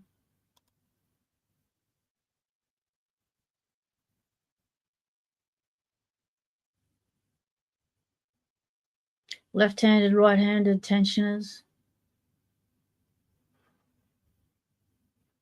We've got the 334.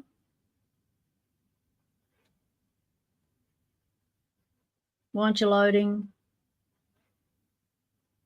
They've got the ejector pins, core shims.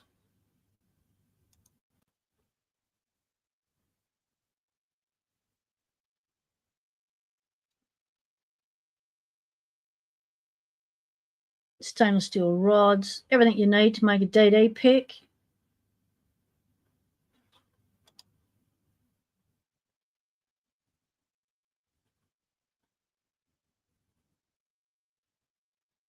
I've got these, the bone skins.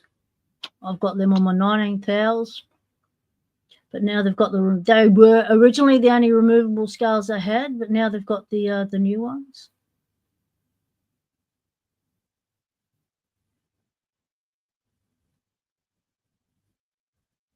Oh, it's the rib cage, not the sinews. I've got, they're the rib cage.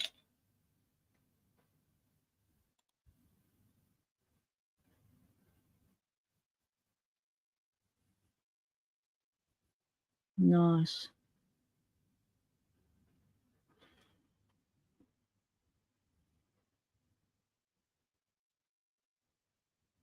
Yeah, really nice stuff. It's your one-stop shop now. Bones has got it all. That's really cool for the Aussies. Finally get access to this gear. We don't have to worry about customs pulling it out and nicking it.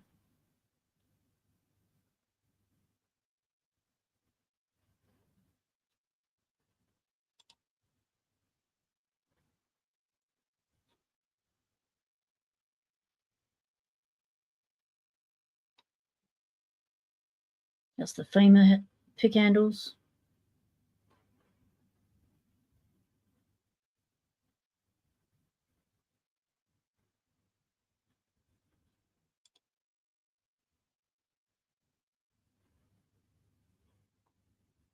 Nice.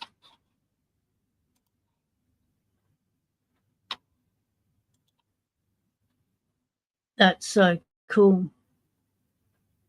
Yeah, mate. They do. So it said on there that they're free. They'll give them with orders. So what you need to do is remind them. It's the skellies are after.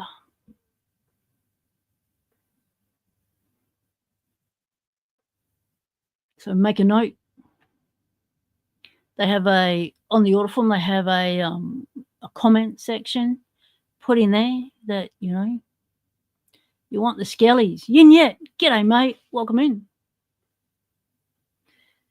44 Delta has a vice that changes colour with heat. Be cool if he made handles too soon. Yeah. That's a particular type of filament that Echelon's using there.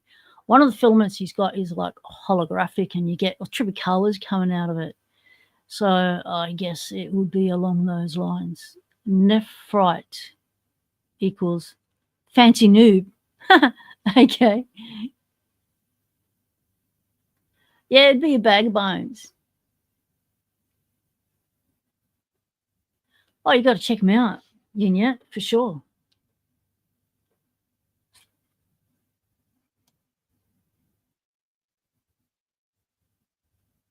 They're actually stronger steel than multi-pick. Multi-pick is made out of a spring steel, hardened spring steel. Bones are made out of 301 high yield. The best stuff you can get for lockpicks.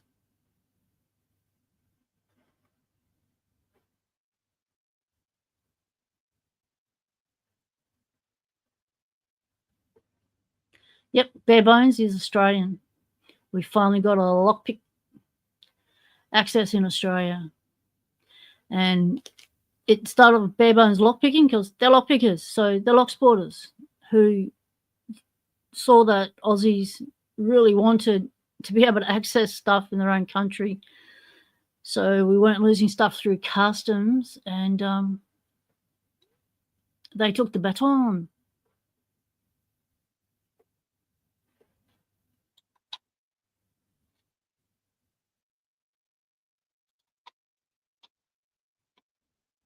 Cool.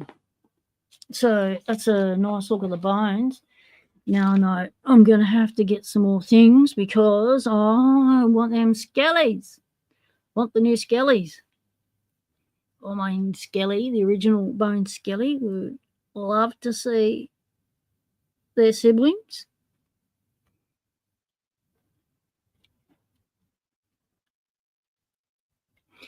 So yet what we're doing at the moment, we're going through a heap of locks I got from Paul Springer, okay, a locksmith. And these are to send off to a new picker.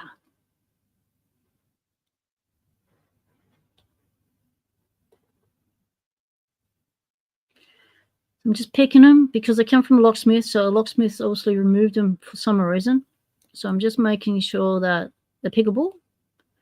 Things move in them. They're not seized up, jammed up, whatever, before I send them off. No point sending newbies locks that they're going to tear their hair out with and give up before they've got started.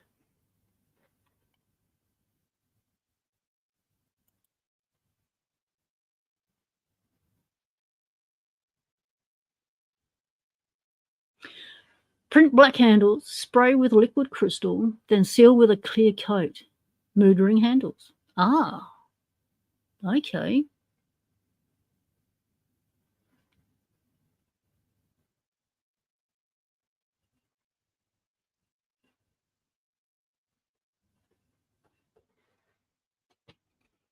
Yeah, well, don't want to discourage the newbies in yet.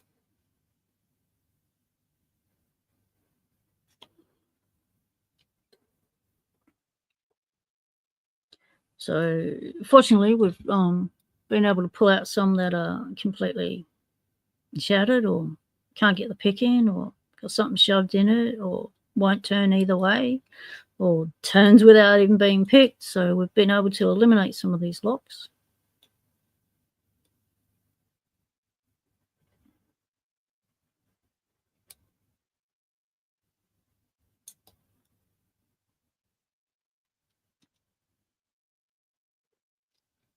So your parcel should have arrived in America. So it's a matter of contacting Lady Locks to get it onto you. So your stuff is in 2 separate boxes because if one got lost, I didn't want you to lose everything, you know. So it's in 2 separate boxes.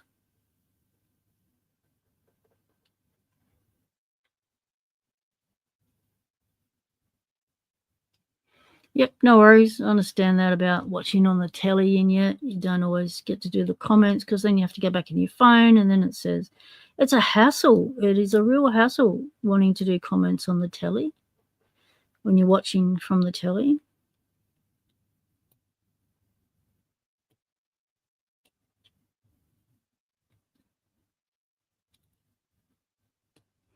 Or you have to, go through that little letterboard and it's a pain.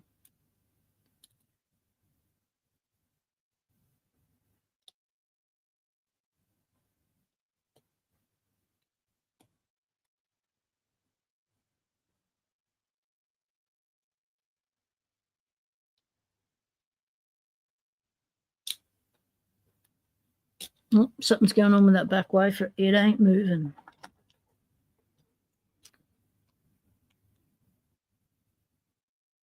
Locksport's awesome, mate. I'm just coming along for the ride.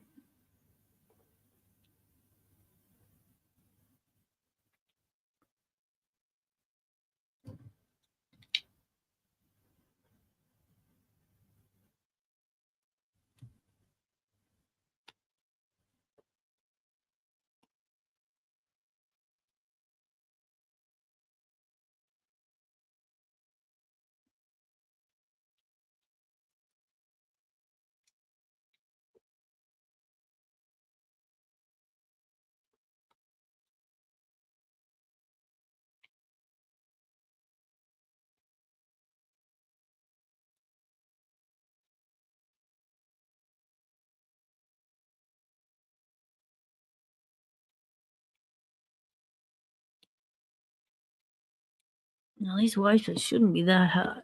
Let's find a ball pick.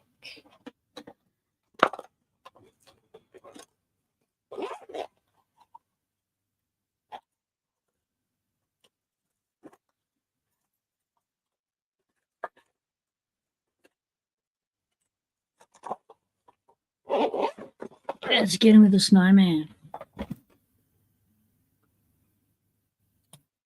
Let's see if it wants to play ball.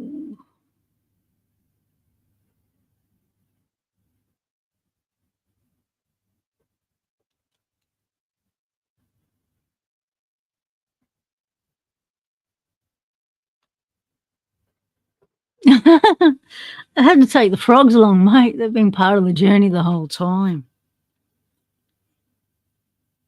Wanted it recognisable as, you know, the lock pond. The lock's leaving the lock pond. Got to have the frogs. Oh, where's the ball?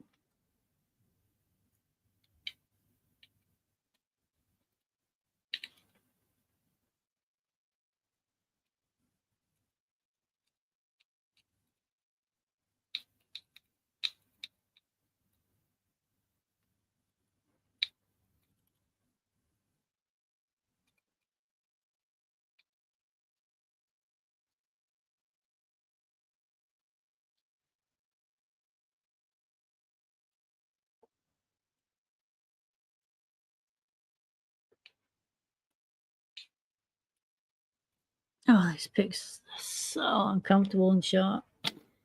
They can go away.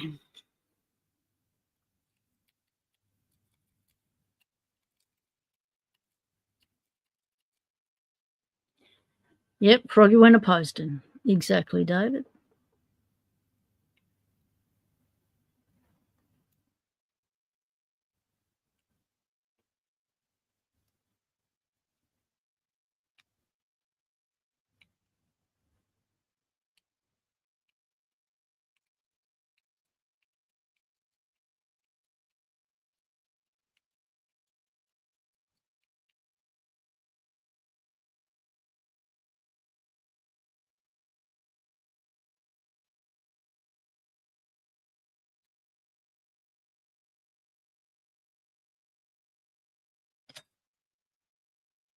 Okay, that one's pickable. Never heard postal frogs.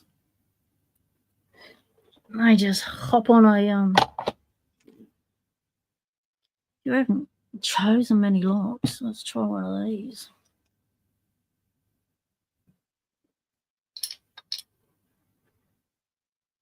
This one might have master pins. What do you call it? Construction bidding. It's got numbers all over it, so they might have two different shear lines for them to play with. So let's have a feel of this one.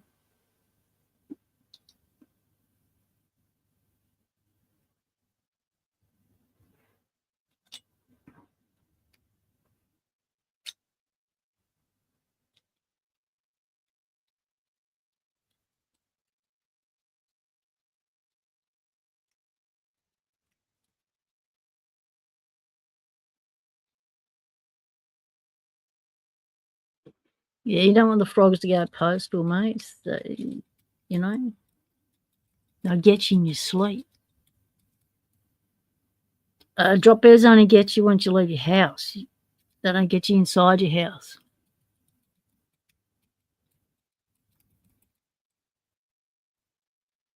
So you're fine as long as you don't go out in the bush of a night time. I'll tell you what, the first time I heard a koala carry on of a night time when I was camping, I had no idea. I was racking my brain at what kind of animal made that god-awful sound. It was loud, it was deep, it was grunty and high, and it was all sorts of sounds. It was an unpleasant sound, and they continued to make that sound all through the night. And it was like, what was that sound? I asked another camper, and they said, that's the koalas, the bulls, the males doing their territorial, their location chant. They're singing the song of their people. And I thought, mate, trying to be a tenor or something and not quite getting there.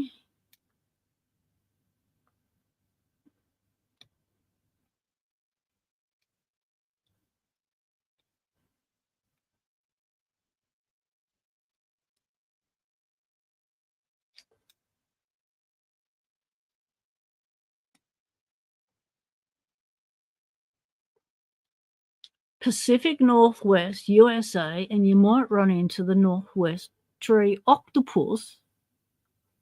GK man, I've never heard of that legend, and I follow a lot of the cryptid sort of channels that talk about all the cryptids and weird ass stuff you have over in America.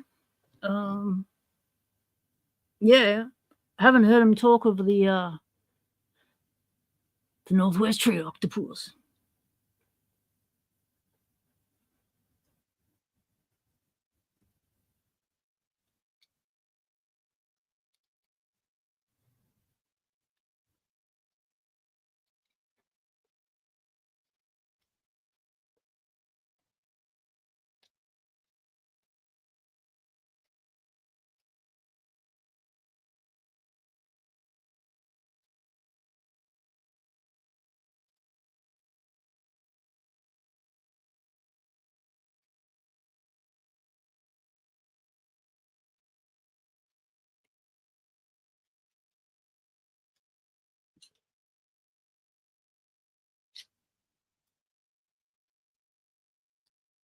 Oh, it's a mad climbing a tree.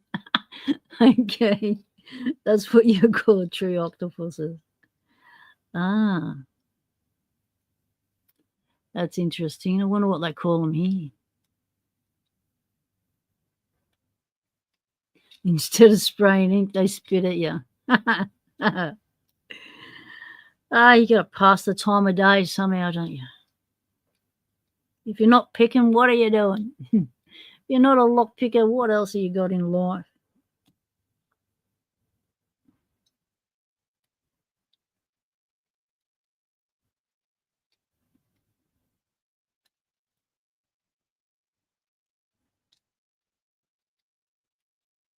Okay. People are filming that sort of stuff and whacking it on the internet. I guess people are filming everything and whacking it on the internet these days.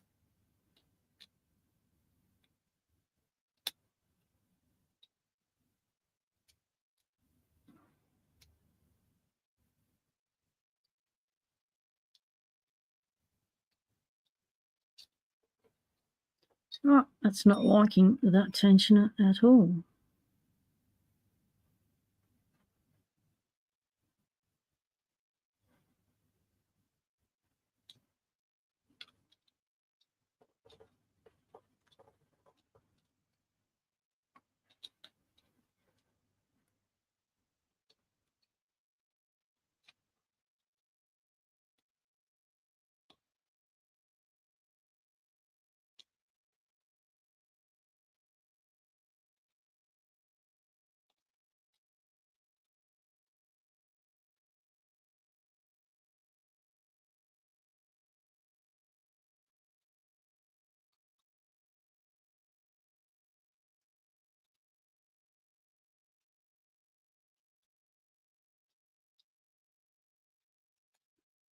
Not getting anywhere.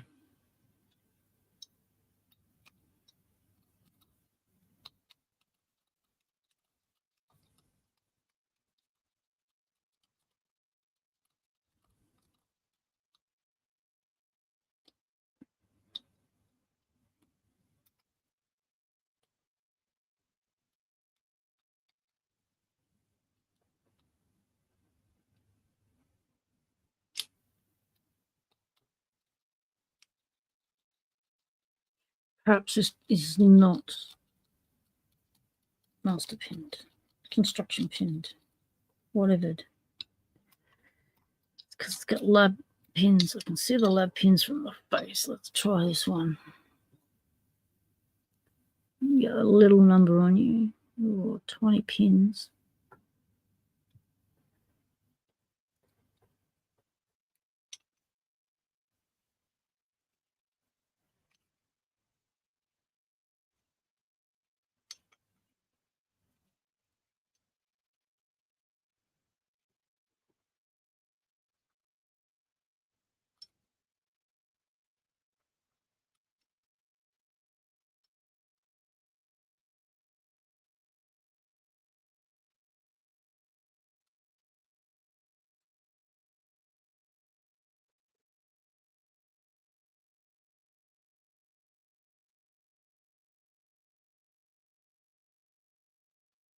Yeah, that's how things usually start. Cheeky man, someone does something, other people add to them. Before you know it, it's gone viral and people actually think it's real.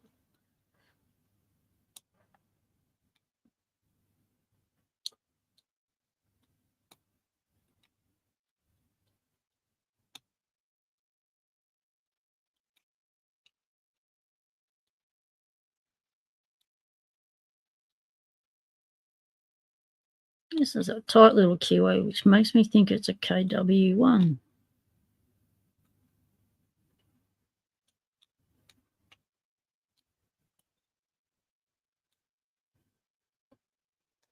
Hmm.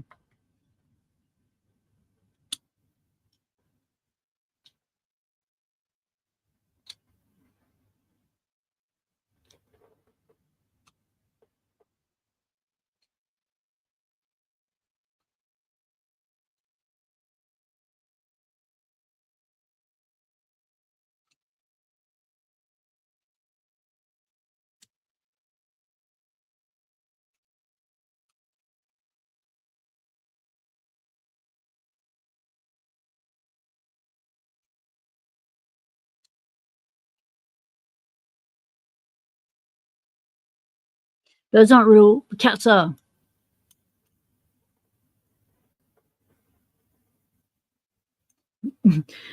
You saw a thing on birds aren't real. The guy made it up. Yeah, people are making up all sorts of stuff on the internet at the moment. It is just crazy for the fakery. I've been sucked into so many videos because of the thumbnail lately. Oh, it's just starting to annoy me. And so what I've done is if I see a particular thumbnail that I want to watch the video on and it has a particular style of title and thumbnail, I won't watch it because I know I'm just going to get sucked in because there's a pattern to it.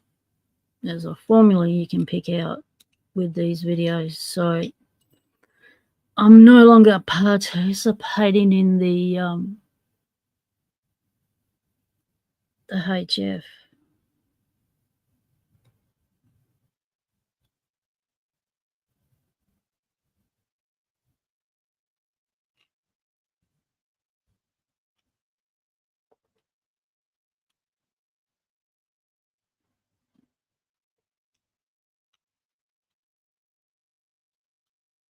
Oh, you're kidding me, GQ man.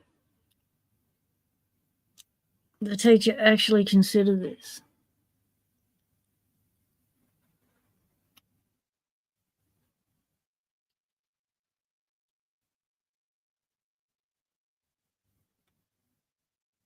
I know, like paranormal investigators, they're talking about Slender Man, and it's a construct, people. It's not real.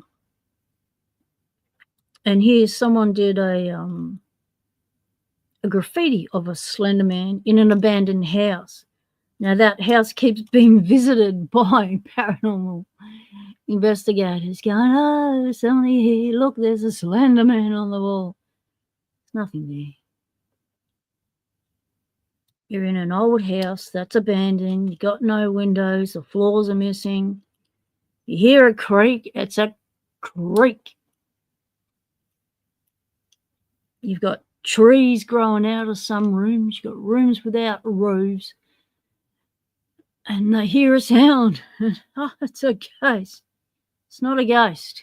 One of the trees that are growing out of the floor has made a sound in the wind. People need to use their critical thinking a little bit more. But it's not easy when you've been conditioned to swallow the narrative. You got to what do you call it? Deprogram your head to become a critical thinker. Question everything. Go back to being a kid. Why? When? Where? How? Ask those questions, get a bigger picture.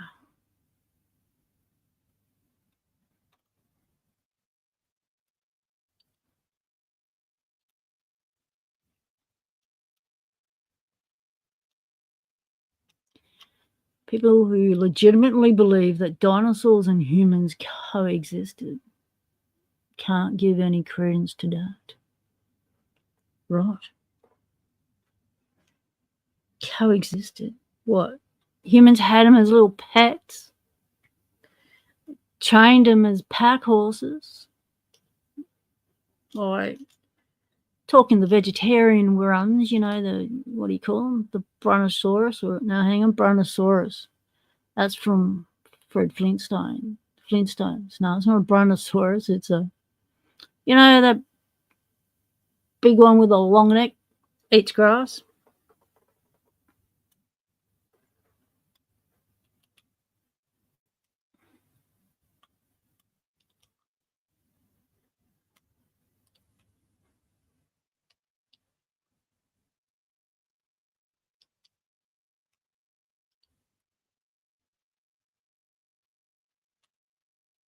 Yes, Brachiosaurus. Haha, that's the name.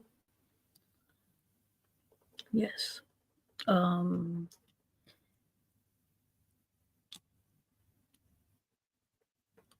used to know all my dinosaurs. Yeah, alligators are a throwback from the dinosaur era. They survived. Same as cockies, cockroaches.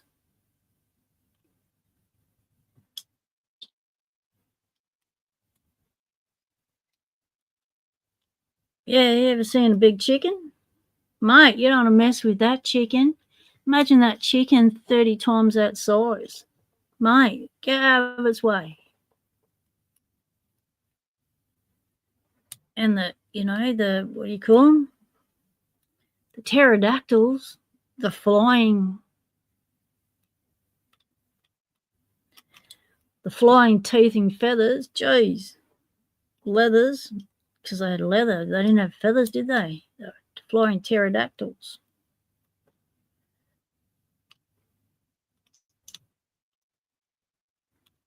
Yeah, T-Rex, always gets the limelight. It's like there's other nicer dinosaurs out there.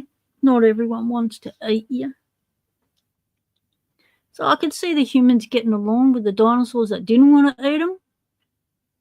Or I could see them, like they do with lions and tigers and rhinos and stuff today, is just stay away from them if you don't want to be lunch.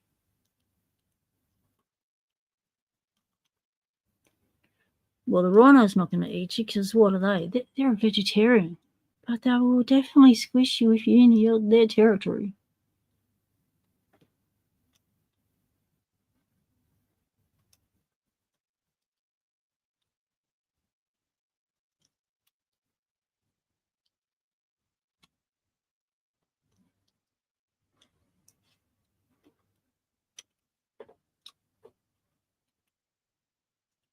What is going on with these games? Perhaps these should be gone by now. Heavy tension. That's what I'm not doing. Light tension. That's my issue. I need to be doing heavy tension.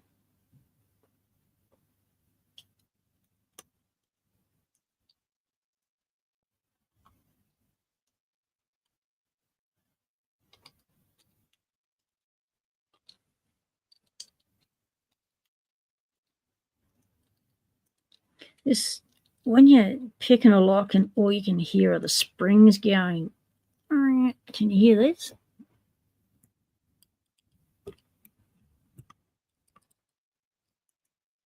That's the springs.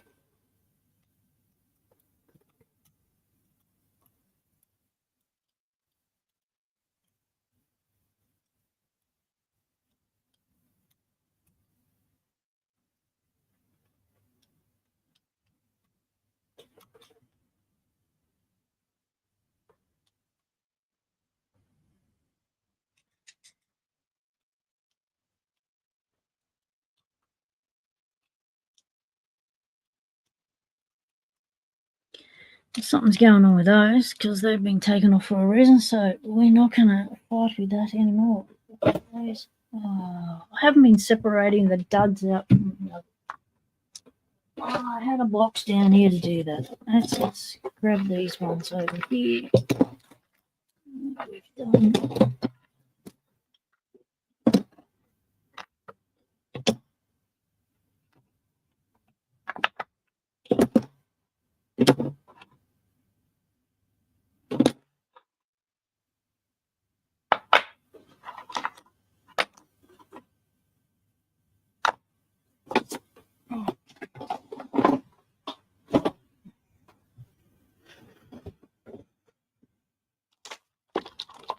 Where'd the box go?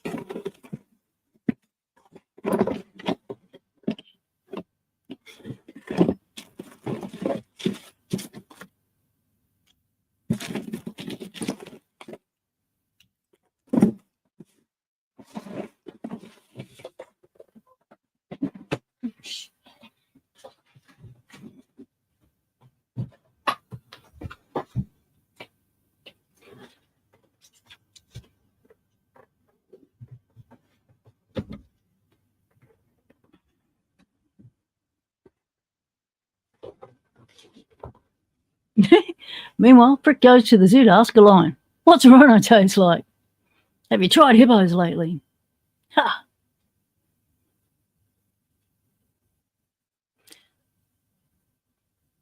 No, I don't think you can have rhinos and eggs, don't you? They don't hatch eggs. Don't think a hippo does bacon either. Yeah, I see what you've done, Frick. You've derailed the chat. That's what you've done. You've taken the conversation from Locks and, oh, that's cruddy. It looks like it's been sitting in water forever. We might have an issue with that one. Warthog bacon. Warthog. Right, so I really want to be able to send them something in a thing like this, because what that will then do is hopefully enable some of these other ones to be put in there as well, so that they become a comfortable pick. So this says quick sets. Might have half a chance of picking it. Let's stick a pick in it and see how far we go. Oh, that's just going to spin around the world. Why are you spinning around the world? It's not helpful if you spin around the world. We want you to be stuck in there so you don't move. If you're spinning, you're going to be a pain to pick. You're going to have to come out of there. I wonder if you tighten the screws if it makes a difference. Let's find out.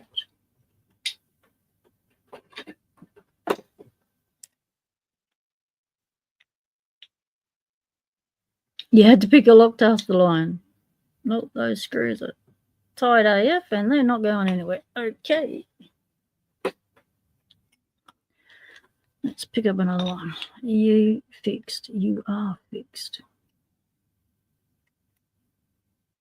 Are you meant to be fixed? It's quite a heavy one, this one.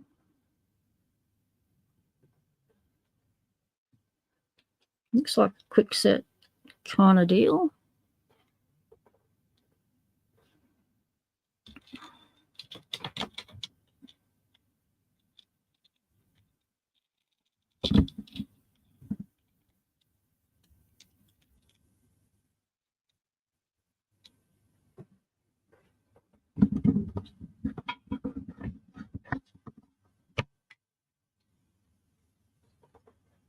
Yeah, a zebra probably tastes too stripy. I would agree. Ask the Lion is going to be the name of your first challenge log. Good on you, Frick.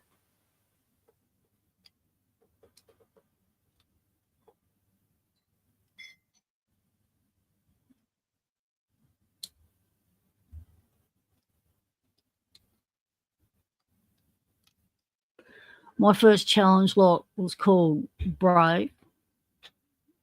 And I didn't have the name until the thing was finished. I called it brave because at the time, a whole heap of shit was going down on Discord, and having to speak out and cop the flack and stand up for one's self,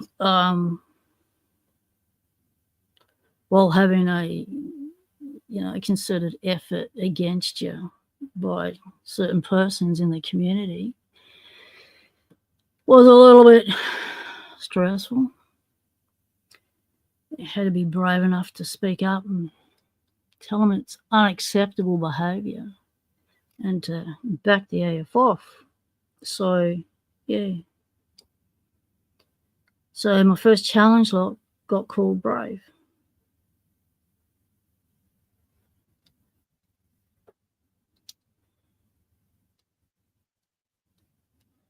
Because I had deliberately stayed away from any contentious issues or conversations or calling out crap. I didn't have it on my channel, so I didn't have to come across it until I went on Discord. It's like a cesspit. It's like, well, don't appreciate being invited to join a cesspit. It's not what I signed up for in Locksport, and that's not the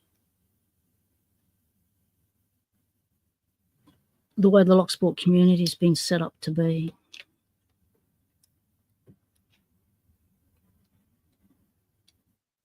So I called it out, copped the flack, moved on.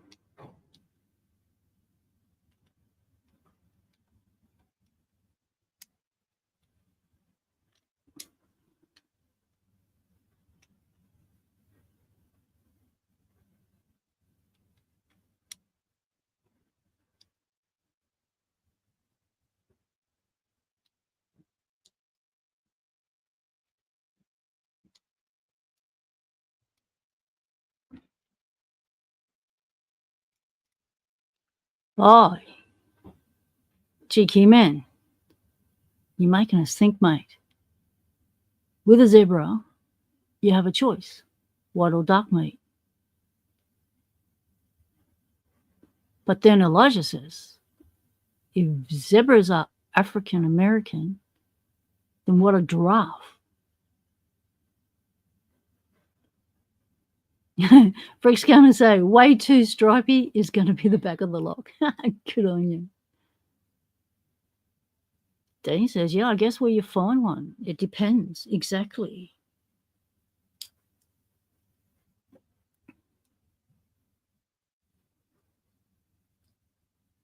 Well, they are not going to be getting 19th hour picks, so we are not going to try and pick that one anymore. There's a heap of there's a heap of crud coming out of this lock. Unbelievable. We're just going to pop you aside. You've just trashed me set. Look at this crud in one lock. All over everything. All right. Let's decrud a bit. Oh.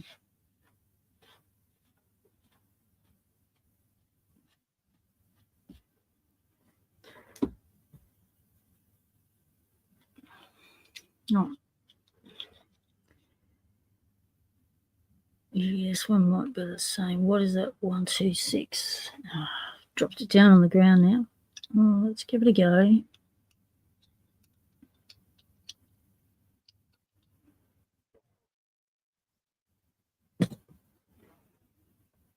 I've got to be able to pick it with a 23 or 24th, 25th hour.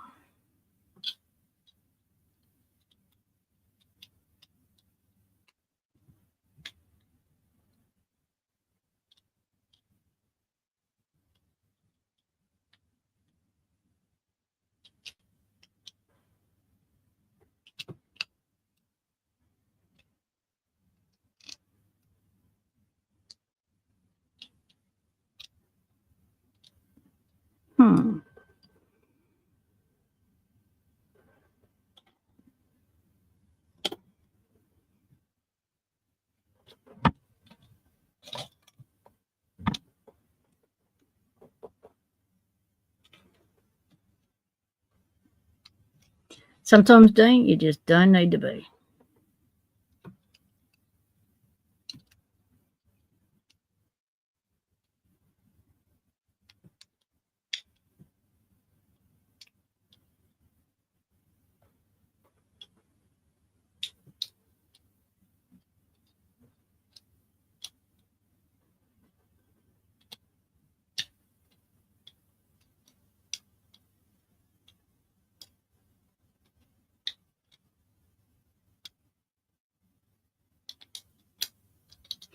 Even though this one looks like it's been sitting in water forever, it's actually quite free up in there.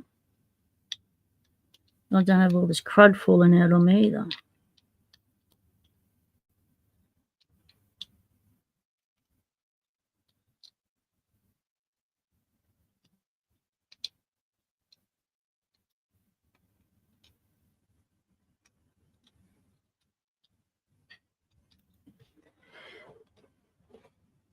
Oh, that tile piece is just stabbing me. That's got to go.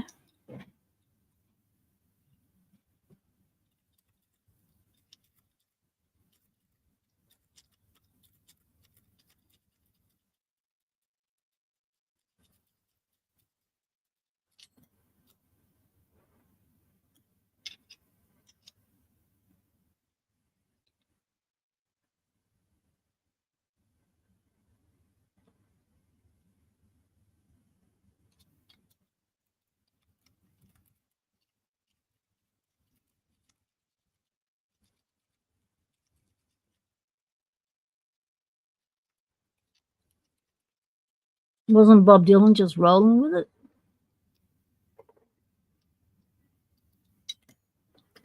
Spin it out.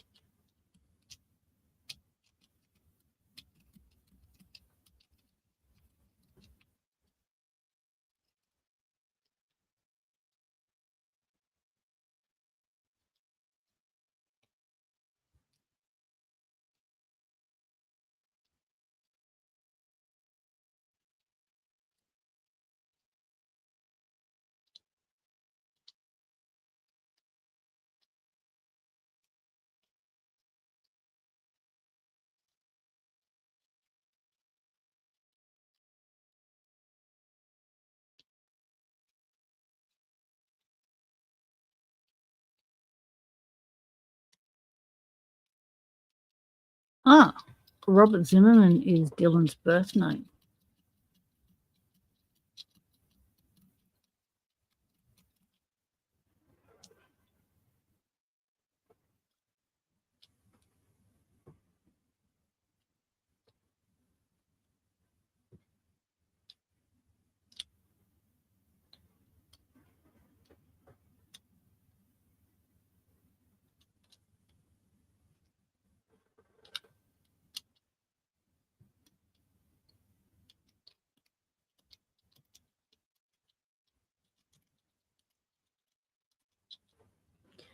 No, it shouldn't be that hard. All right, let's go to plan B on those ones. It's another Gainsborough. All right, we'll give you a go. Where is the good one?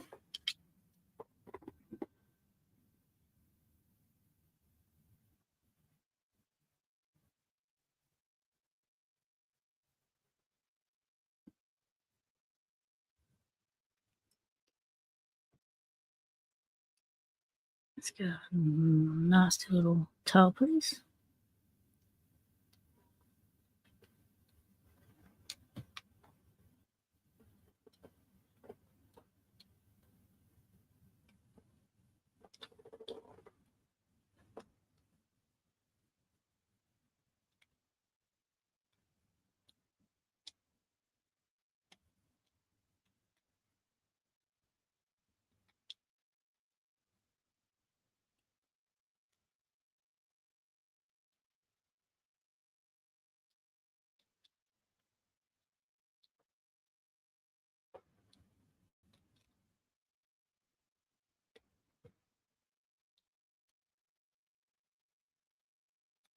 Nothing happening there. All right, we're going to need to crank the tension on the Gainsborough.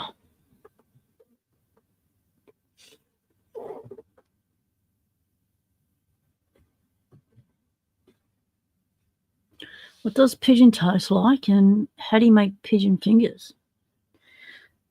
Good question, Dean. I wouldn't have a clue. I'm a vegetarian. Have been for, what, like 40 years, so couldn't answer the question.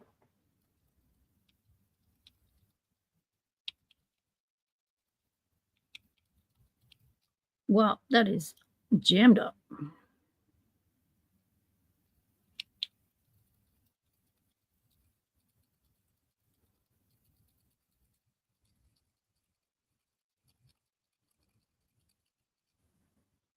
Nope, that's going nowhere. Something's going on in there. Right. How are you?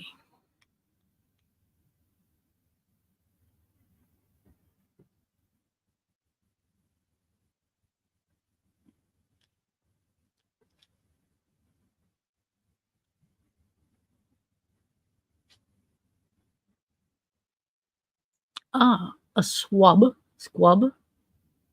SQAB is culinary name for pigeon. Ah, I didn't think they ate pigeons. You know, the bin chickens of the cities, they call them.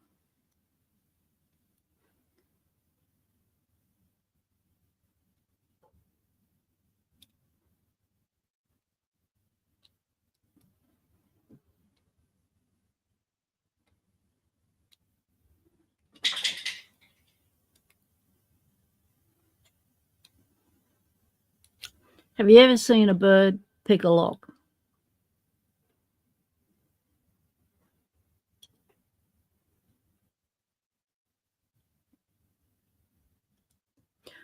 Not pick it in the traditional sense of this sort of thing, but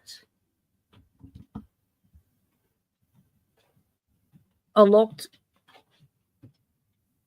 off thing and the bird gets in. Ever seen it?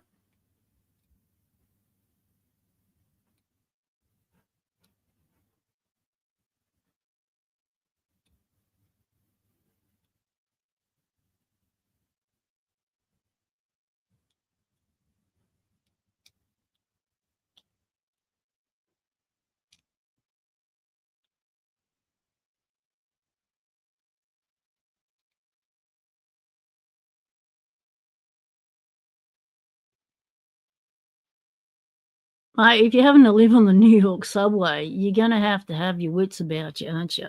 So, yeah, no wonder those birds have developed a little bit more than pigeon intelligence. They're probably the intelligence of a crow or a raven.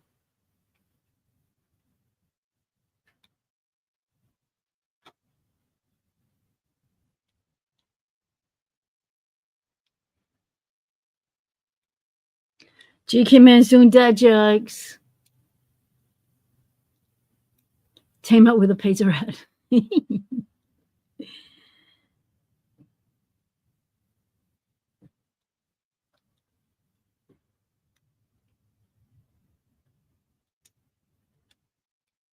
So subway is an underground thing. Yeah. So the pigeons come in, I guess, the way the humans enter is from an external entry point. Do the pigeons then live their entire lives underground in the subway, flying around, hanging out with the trains and the people and the bins? Or do they find their way back up to the surface, grab some sun, come back down and do another shift? Like, what's the go with the pigeons? Do they live in there? Do they live underground? Have they evolved to live underground?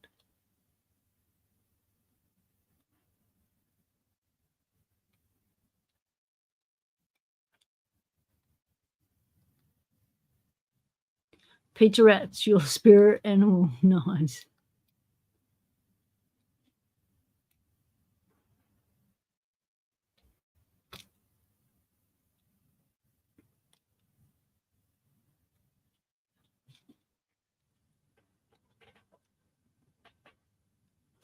Hey, the pussycat's entered.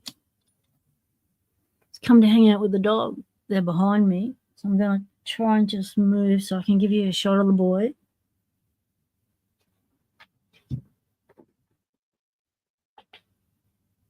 I can hear him purring. He's somewhere.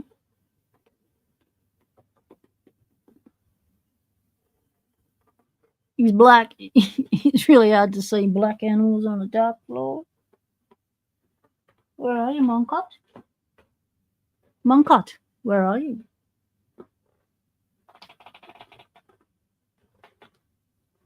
I don't know. You can't see him.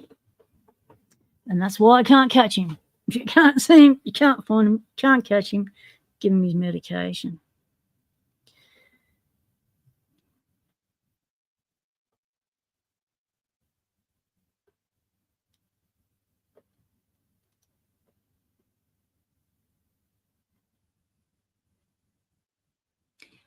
David, you say they actually board the subways and get off when the trains go elevated. So, are you saying they ride the train? They enter the compartment, the cabin? No tickets. No F's to give. They just doing their own thing, riding the subway. Beats flying around in all that busy traffic and pollution, doesn't it? All that noise.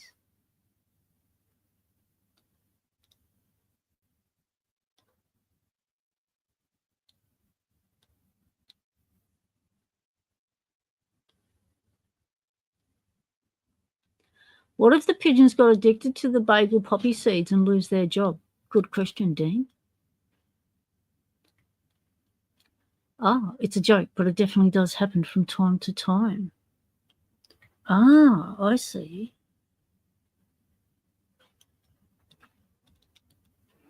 Yeah. Autistic.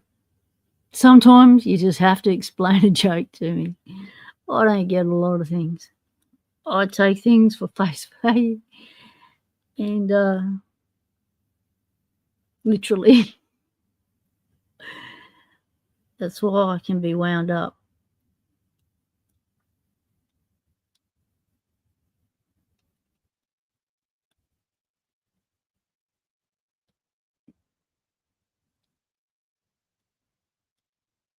Yeah, they totally fail the opiates test, them pigeons.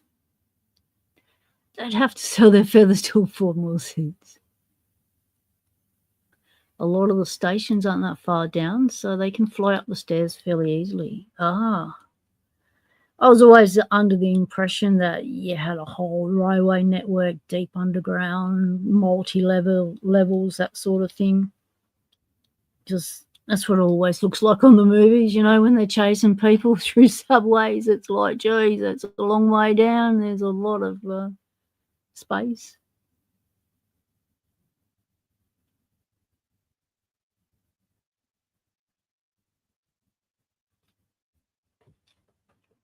Yeah, wouldn't imagine there'd be a whole lot of disabled access in New York. I mean, that place has still got stuff they built in the 60s and 70s and 80s and 90s before accessibility was starting to be thought about when people constructed buildings. It's just like a lot of the stuff here. It's all English-based architecture and everything has steps to get in. A lot of places don't have elevators.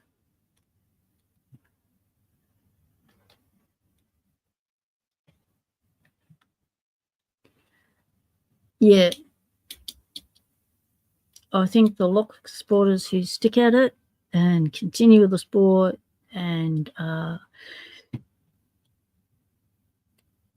expand their lock labs and all that sort of stuff and participate in all the different areas of lock sport and interacting with the community and stuff. I think they're all on a little bit on the spectrum, because I've noticed that people who aren't, they come in, they make splash, they gain a certain level of skill, and they're gone.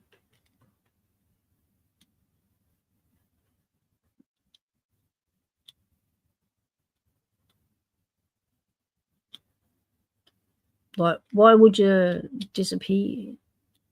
Doing something you enjoy, learning new skills, giving back to the community.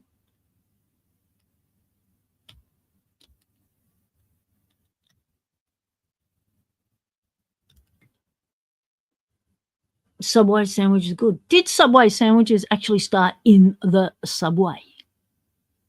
Ah, good question.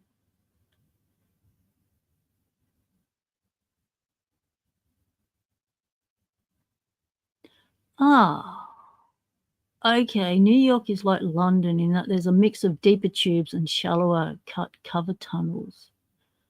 Oh, yep. But the LA network is garbage, right? And what's with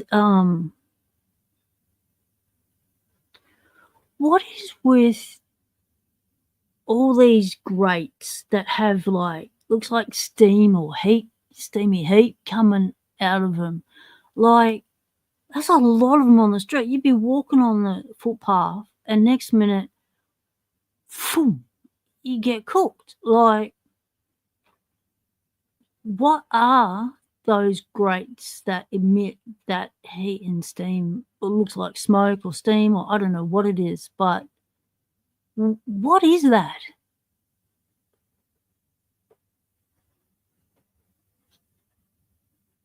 I would have thought you'd have more than just 2 heavy rail lines and 2 light rail lines in LA. I thought LA, as in, I'm thinking it stands for Los Angeles, was a big place. But hang again, no, I'm thinking of Las Vegas. Hasn't progressed with the times much, but Los Angeles, I thought it was a bit of a progressive place.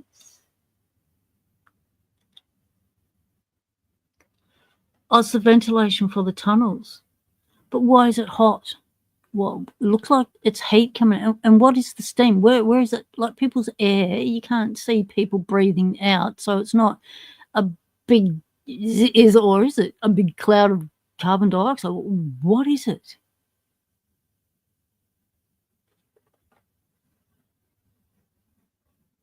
You have to vent the air from underground, otherwise it gets pretty stale. Yeah, so why is it heated and why is it visible? You don't normally see air. Well, actually, you do in the forms of movement of clouds and all that stuff. But you know what I'm trying to say.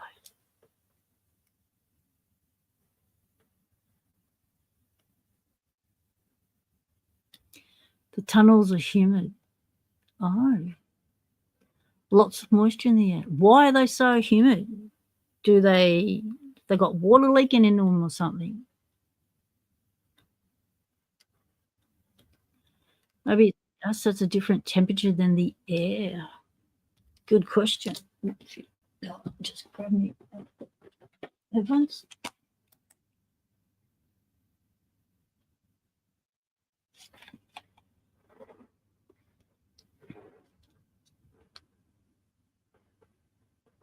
Don't know. Like, how can... Because one of the other things you see is people wanting to sleep near them and stuff, keep warm in winter. It's like, is the heat that comes up people's body heat? What's being expelled up those grates? What's Hello, Peter. That's what I'm trying to say. Hey, Lady Locks, maybe you can help decipher my trying to understand what the hell is going on. Because you see it all the time in movies, and they're always featured, the massive steam coming up out of the grate, the old classic Marilyn Monroe, frock up. You know what that is? No. You know what that is? That's despair and agony. Oh, mate. All the cities Visibly represented. Just shitting up out of the grace like disgusting yuckness. Too funny. That's what that is. You just like coming up out of the grates. So what are you doing? How's everybody doing? What's everybody up to? Hey, hi, hello there. Who's picking what and what the hell's going on tonight? I'm picking a bunch of locks. It's only 12 from the locksmith. Picking Mm. out locks to go in a box to a new lock picker. And seeing if I can pick them and if they're moving, if they're okay to send off to a new person, because you don't want to send off a lock that's shut itself. Right, and right. They're just trying to pick it. You create despondency. So you want to find locks that are easy enough and not going to give people a hard time, like some of these. You don't want to send anybody a buy lock? Is that what you're saying? Yeah. So, because one of the things that happened earlier in the week, well, I was given some locks and some lock picks from a new lock picker who gave up. Why did they give up? Because of this. Yeah. I'm trying to fix this here. There we go. A little bit down further. Why did they give up? This was the first two that tried to pick. Oh, there you go. That's the 120/50s. And the other one they were trying to pick was the 234/45, the old one, the iteration before the 334, full of standards but tight tolerances with bevels top and bottom. So, and the picks they were trying to pick him with was the old Goso soft metal. Padlocks. Yeah. So of course they got nowhere, and they also had a clicky clicky pick gun, and just because you buy the tools doesn't mean you can do the skill. Because they tried to start off picking intermediate locks instead of beginners locks, and I ended up with their locks and their picks because they gave it away. They gave up on it. So, of course, I'm going to be encouraging this person to take it up again. With some direction.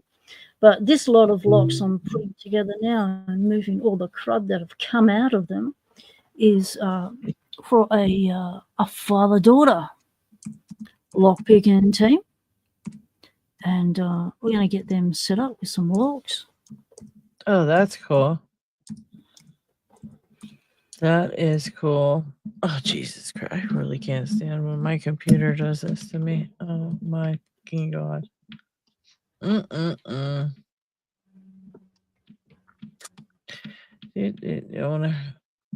Okay, here it is. Oh, Jesus Christ. I think I just deleted it on accident. Oh, my God. I can't with myself tonight. Honest to God. This is crazy. And now I... sake. Oh, I'm having a bad time of it. Jeez, oh man. Oh gosh. New. Searching for new. Let's see. I just wanted to rename the goddamn folder. So it sounds like you're dragging your mic along the desk. What are you doing? I am using my mouse next to my microphone. Okay. Sorry about that. Okay. What the hell? This is rude. New folder. Do it, Dean. Unless it's late at night, then don't do it. Caffeine. Oh, some people, caffeine actually puts them to sleep, has a reverse effect. Other people, it acts like a stimulant. Other people, it's a sedate. So it could actually work for you, Dean, if it's sleepy time.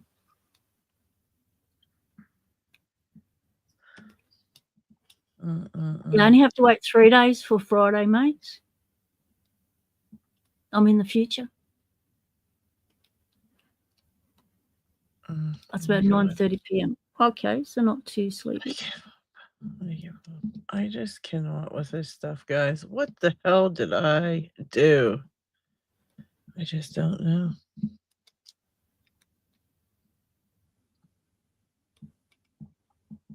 I can delete these two, but oh wait. Yes, delete. Continue. So I noticed, Lady Locks, you've been double timing it and putting content out. Very nice. I need to watch those videos.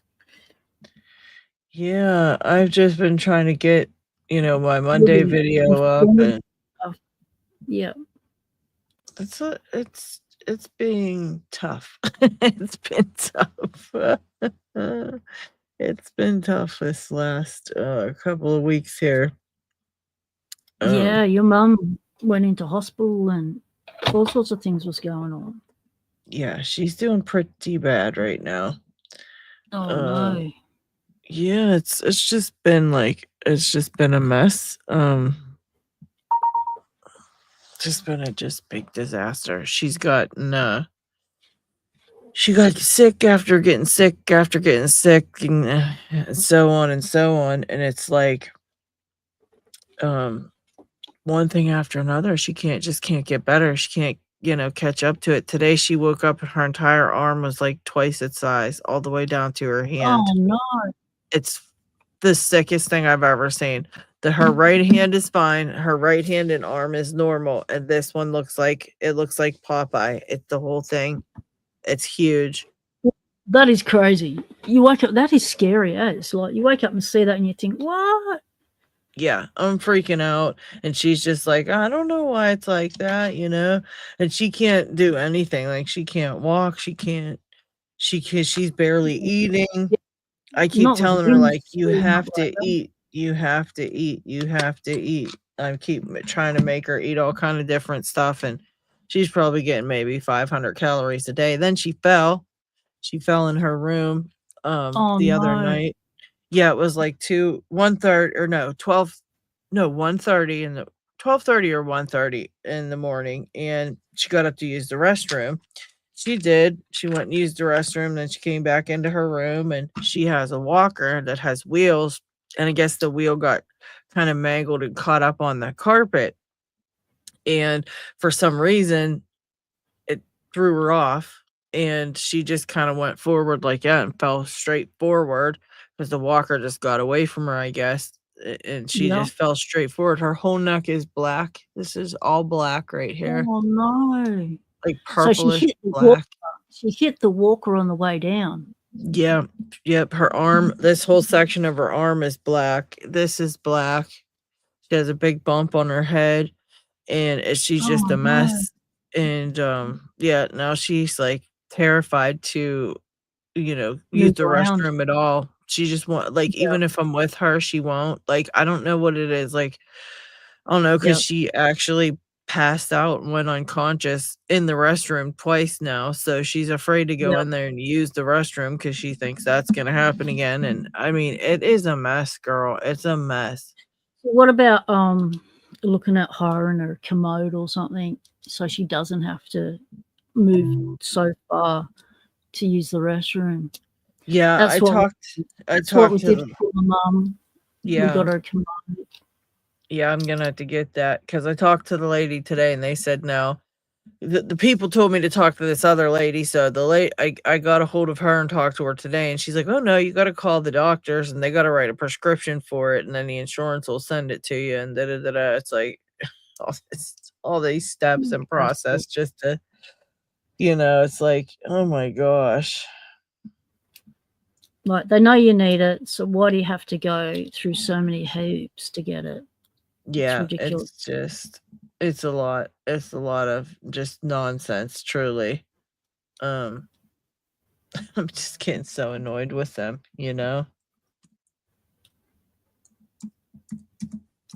That's really tough. And as like the primary caregiver, you really, all you can do at this stage is advocate and advocate and advocate. And it's so exhausting. Yeah, I'm pretty tired. I'm pretty exhausted. I haven't been able to sleep because she's calling me at all hours of the night to get up and go to the restroom with her, and so I mean it's not a big deal to do it, but it's like it's my sleep keeps getting Well, interrupted over and over and over. It's been days since I've been able to sleep through the night. And it's like it's just a hard time and I cannot keep up with it alone. So I asked if they could get some more hours for her care and get a worker out here to help me, take some of the hours during the day because I haven't been able to leave the house. Because I yeah, can't leave her, I haven't been able to do a single thing around the house because like she don't want me going too far away from her, and it's like I just don't know, girl. I just don't know. It's been such a rough couple of weeks. I just wow. do not know. Oh, thank you, Frick. Yeah, it does suck, man. It sucks a lot. It's like, and I'm just so tired. It's like I'm even more forgetful and trying to make a video. I can't I know what I want to say, but I'm not thinking straight to say it, It's Because you like, sleep deprived, you yeah, can't yeah. process through your frontal cortex when you're sleep deprived. Yeah, and I'm like, take 52. It's like, I can't take it. And then I sit down to edit, and that takes a good long time. And it's like haven't had time to actually complete that Because process. editing 101 decisions. That's why I don't do editing. I make enough decisions in a day being a caregiver and stuff. I have to talk to enough people and, last thing I want to have to do is that. So I don't edit. Yeah. But the type of videos you do, you need to be able to edit. I have fun with it. I like to mess around with it and just think of like try to find little fun things to put in there to make people like it laugh or be more Yeah. interested or something, just something. I just enjoy it's like the creativity of it, I guess, because I'm not really an artist or anything like that. So that's my Yeah. little creative outlet, I Right. guess. Where with me, like editing is just, oh no, I don't want to learn another computer program. I don't want to know about it. It's like, because I know I go down the rabbit hole. I mean, look what happened to me in Locksport. So Yeah, really. um, I'm in deep. I'm over my head in it. So I've got stuff in my drawer from 2 years ago that I still need to film a video on. So the last thing I need to do is more pressure to, get a video exactly Right. the way I want it. And Yeah. yeah, there's lots of stuff that I'd like to do with my videos, but it's just not going to happen. So I'm just happy with what I'm able to put out Mm, and enjoy the live stream hangouts we all do. yeah. And that's about it. And about to start this new beginner series that I'm involved with a few other Locksporters for this father and son team. And that's going to take up the next lot of video times. Yeah. So I'm looking forward to getting those done. But they're videos that require constant consultation. So it means that I'm doing multiple takes. So drafts and then sending them in and then making adjustments, redoing it, sending it back in, getting the okay, or making more changes, sending in another draft. So that's where we're at the moment. So it's not going to be okay, I'll shoot it and post it, a quick process for this next lot of videos. Yeah.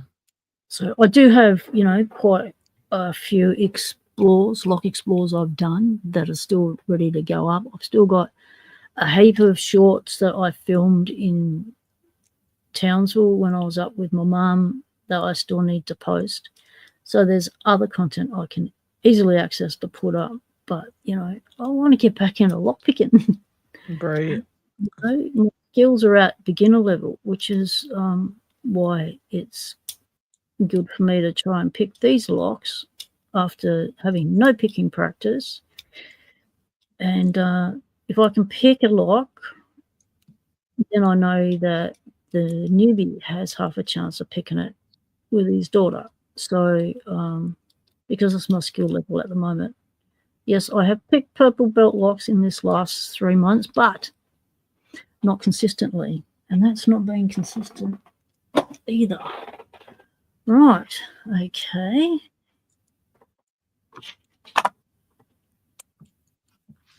You'll get it back. You just gotta keep keep practicing, you know. Practicing. Yep, and that's it. Going through what I did as a beginner and how I got to where I was before I had to have the operation on my finger after the first year. That set me back 2 years.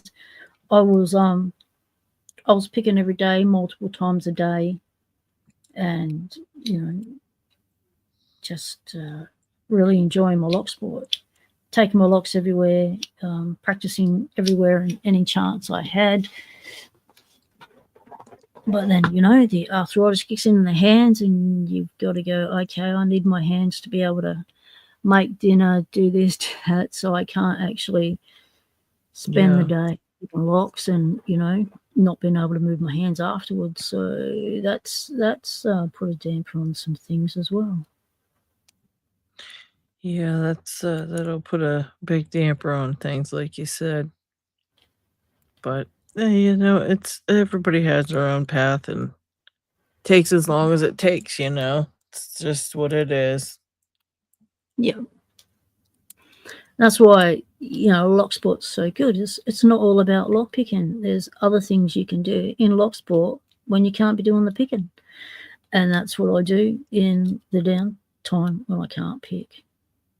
So I do those other things. And part of doing those other things is the lock explores. They're always fun. Satisfies my curiosity of, okay, I've had this lock across my desk. Where is it used? What application?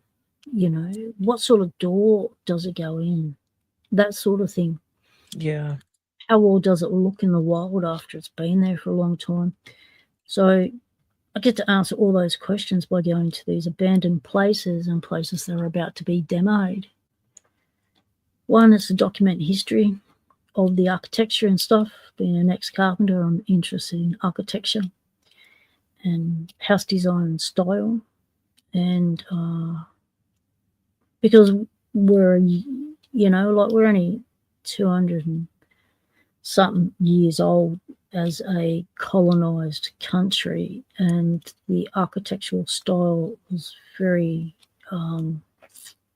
English orientated at the time, and to see that like 1788 became colonized, and in the 1880s it really took off in a big way. It was, colonization was in full force, farms, all that sort of stuff was happening, and they needed to bring in housing that was quick, affordable, and easily constructed.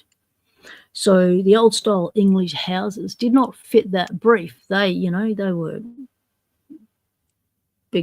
big chunky solid sandstone bluestone blocks and solidly constructed and last 1,000 years. So what they did was, in the late 1880s, they brought in, because everything that was in Australia basically was coming in from overseas. Yes, it'd take a year on a boat to get here, but it'd still get here. And in the 1880s, they started to get a lot of American workers out, and they brought out a lot of these, I guess it was the first prefab house. So it was like an IKEA house, pre-packed, pre-made. And they put all these prefabbed houses on ships and bring it out to Australia. And they also brought out the American workers to construct them, to put them together. Oh, jeez. So we have a lot of those sort of houses. We call them workers' houses, and that's a fascinating look around those. We've got all the architectural style from the 1900s, 1920s, 1930s. So you've got your Art Nouveau, your Art Deco. You've got your Craftsman period of house style. And I just find it all very interesting. Mm-hmm. And the best part is I get to see the locks in the doors of where they've been for the last 150 years, which is so cool. Yeah, it's very interesting to see that stuff.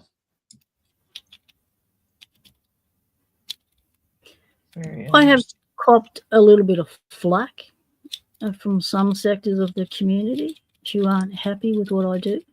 But who? You gotta be kidding. No, they don't see it as a Locksporting thing to do. Thing is, I do not use any of my Locksport skills to enter any premises. I only enter premises that are already accessible and already open, and so I'm not bringing any.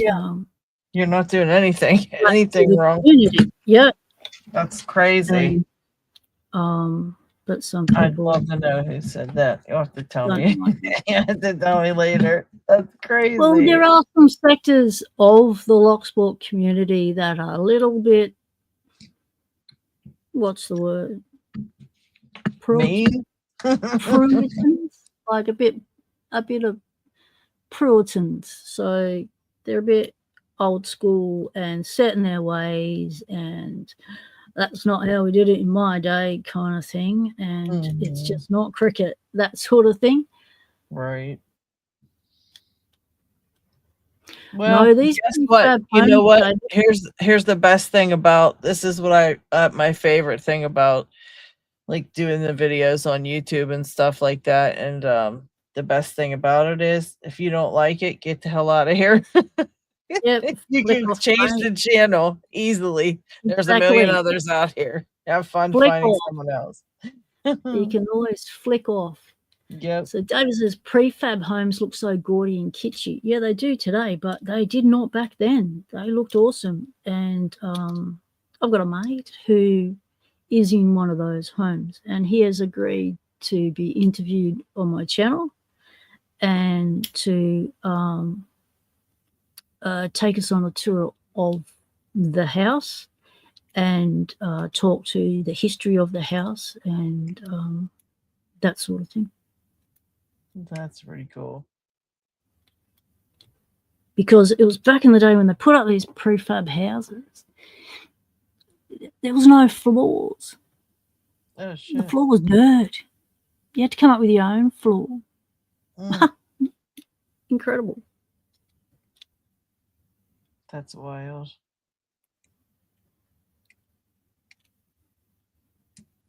Can you imagine? No floors.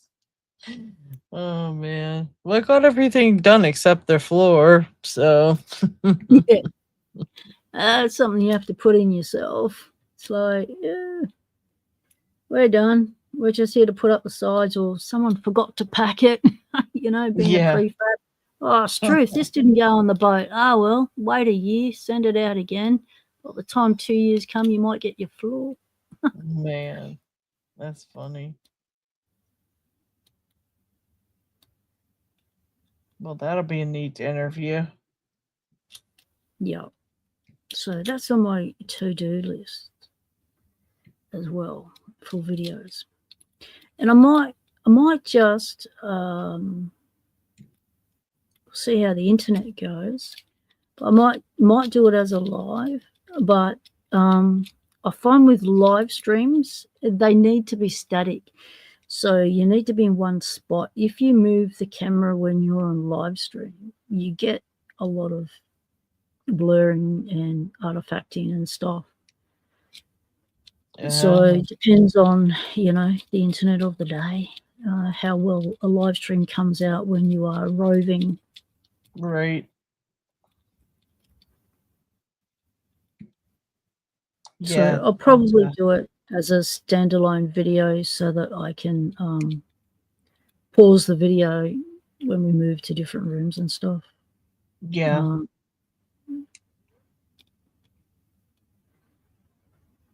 That'd be cool.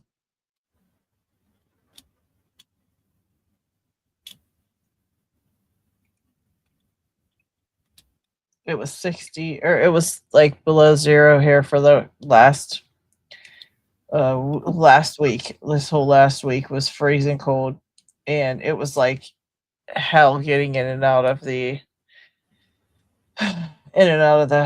house to go to appointments and whatnot. And it was like so bitter cold. How do you expect people over there with snow? Because we just don't get that sort of stuff, volume of stuff like that here.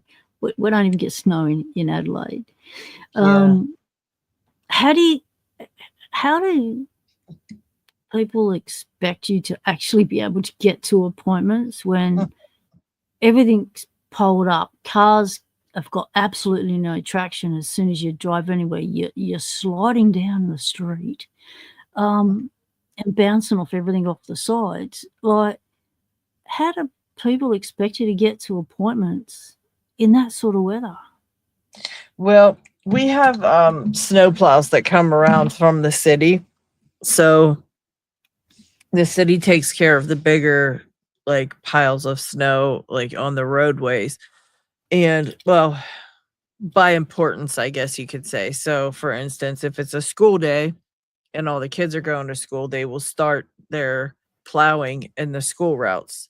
And then they'll start moving out further and further to the other streets and things like that and get it all covered eventually.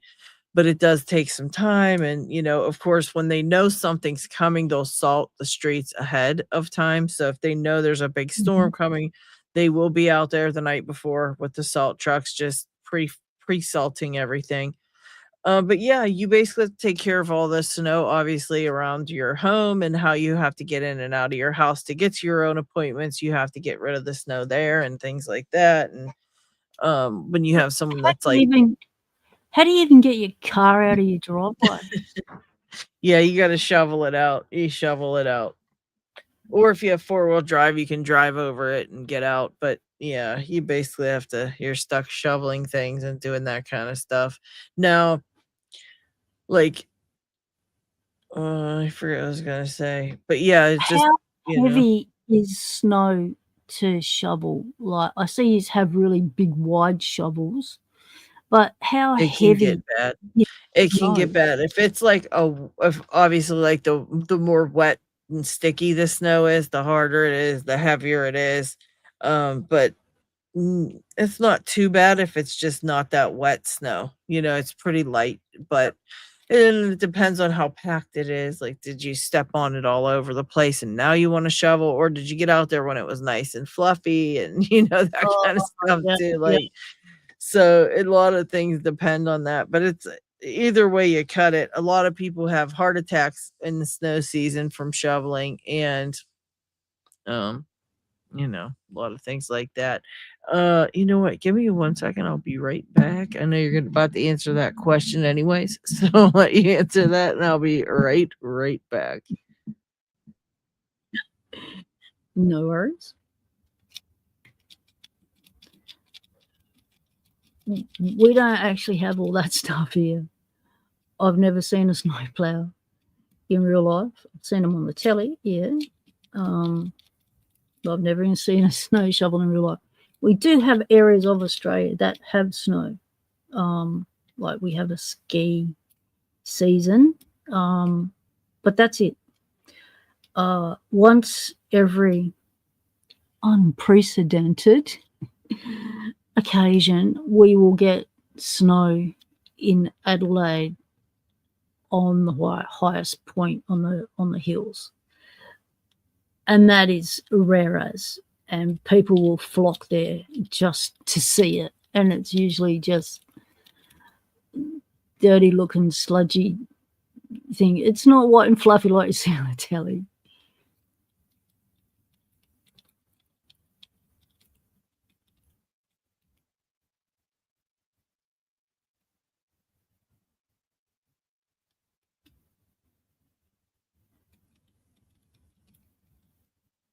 It would seem like shoveling snow in snow season would be, a good way to make some extra dollars on the side with your neighbours.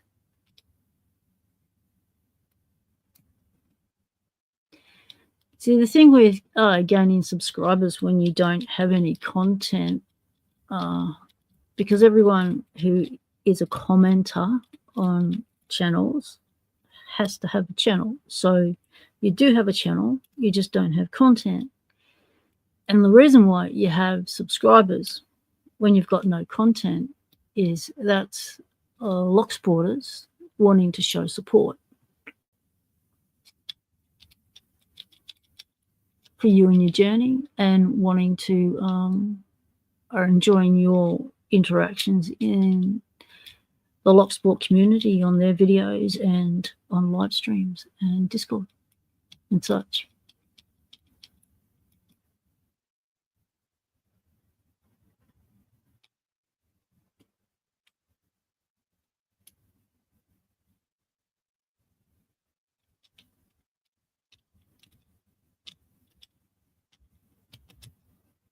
That's going nowhere either. Let's try and SPP it. Oh, stretch out the hand. That hurt. Okay.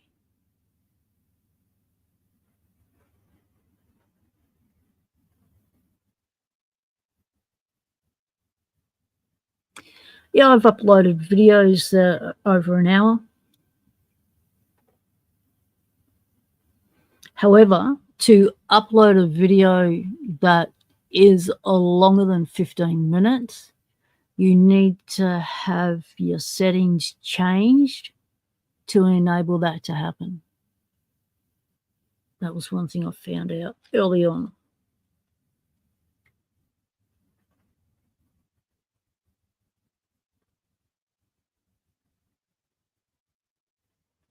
You've got a neighbour GQ man that's clearing off your driveway for you. Well, that's nice of them.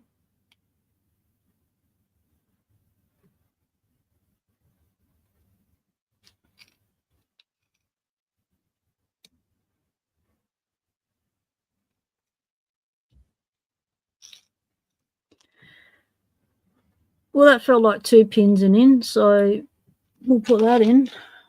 Didn't like raking it, wanted to be single pin picked. Well, each to their own little preferences. Okay, so we're going to send them a lock in a housing. This is a screen door, a sliding glass door lock. This is a wafer lock as well. Let's grab our wider one.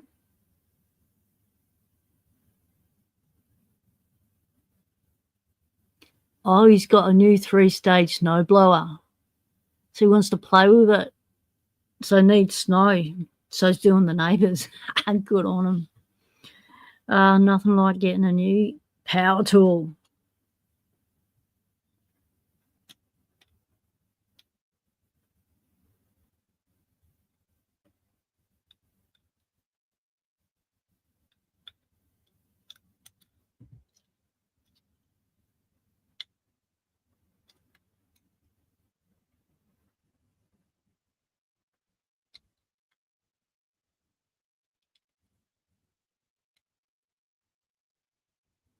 That was a nice little pick of a wafer. We'll chuck that one in.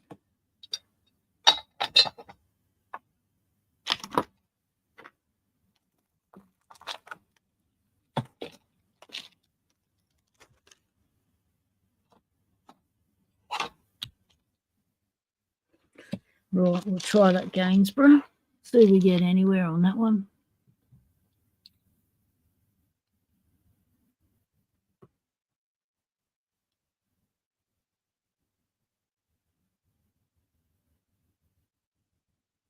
It's got a nice wide keyway. The Gainsborough has the TE2, the TE series of keyways, key blanks. It doesn't have the C4.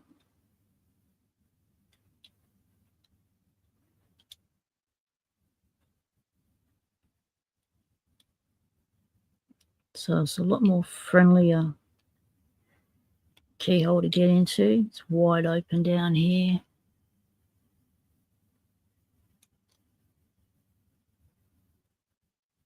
That's all wide open there on that shelf. And the other warding that comes out it's just little. You hardly have to go around it. So you can just pick straight up off that ledge.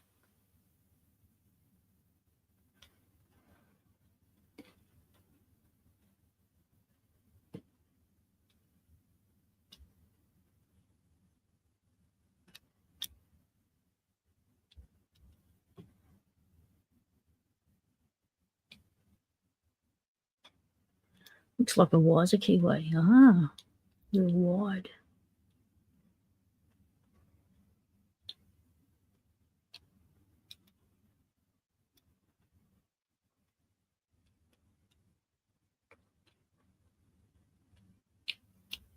Why aren't these Gainsboroughs pricking? Oh, that sounded like pins dropped then. Okay, maybe I need a heavy attention. Heavy attention. Crack block, heavy attention. Well, I lost it.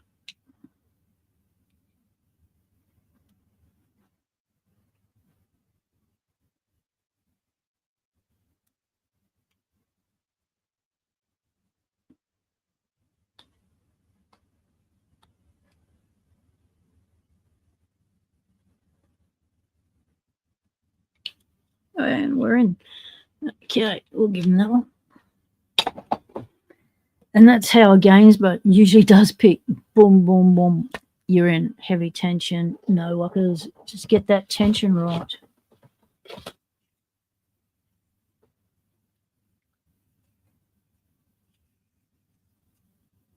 Had a lot of crap in these locks. I suppose when locks start to go, people start to put all sorts of stuff in them to make them go for a little bit longer so they can put off calling out that locksmith to sort out their busted lock. And then Paul comes along and goes, yep, not dealing with this crap. Out it comes, put a new decent lock in. And then we in Locksport get to benefit from the locks. Awesome.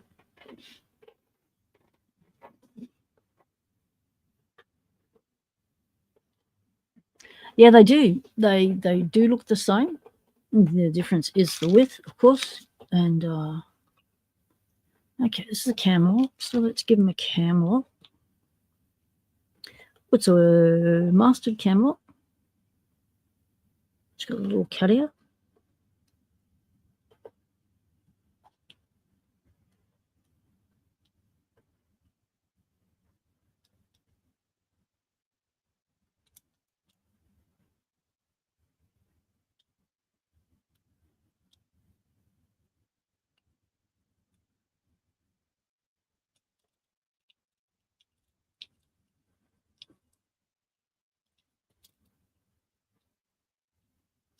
Oh, the KW one fits in a Wiser, but a Wiser won't fit in a KW one. That's the same as a Lockwood. I wonder if the Lockwood key blank would fit in the Wiser then. Well, it would do. The Wiser's wider. It sounds like the Wiser's got the LW4, LW5. Not a name for it, C4 keyway. Not a name for it, C4 brooch.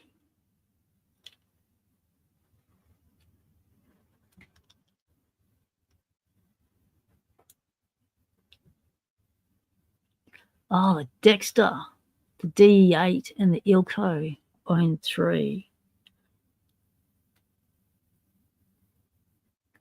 Yeah, that's the same as the Lockwood's wider keyway.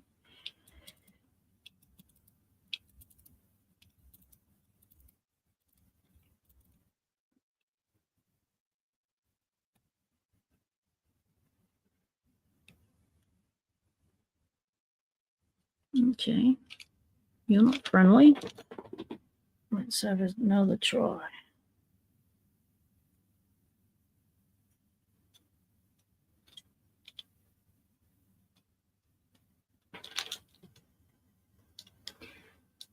Okay, Frick, thanks very much for staying as long as you could. Appreciate it.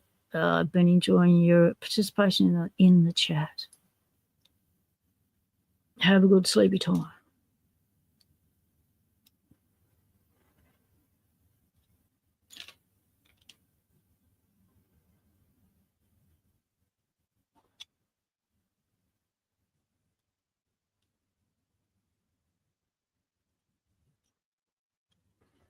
Well said, David.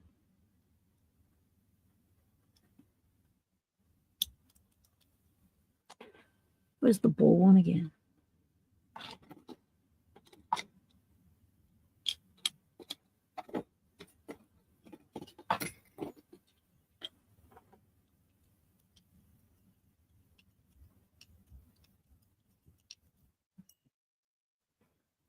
Okay.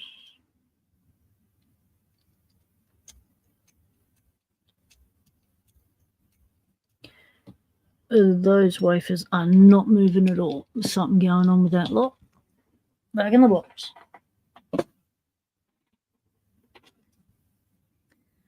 Now this kind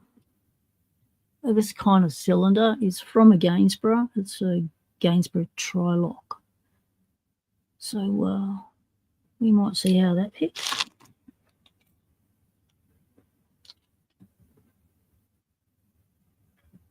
But these are the locks that are on most of the new builds these days.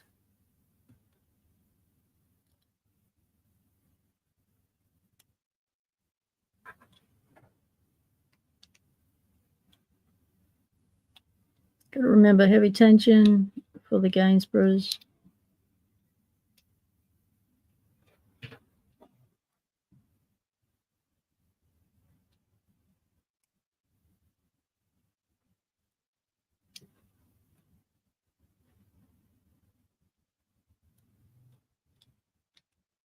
Here we go.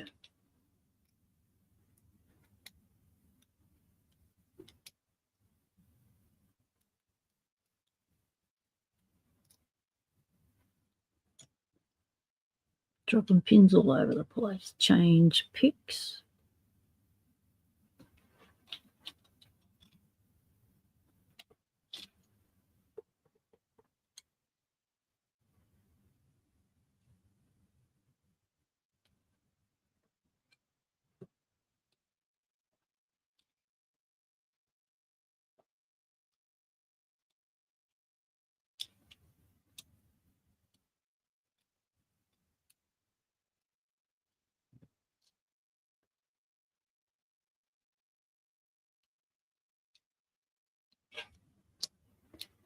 So you want to know the answer to the question of are the bulk packages in the USA? I will look up the website. Oh, puppy's falling asleep behind me again. It's okay, it's steady.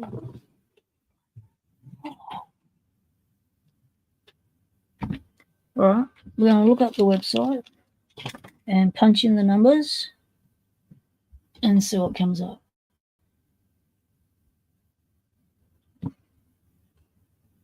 I'm going to need the mousey for this. Hey, mouse, come back.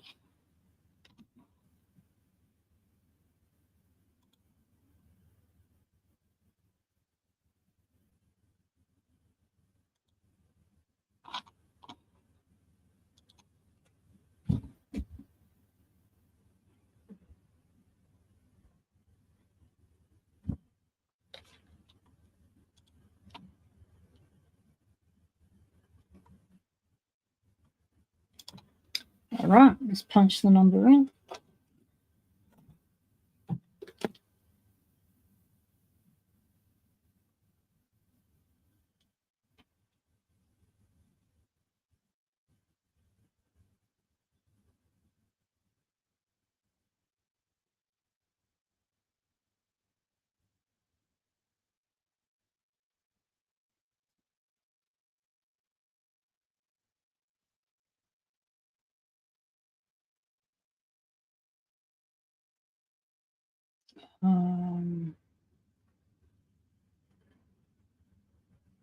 Just looking for the notifications. Got it. Okay.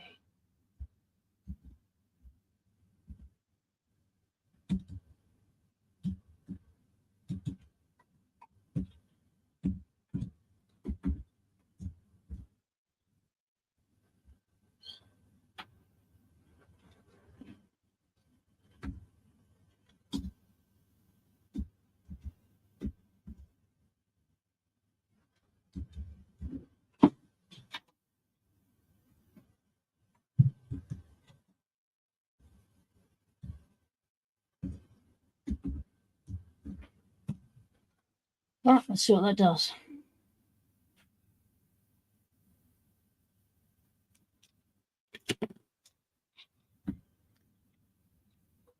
Okay. Whoa.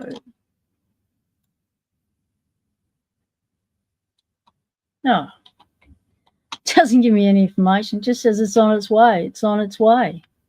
Yeah, good on you, idiots. Knew it was on its way when I bloody posted it. As if I need a tracking website to tell me it's on its way. I want to know where on its way. Whereabouts is it? More information. What happens if I click on it? Oh, it's got to verify my device. Well, good on you. The requested content will be available once you get verified. Now it wants me to put the tracking numbers in again. No, I've already done that. Okay, give me the more information. Where in space is it? Okay, it is telling me it's on its way. All right. Received by postal carrier for delivery to Los Angeles. Okay, everyone's packages are in Los Angeles. So Keybids, still kickins. So all the Americans, all your packages have gone to Los Angeles. It's next. It's coming today. Well, no, it's not. It's night time there. It's not arriving there today. Expected arrival. It says dates cannot be calculated. Yeah, good on you. All right, let's go to the second one.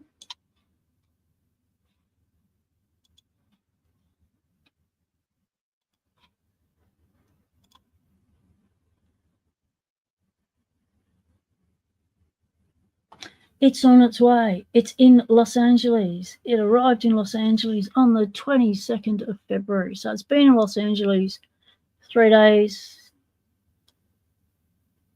My side, 2 days your side. And dates can't be calculated.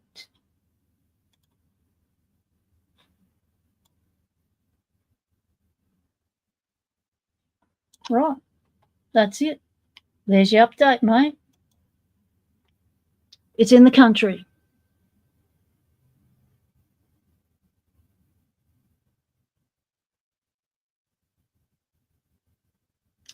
Oh, nice. I watched one of them and I just thought, well, I've been set up. Like, is this fair income or is this fake?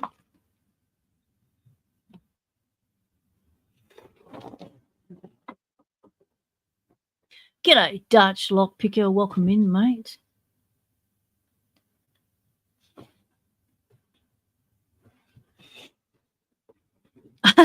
You're in Los Angeles, David. Yeah, just rock up. Tell them you like the locks for lady locks. There's 2 big boxes. So, what was that? Just went through my head. Why'd that even just go through my head?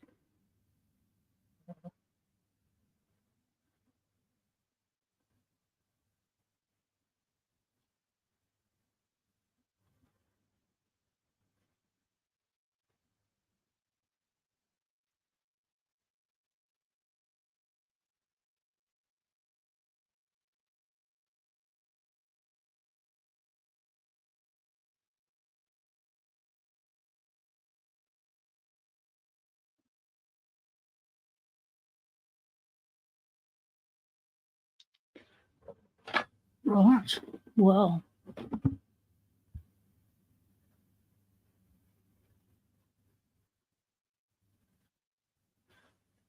It's real.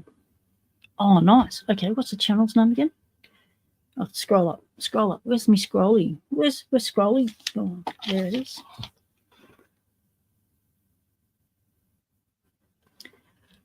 Crackerbot. That's the name of the channel? Crackerbot? Safe cracking? Is that the name of the channel, or is it just called Crackerbot?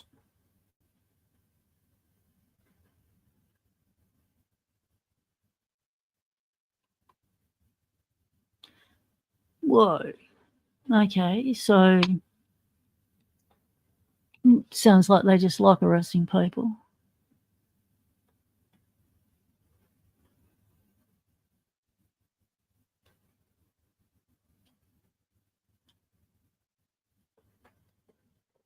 Right, Lady Locks has left the backstage area.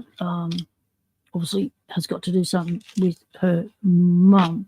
So it may return, it may not. Let's get back into this Trylock. At Safe Crackerbot. All right, let's just have a buy pay.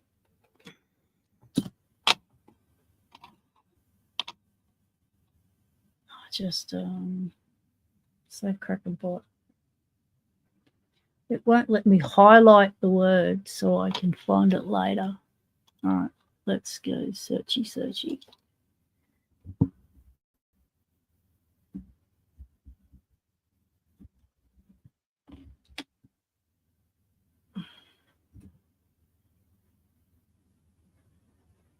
So they just got a big S as their name thing. What do you call it? Thingo?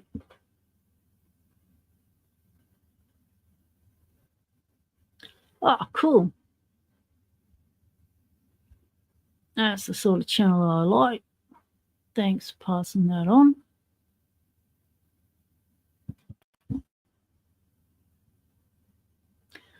Okay, catch you later, Touch Loggerbicker. Appreciate you calling in, mate.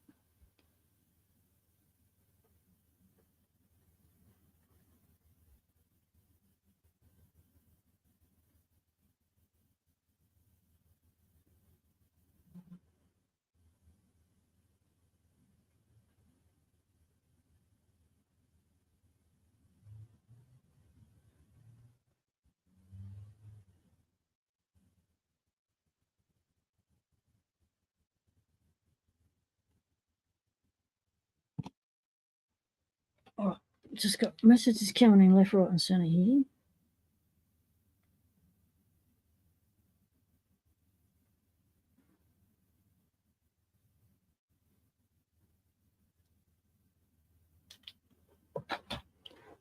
All right.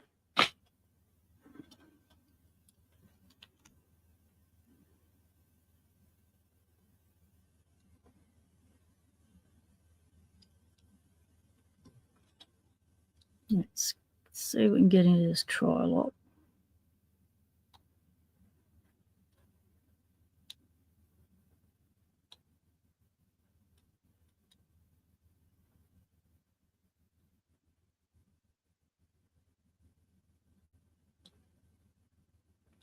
So with these Gainsboroughs, you know, all standard pins.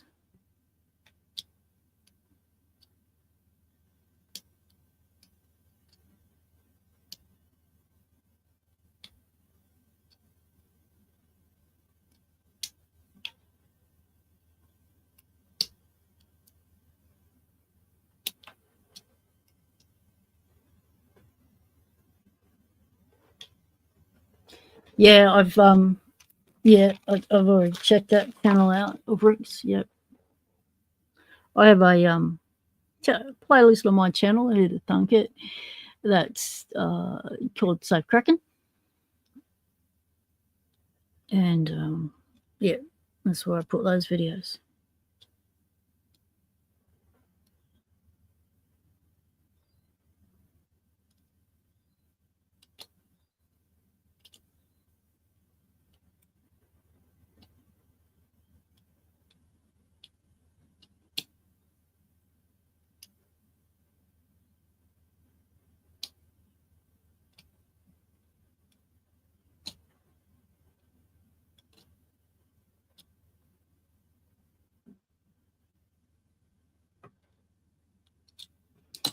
It's getting stuck. Change picks. Heavy tension.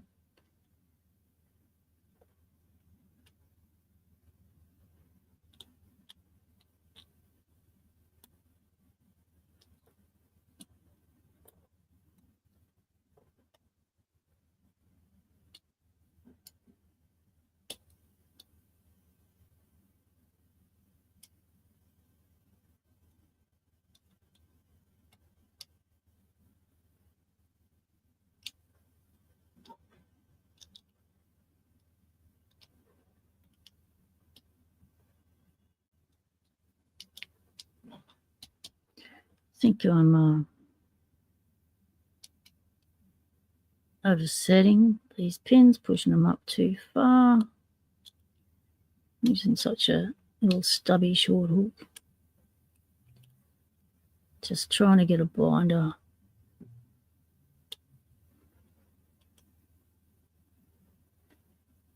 Picking off the highest ledge. So use the lowest hook. Are you going to wreck for me?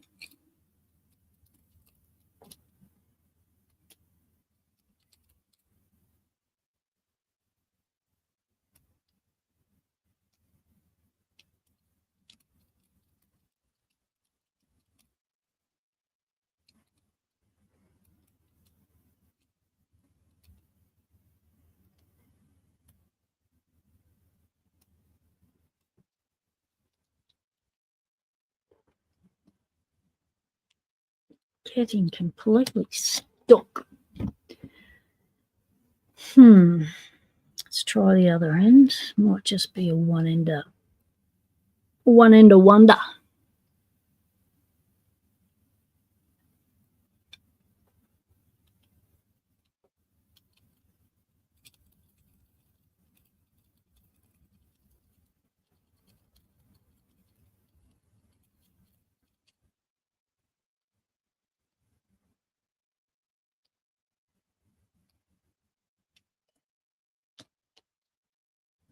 Thought I was getting somewhere then, and spat the tension wrench out.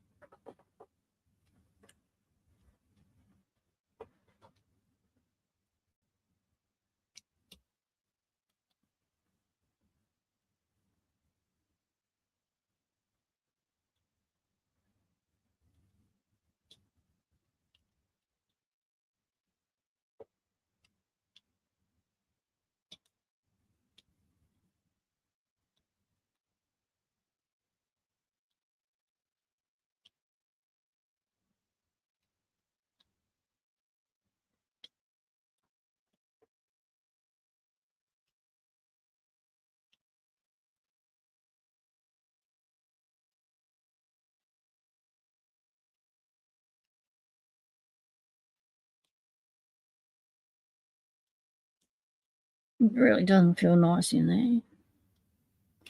So I'm not going to send them a lot. It doesn't feel nice.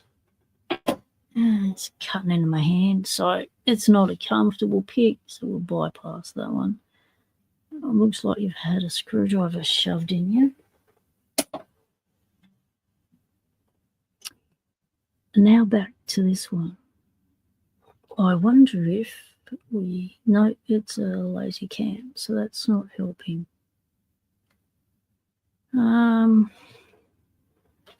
There's got to be a way to get this look back.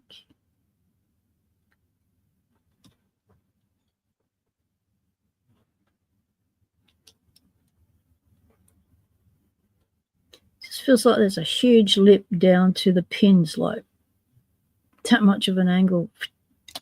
So we might have to go a deeper hook.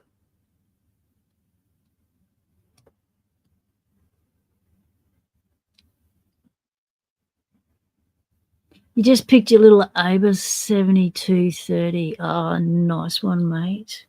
Nice. Have you gutted it? Be careful when you gut them. if you lose any any springs, just let us know. I've got a stash of them, mate, because every time I gutted my 7240, I'd lose some pins. I don't know if the 7230 can be gutted. I haven't tried to pick one of those yet. That's what I've got to also include is some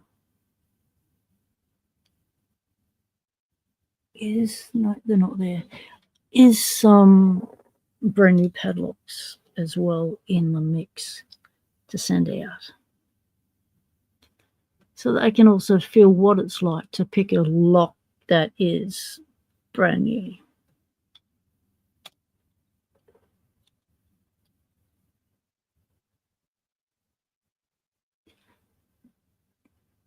No, I don't know if the 7230 is guttable, GQ man. I haven't even picked one yet. I just got given them and I gave one away.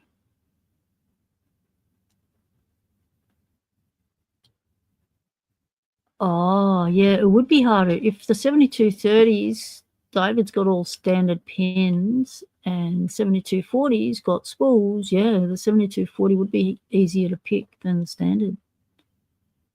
Yeah, exactly. We all pick better from false sets because we know we're only, a few clicks away.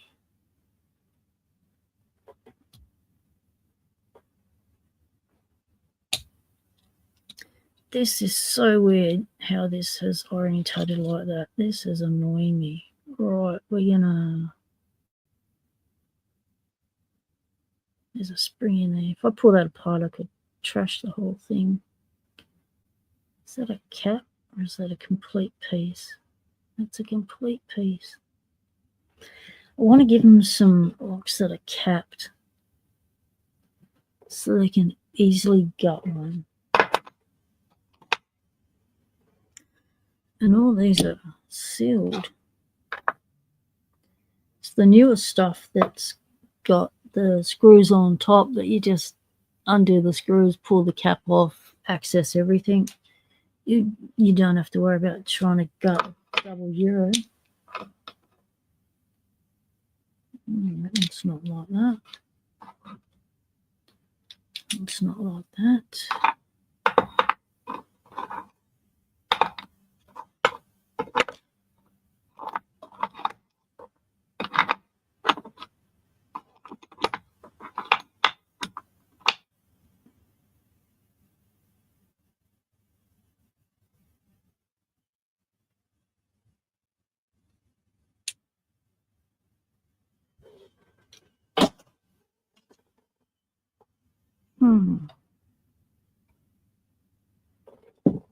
None. None are easy guttables. Instead of a screw, also the drivers are cupped so they can fit longer pins and springs.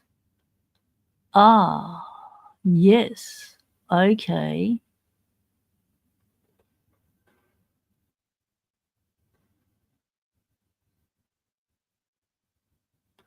So the little 7230 is guttable. Uses a spring-loaded lug in one of the shackle holes. Instead of a screw, also the drivers are cupped so that they can fit longer pins and springs. Now, I happen to know that in the 7240, the standard pin is almost always in pin 1, so one can force that set and just work from false sets, yeah. But I also know that with the initial ABA 7240 that I got, I had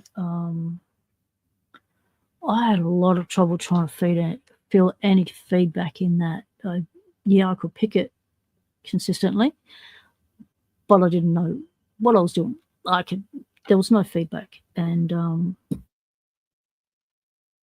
when I pulled it apart, it's a 6-pinner and 1 standard and 5 spools, and they were so tiny, but I never felt the spool at all. I would feel like I never got any counter rotation. It was just weird.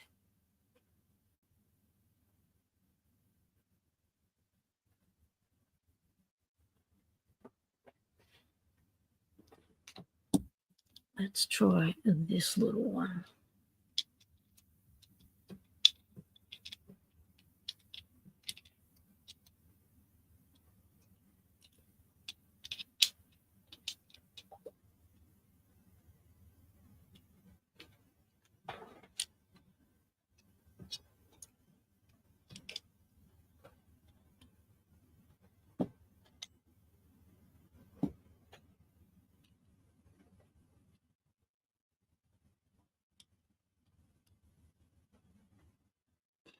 Welcome into the new viewers.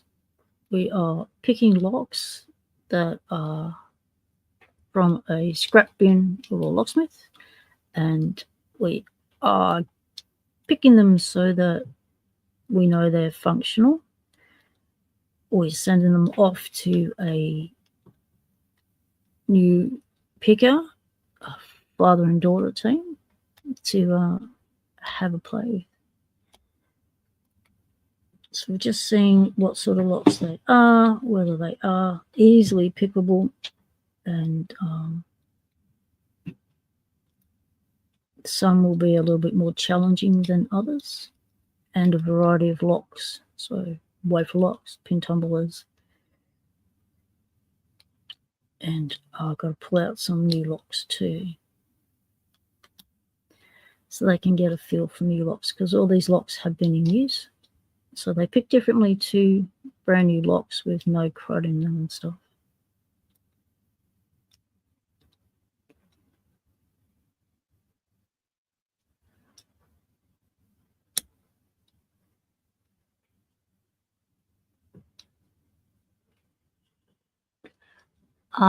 David, I'm with you on that one with picking the Avis 7240s.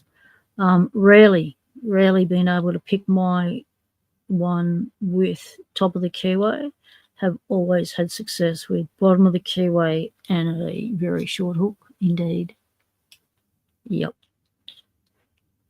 So that's what I advise people when they ask for advice on picking the 7240. That's what I say.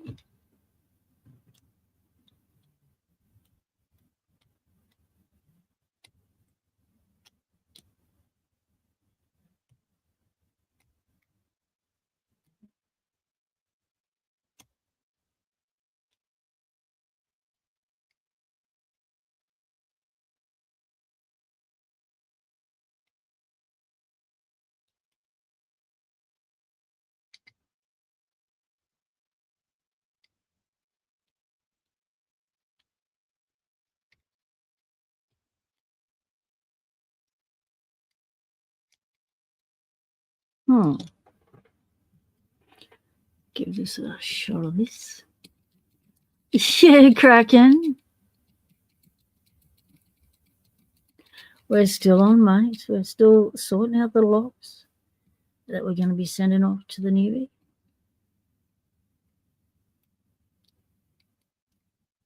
Pile's getting low, nearly through it.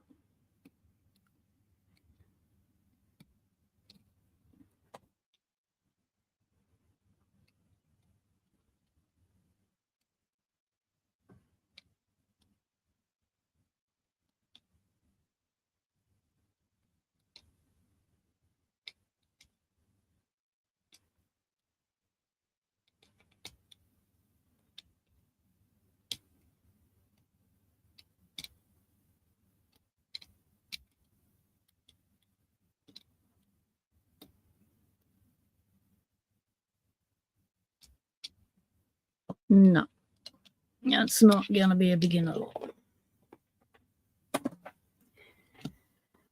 Okay.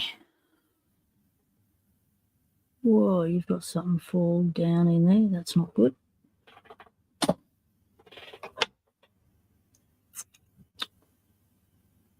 Okay, this is a 201. Never really had much luck picking these, but we'll give it a shot.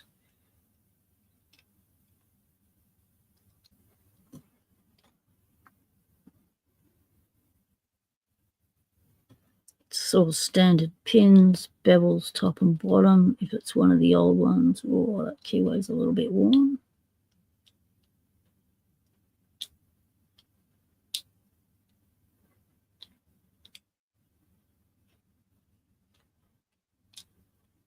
Fighting that angle.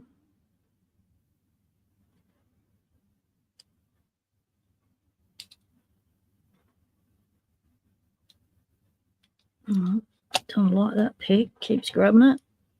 Change it. It's 1:29 a.m. there, GQ, and still 44 Fahrenheit. I guess 44 is cold.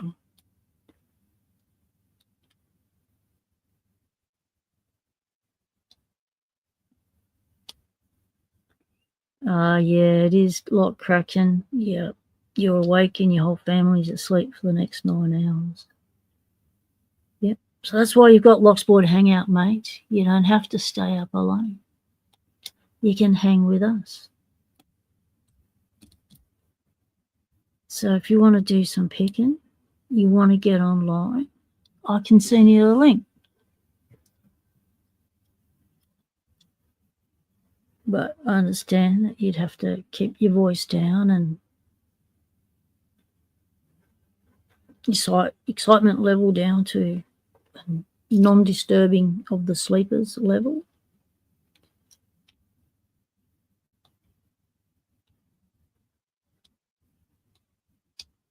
Six degrees Celsius. Yeah, that's cold.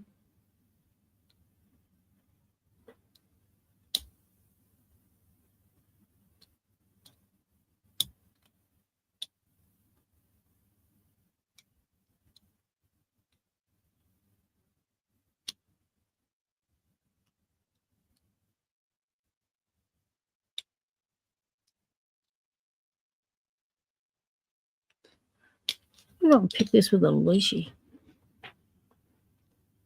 I know they don't have a leashy, but, you know, let's just have some fun with it.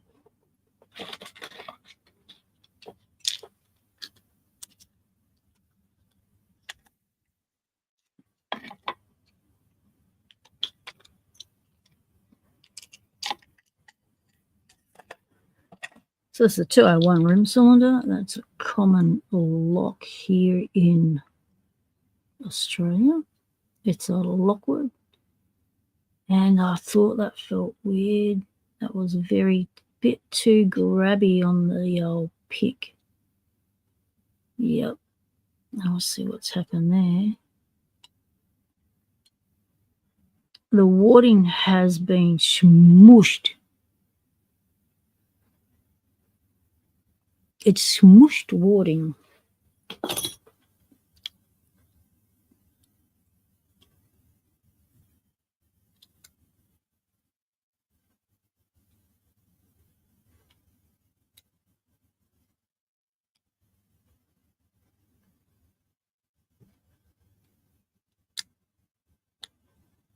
Yeah, 6 degrees above freezing. I suppose it's better than freezing, but mate, that's cold. Anything below 18 degrees is cold for me, and that's super cold at 6 degrees.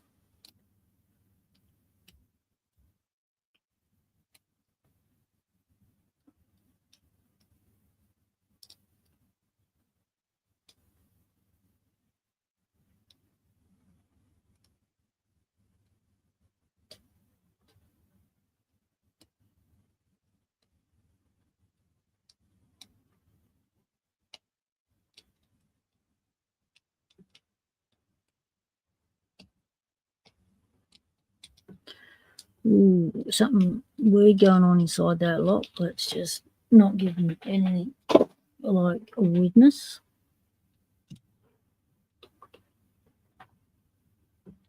We'll try this one.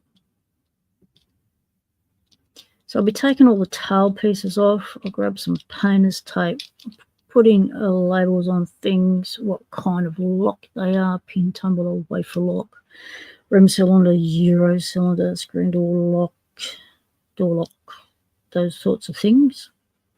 Deadlock, deadbolt, lock, that sort of thing, so that they can start to identify the locks types.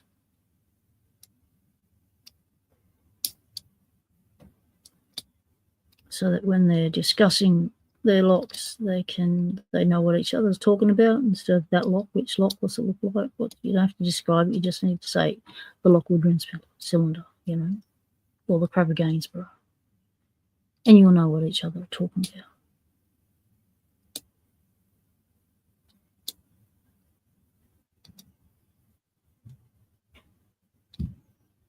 Yeah, so true. Kids can sleep in any position. That would just seize us up.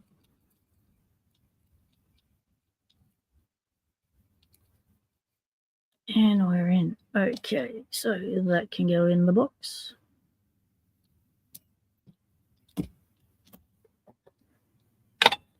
Right, I suppose we should do a weight.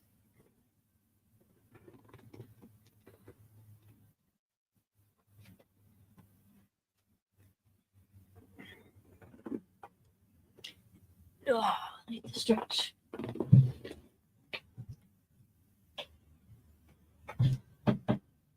Oh, weights.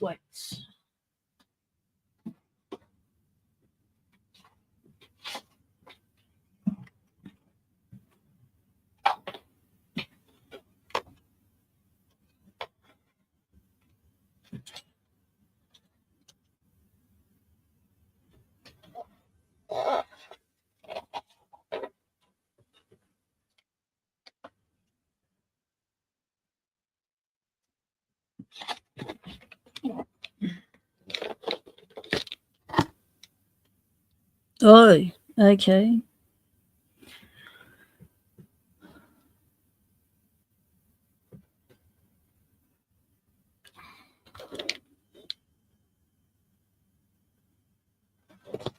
All right, let's put it into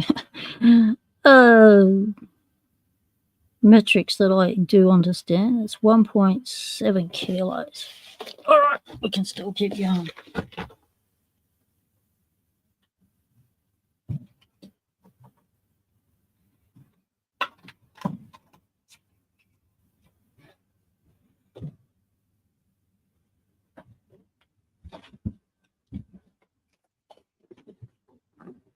Aliens have landed. Oh, good on them. It's about time. I mean, we've been hearing a lot about it, all that disclosure stuff, and it's supposed to be here already. Like we're not going to be invaded. We're already occupied. So yeah, about time they showed up in numbers. What we're looking for now is the new locks. Okay.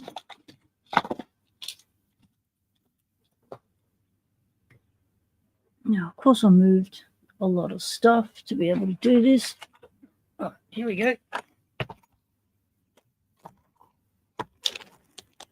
No to the lock words. All right. We can give him some darks. That's what we can do.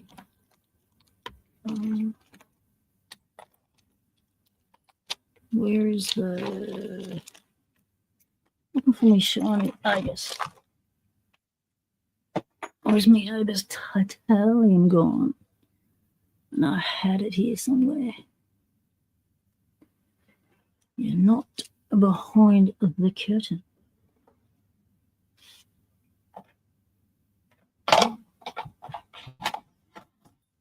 In the box. All right. That's a new lock. I can get on the box.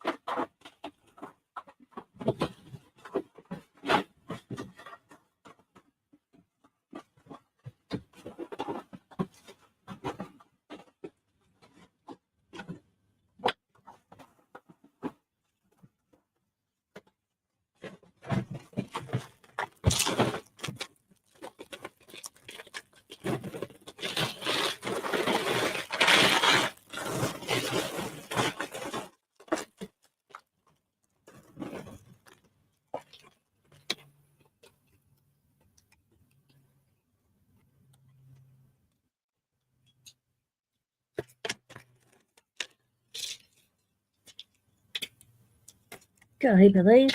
Chuck a couple of them in as well.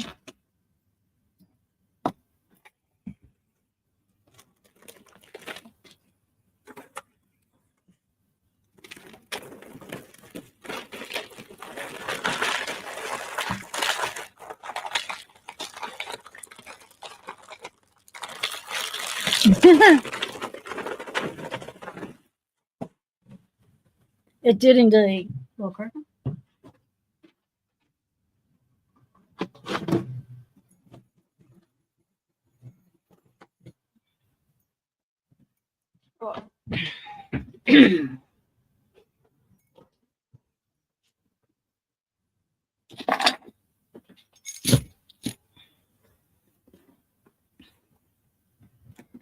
Now, these are the Dorics that I got to make challenge locks out of. So let's see if any of these have some friendly-ish bitting that we can flick on. One big high, lots of lows. That's friendly. Oh, keys a bit stiff. But we want to give them some locks with keys so that they can, make connections between the highs and lows and the bidding and all that sort of stuff.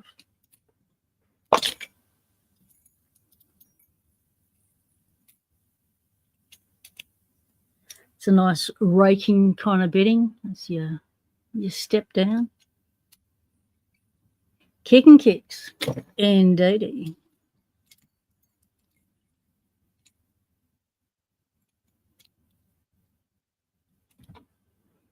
Oh, that's not friendly for a beginner. That's more like challenge lock kind of lock. A bit squeaky. That's doable.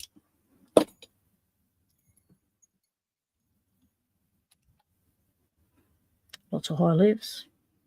Some nice challenge lock material, that one. That'll work.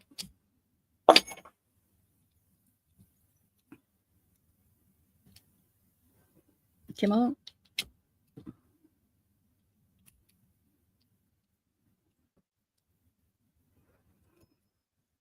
So I'll be taking the tail pieces off so I don't have to deal with the pain.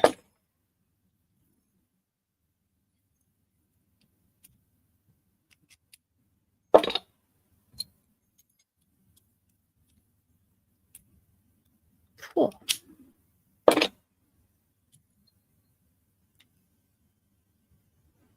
Ah, yeah. You'd send them that.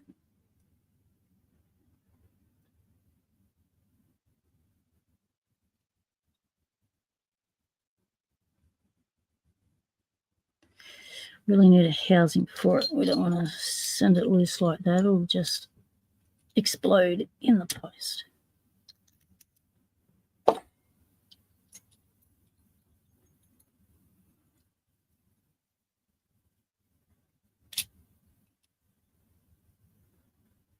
It is weird seeing a sled bow. This is a C4 keyway. Pretty sure it fits though. Oh, maybe it won't fit. Maybe it is more of a C1. Does it fit the locklet? No, it's the thicker one, the wider one. So it's not thin like the KW1. Oh, but yeah. Yeah, Schleg style by Doric. That's a Kiwi brand. That's from our brothers and sisters across the ditch. All right, so how many did I do? 1, 2, 3, 4, 5, 6, 7, 8, 9, 10. Haha! It's a nice even number. We'll give them 10. 10 of them. So they've got, if they want to continue on with Locksport and try some different other areas of Locksport, like modifying pins, making their own challenge lock together. As a little father-daughter project, they've got 10 locks to start off with to have a play with to get onto that. And my hands are filthy as again. Thank you, Dorrit. All right, let's see if we can get a housing for that.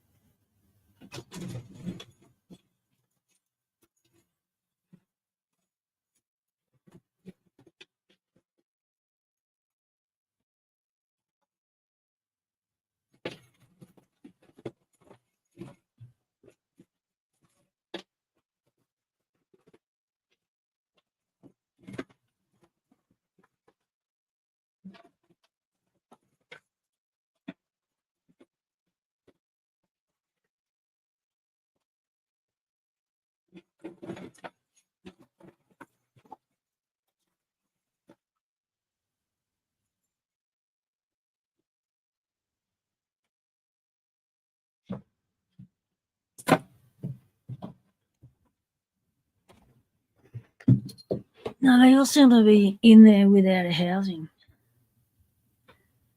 So I'm wondering. I know what I can do. I can give them some of these other ones.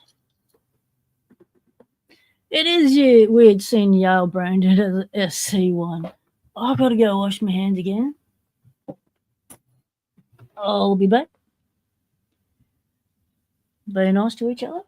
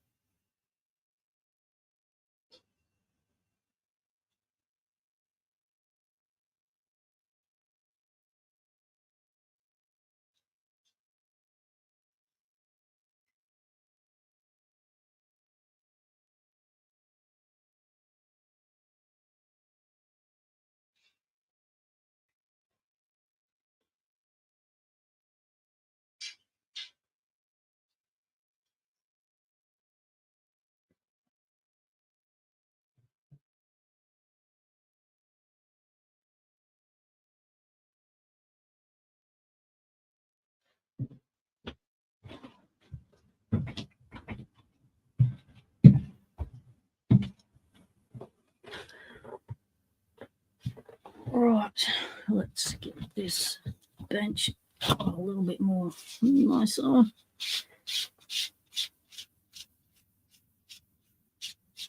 Getting quite a pile of crud there. Linus Yell is not happy about that, I'm sure. He's probably in his grave thinking, you know that Y1 K-Way exists? Exactly. Linus be spitting chips. What have they done with me lock? Specifically designed that keyway to be difficult for lockpicks, and then they go and stick a SC1 on it. Right, let's go into the fresh box of locks section.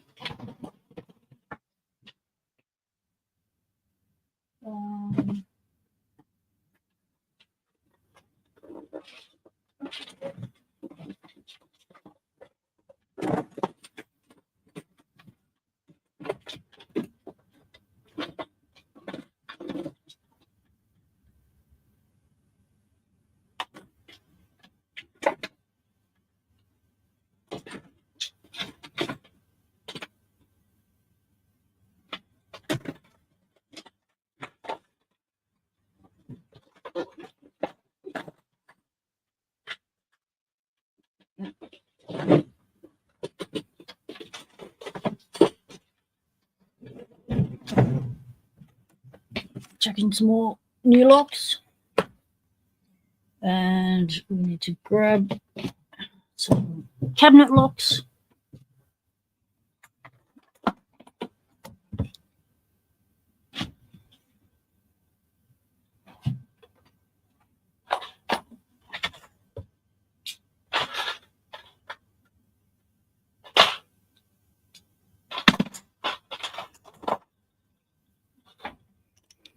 a little cabinet lock like that. So that is what those other little wafer locks would have come out of, something like that, I'd say. G'day, come hither with Heather. Welcome in, mate. Good to see you. Hope the explores were fun on the weekend. Yes, sorry I couldn't come along.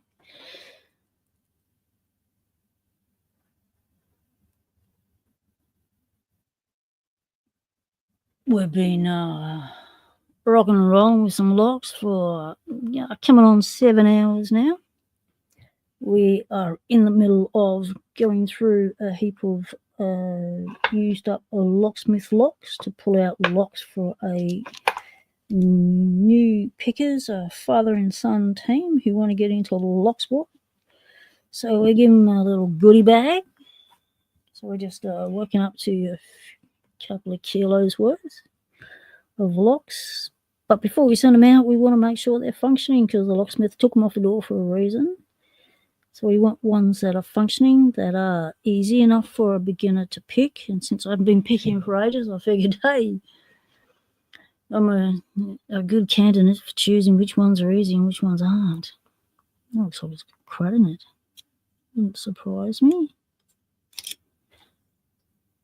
Oh, glad you had a good trip. I'm so far behind in watching videos, everyone's videos.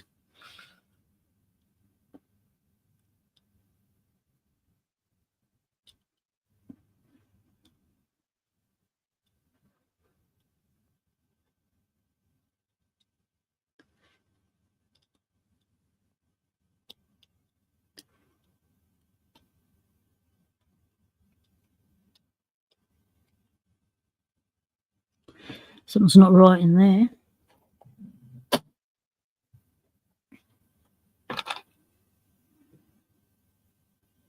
I'm not giving this one.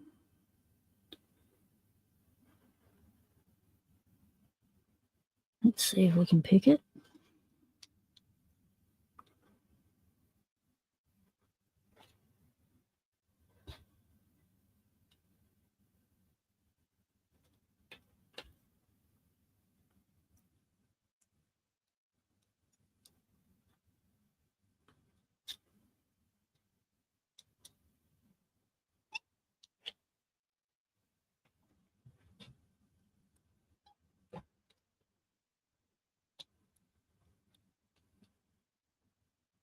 It's a bit squeaky on the inside.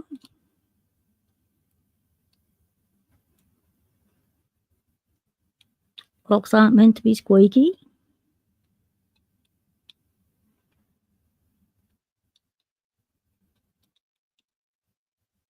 That feels like all standard pins. That's what we're after. Right, let's get the rake out. Where'd the rake go? There we go.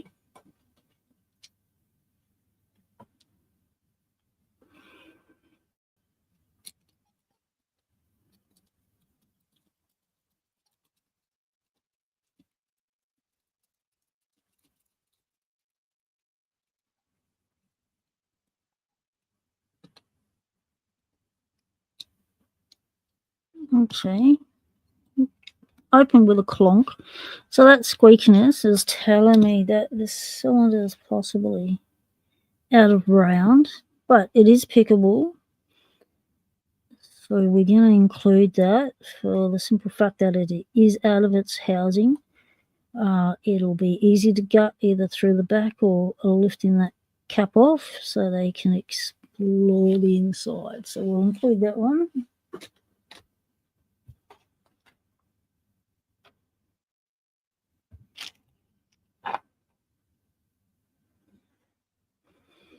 This looks like it had to be snapped off. However, that was good for us because it is a capped one, which means it's going to be an easy gut for them. I might have to file that down before I send it off because it's a bit, how's your father? So well, let's see if we can pick it.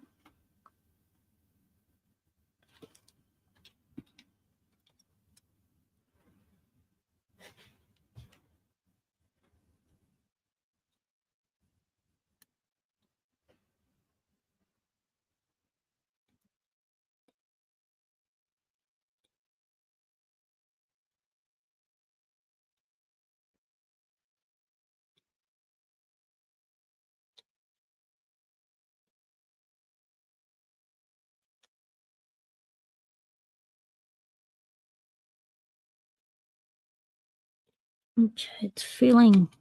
Oh, something got set. Just heard a crunch. I'll let go of the tension. Is it rakeable?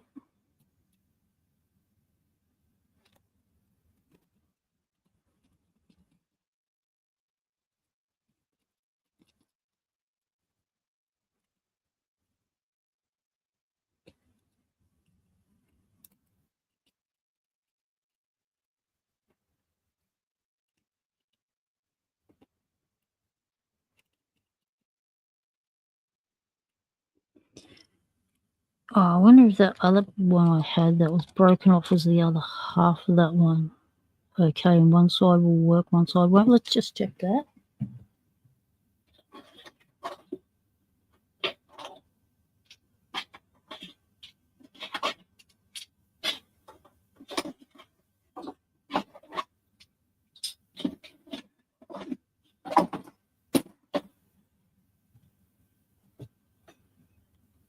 No, two different ones. It's a flat, and that's a. Okay.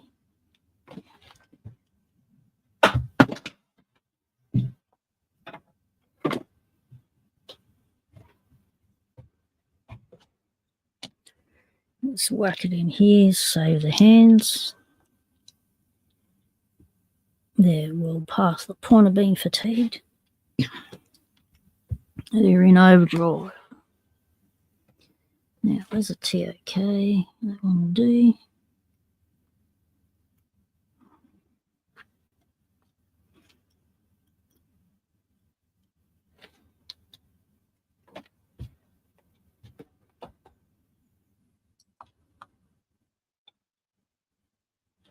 Oh, yeah, do all that good stuff. It's always nice.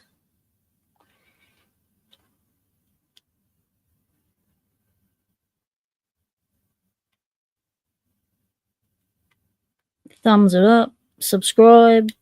Always forget to mention that.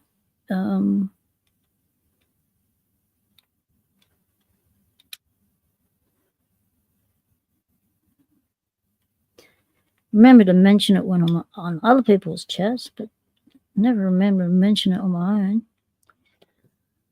I'll be going for nearly 7 hours and haven't mentioned it once. So, yeah.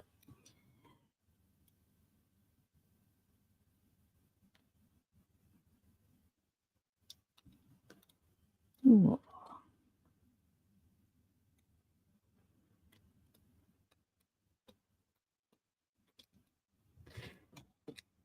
Oh, yeah, that's pickable. It clicked, it crunched. Let's throw that in. It's an easy gut. It'll be a good one for them to suss out the pins and things.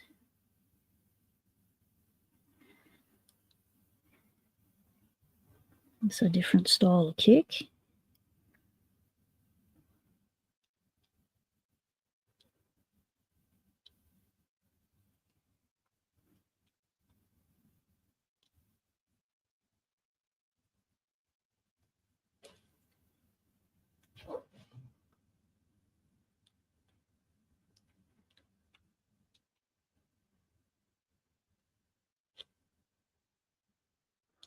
How do you get it positioned so the camera will focus on it?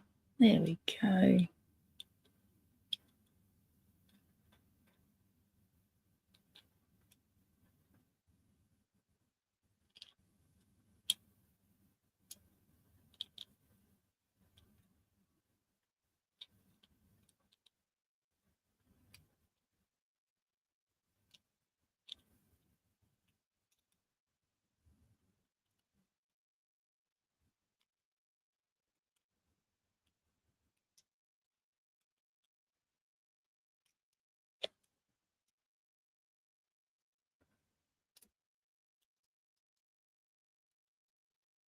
This is very springy, very heavy springs. So it's going to be difficult for a beginner.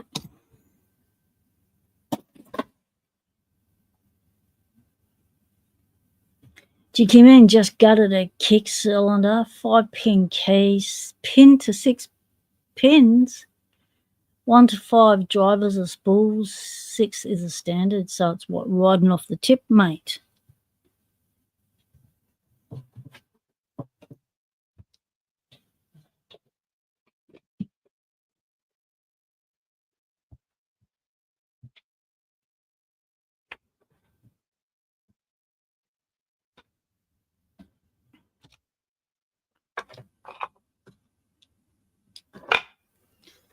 Okay, I'd like to get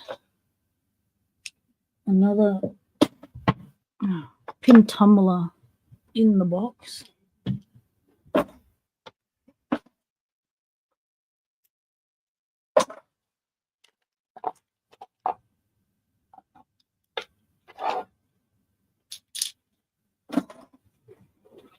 And this will be the one we'll try. Yep, the 6-1 is riding off the tip.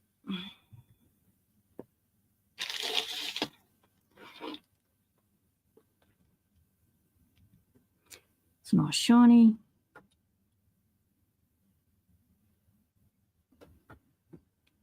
Five pinner.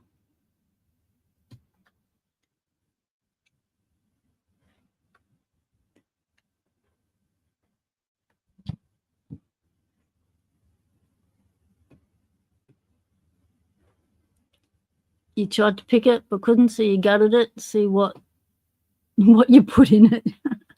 This is something you pinned up yourself and you couldn't pick it. How extreme a bidding did you do?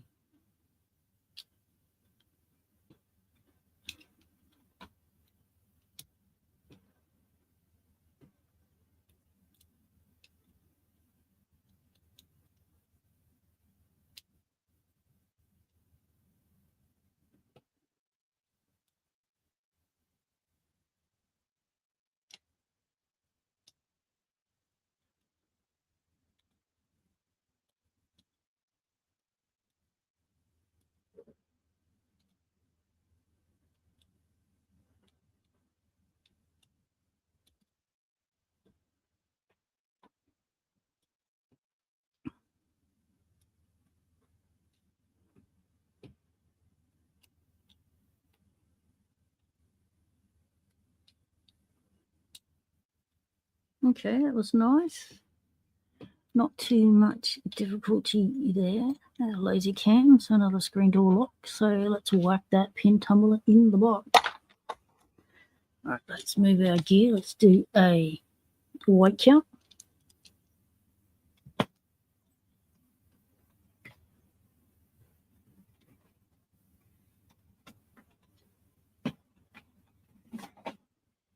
Bring back the red UFI.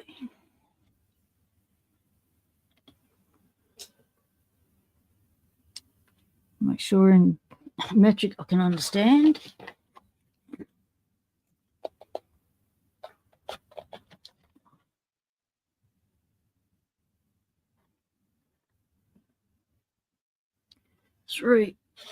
Just over 3 kilos. All right. I think that'll make a good start.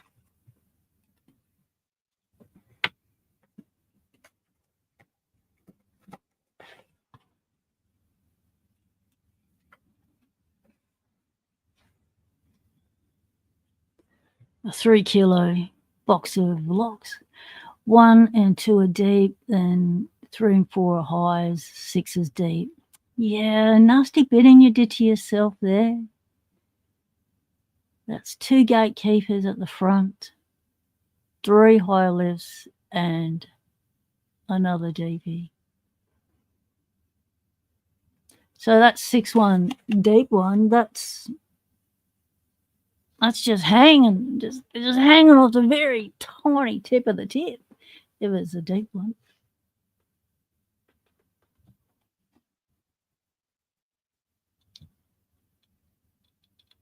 Well, I've got this one here.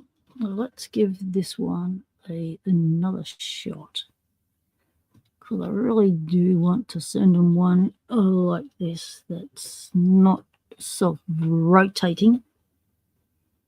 It's a little bit seized up, but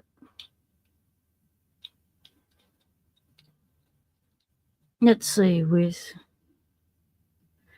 roughly 7 hours of picking practice under me belt, let's see if we can finally pick this lock.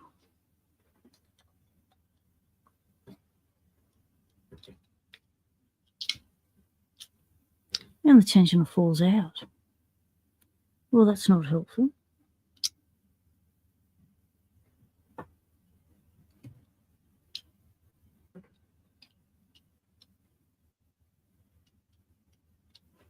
Heavy tension.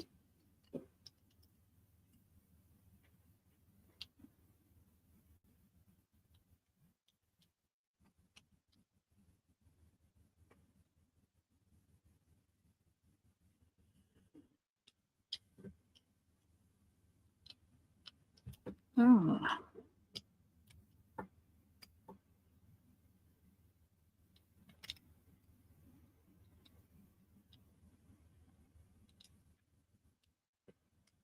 I know what I'll also put in.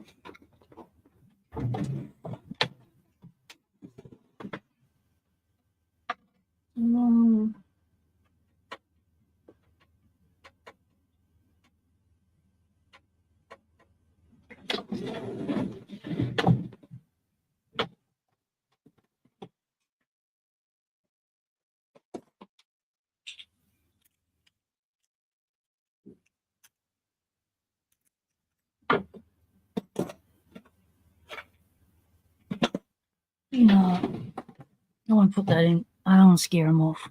Yeah. They want to progress once they get a hang of it and stuff. Then I'll send them those other locks.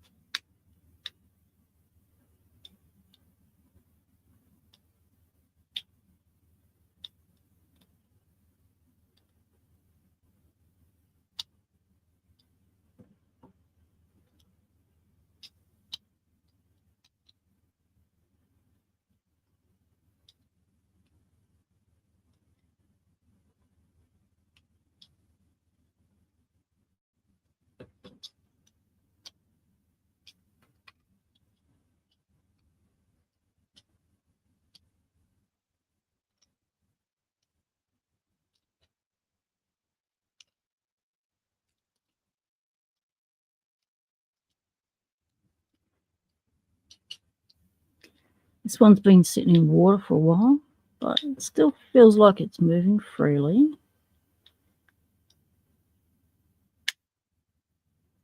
That was me snapping between two pieces of warding. Either that or the first pin just set with a flurry of sound.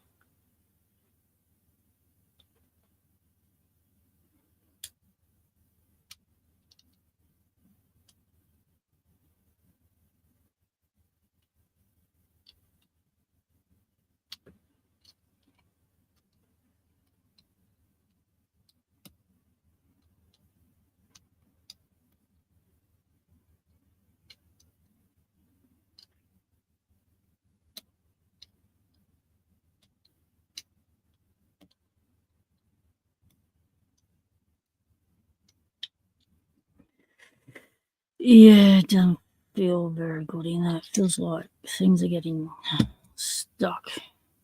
Once done this, I might have to clean it out first. Gut it, clean it, see if it will still stay together then, and then send it. Give it another pick, give another try. That's what I'll have to do. It's interesting on that. It's got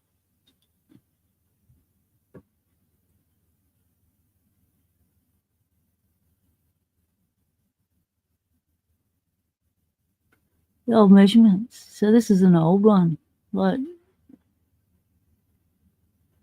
or it's American. It's probably a quick set.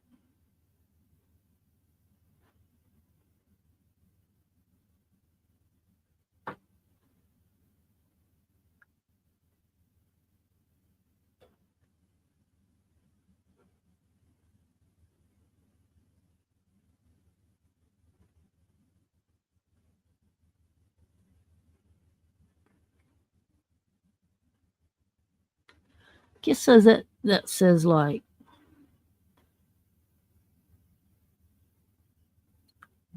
1 3/8, I guess, and door.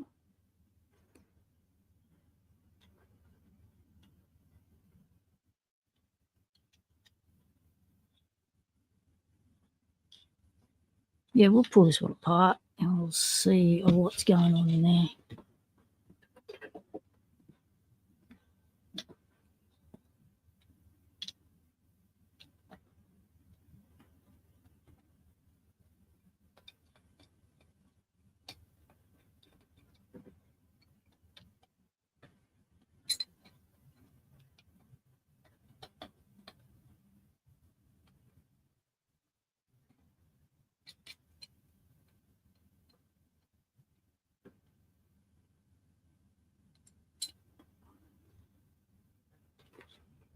Never pulled one of these apart before, so let's find out.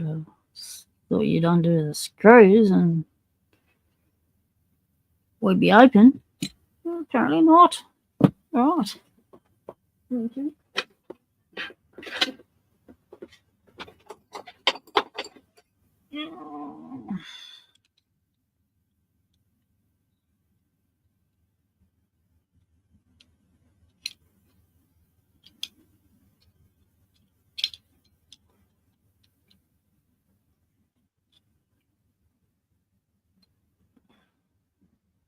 Okay. Okay, well, that thing can come off unless it needs to stay on, but either way, that thing can come out so it's no longer sticking in your hand. All right, there's the kick cylinder. Let's pop you out.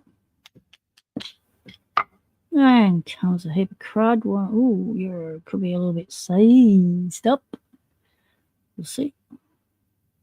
So this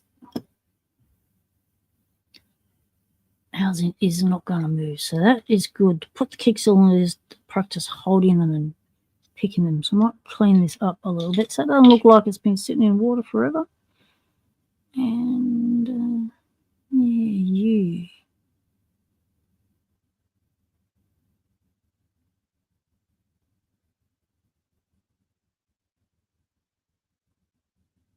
Let's pull you apart.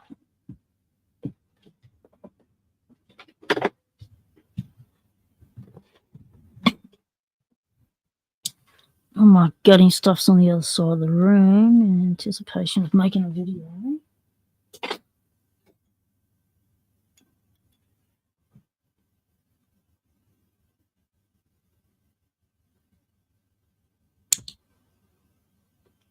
Ha! Bounced off my hand. That was a lucky recovery there on a whoa.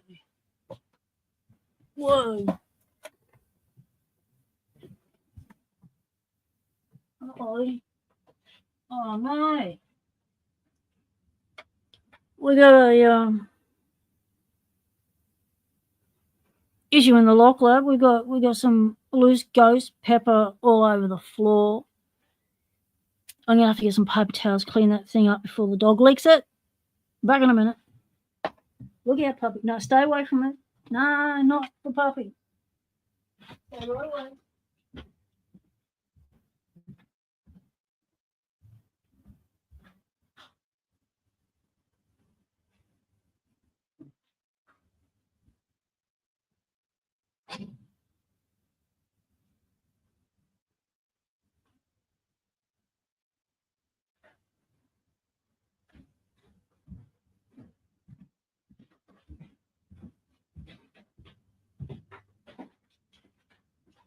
What a mess.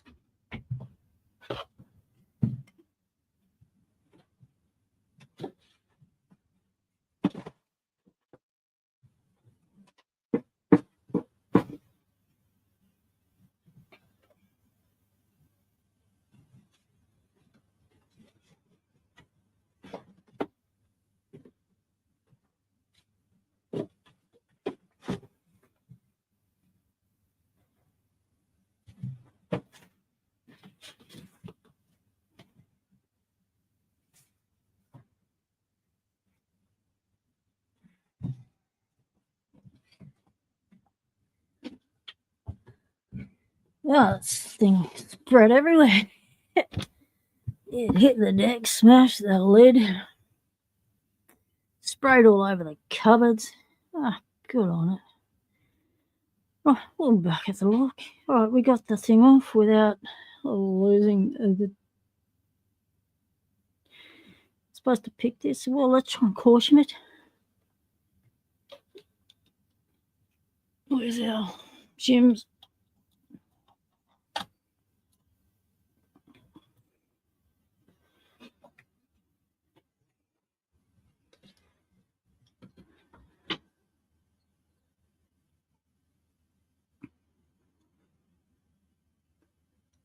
That one is enough. That's a good sign.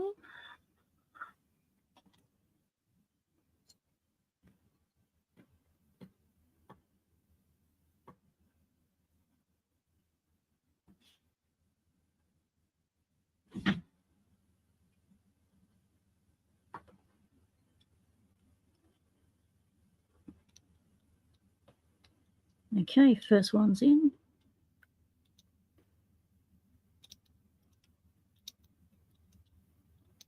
Second one's in.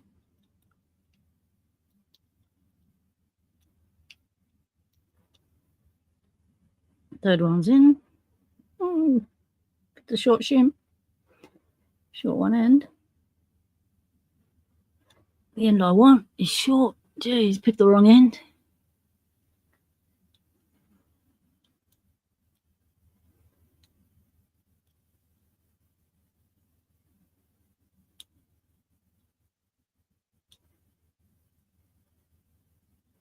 We're full in. Let's try and turn it. Turner, Turner, Turner. Where's the Tina Turner? Ah, oh, there we go. We got the Turner.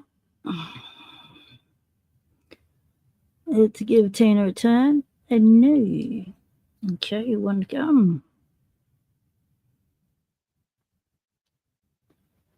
Okay, pick the shorter shim.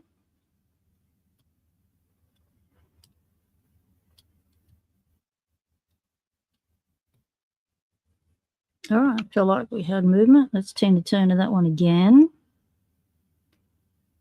There we go. Oh, lovely. Cool shim. Didn't have much shim left out there to play with, but anyway, you don't need a whole lot. Oh, let's run that through.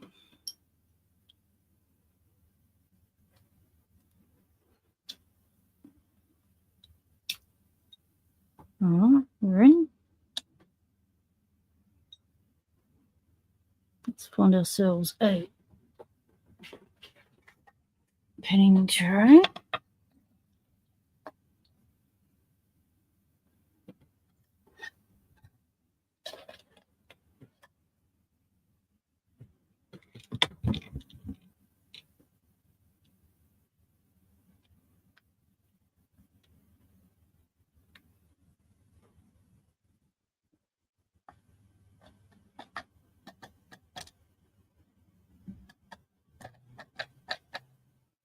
Okay, no cooperation there.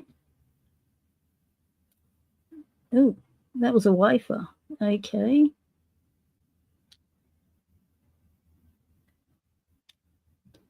Something just fell out the rear. I think it was the rear. Where'd you come from? There, maybe?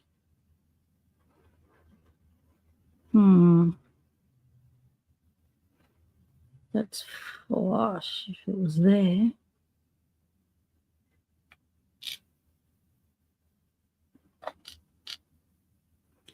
So no wonder it was easy to pick.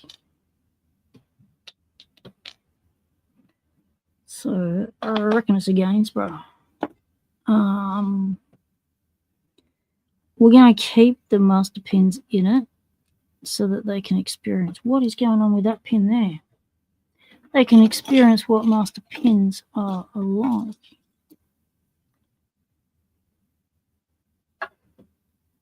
With the dual shear lines to play with. Ah, that's a serrated pin.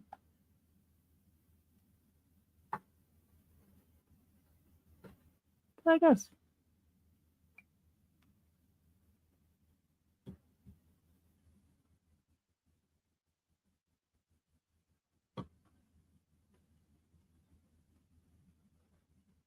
It's got the one deep serrate on it.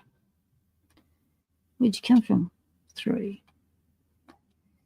Looks like pin 1 and pin 2's been replaced at some stage. Probably to create the master pinning system in it. And we've got standards in everything except for that one serrate. Okay.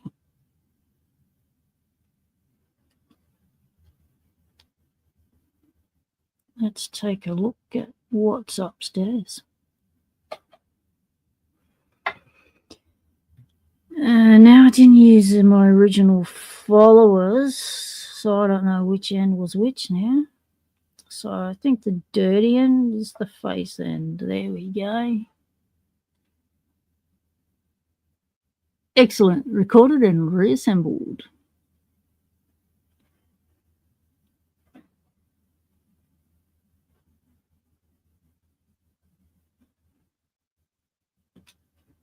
That's a standard.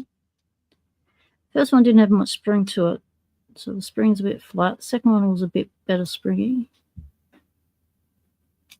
Standards. Standards.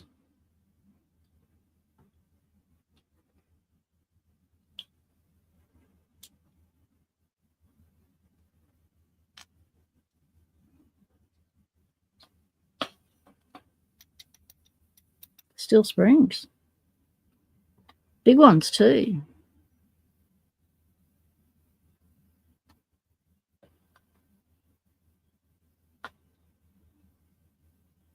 Or a short one end.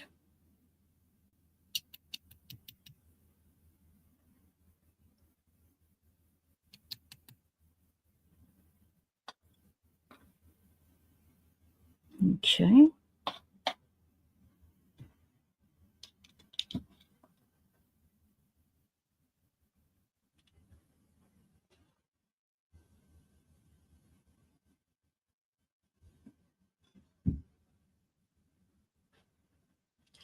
Is there any bevels on that?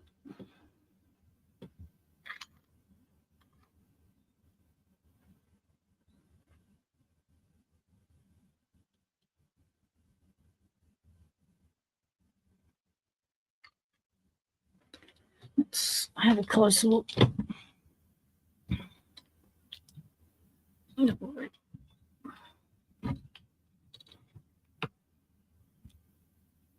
Stand really isn't coping with life. Okay.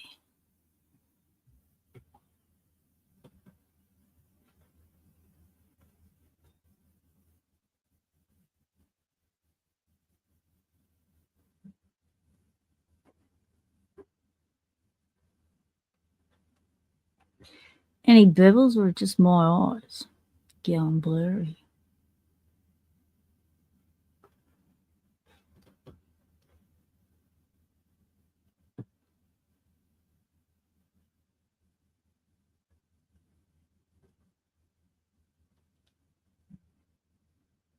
Maybe slightly rounded. I think it's just with wear. I don't think there's actual bevels on these pins. All right, I'll clean that up and put it back together, and that'll be in the box as well. So to clean it up, we're just going to use a little bit of, what's that, 600? It's the first rounded corners but flat ends, yep.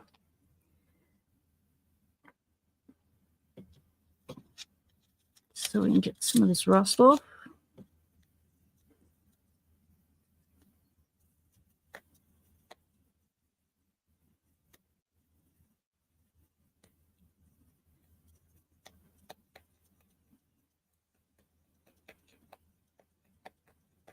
Not about getting all the dirt off. It's just about removing what is just preventing smooth rotation.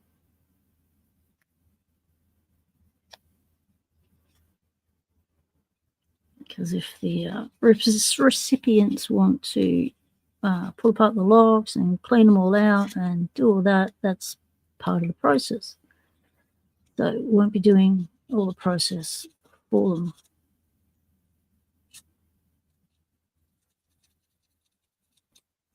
Just want the locks that I'm sending out to be functional and fun. Functional and fun.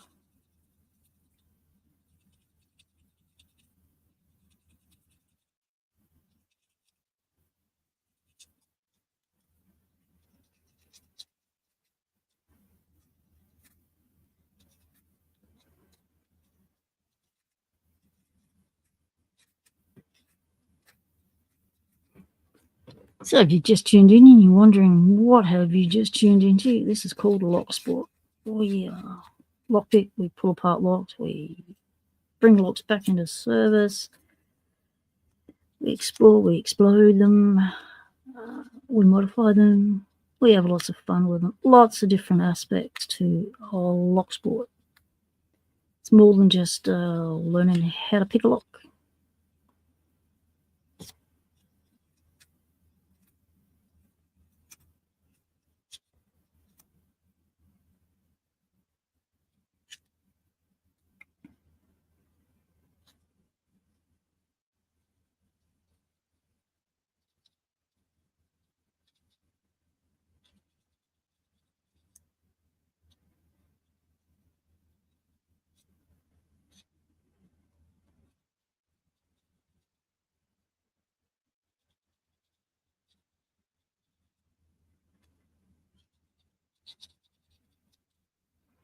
Okay, that's that cut off.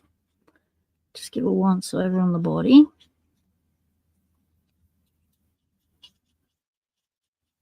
Because we can see drag lines on it.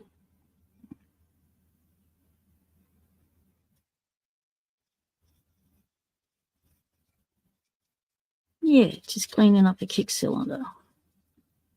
Key knob.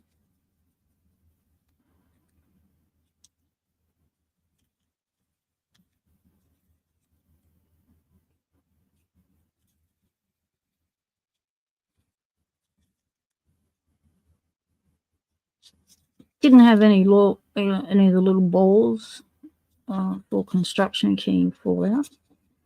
So this one was definitely just all master pinned.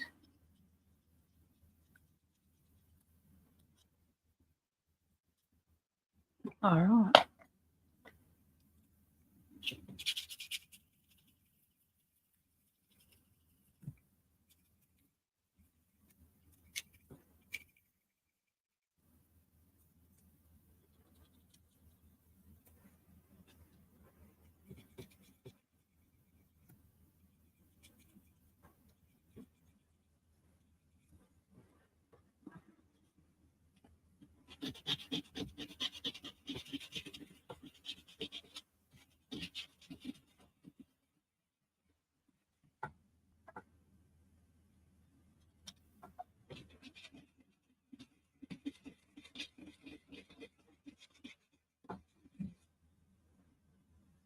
Okay.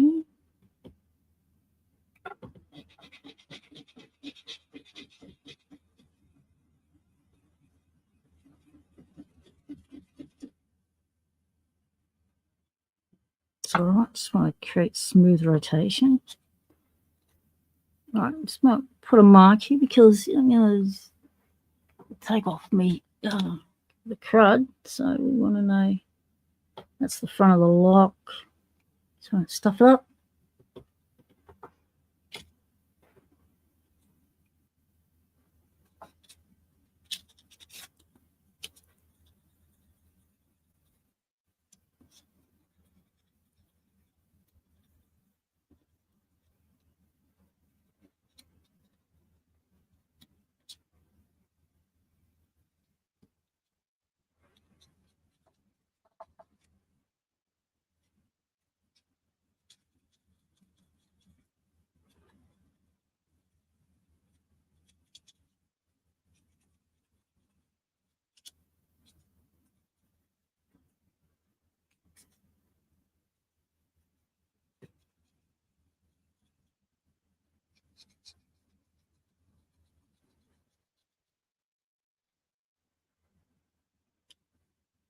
So the rust that you see in this lock has come from the top cap.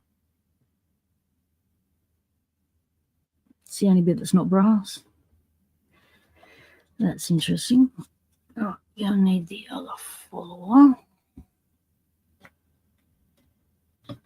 It's not there. Okay.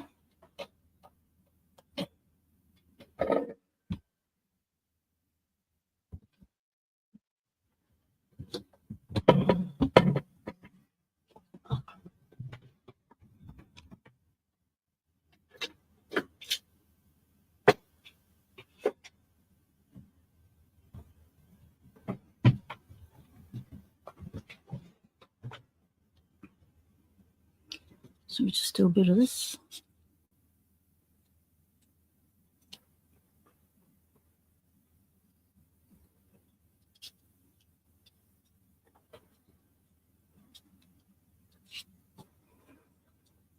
Stick it in there.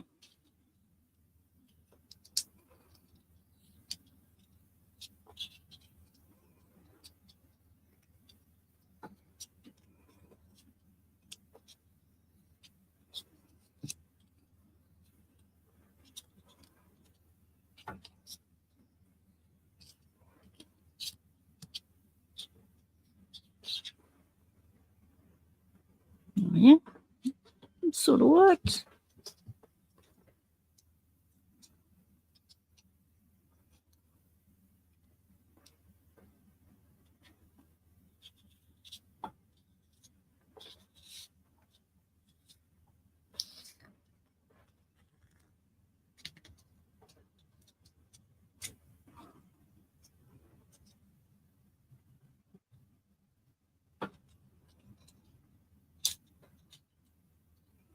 One more shot ought to do it.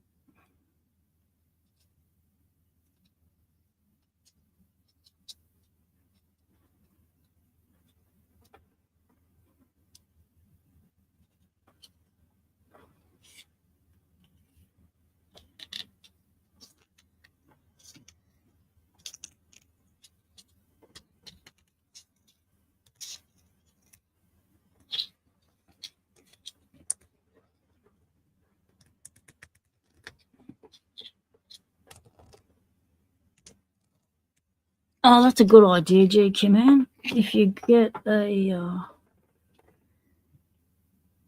hands are filthy again. If you get a slightly undersized rod and tape along a strip of 600 just from one end, you can put it in a drill and spin it by hand and clean up the inside. Yeah, that'd be a more efficient way of doing it.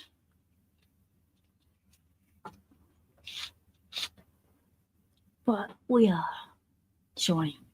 So anyway, shiny. So let's just whack you in there and see that we rotate nicely.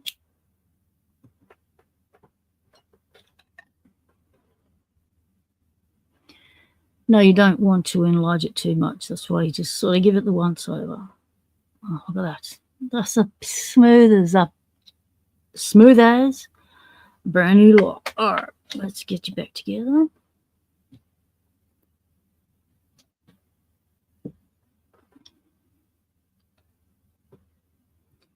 We'll start from the middle.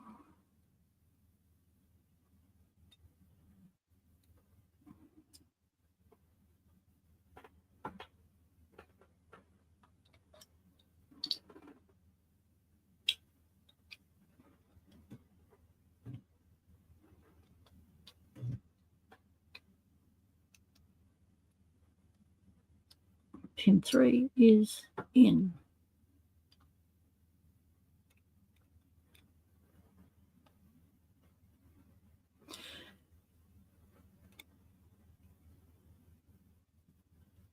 So is it easier to put the... Wondering if I should actually put the wafer in now. But wafers are so hard to put on top of things that are springy. I wonder if I can get away with doing it next.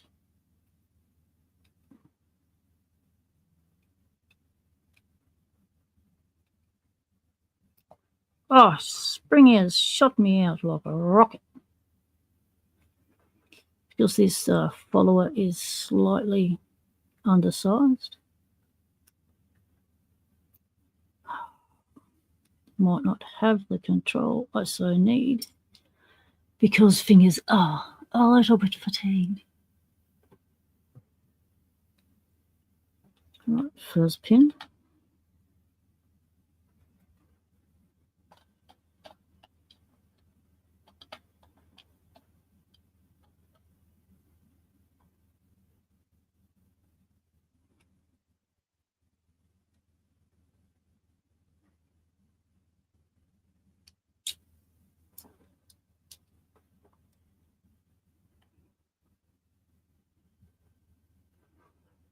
Up to pin 4. Spring in, top pin in.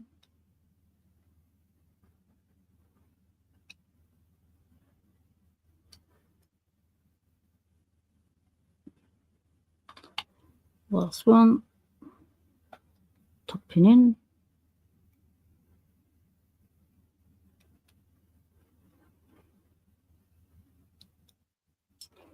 Alright, let's do the bottom half.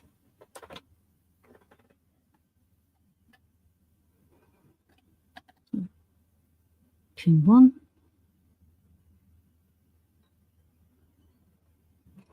Should really just give that a little blowout. It's my air blower there. Okay. Pin 2 and wafer.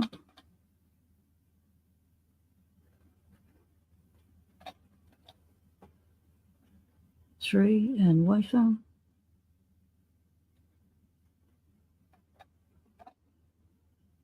4 and wafer.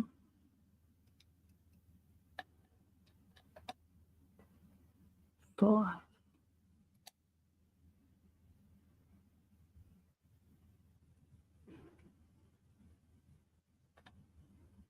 and wafer. Don't you flip. Don't go flipping me wafers. Don't you flip. In you go. So that back one's at shear line, just under shear line. Alright, let's need to put a shim in it. We don't want to fall down the hole. Whack the shim back in it. Might get a longer shim this time, so we cover our bases.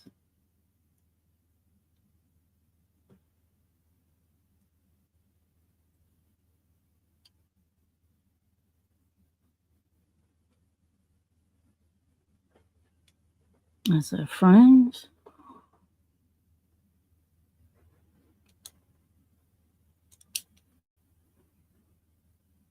Just line you up, get you ready to go. Make sure we're covering that gap. Didn't knock out any of those things. All right. Follow you through. Shim out.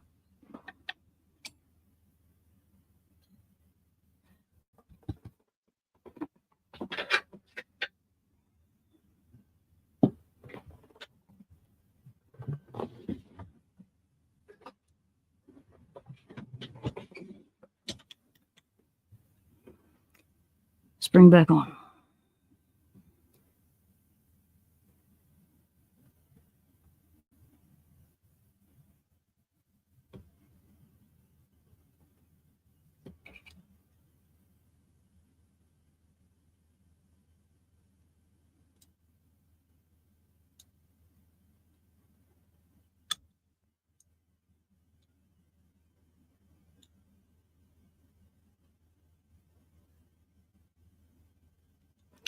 Don't feel tight enough.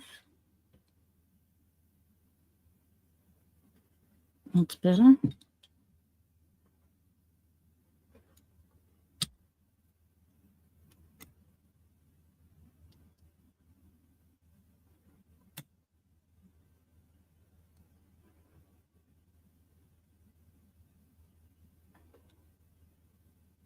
Okay.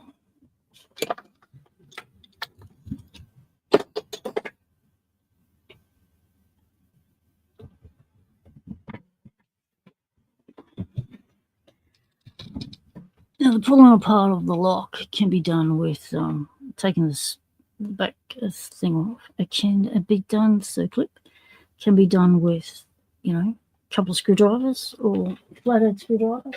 You don't have to have the proper tools. Right, let's put this one back in its box. Where'd me a little bit of sandpaper go?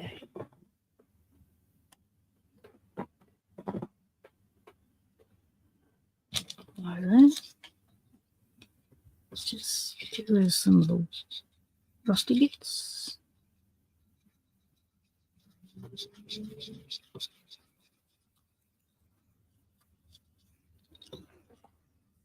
In there.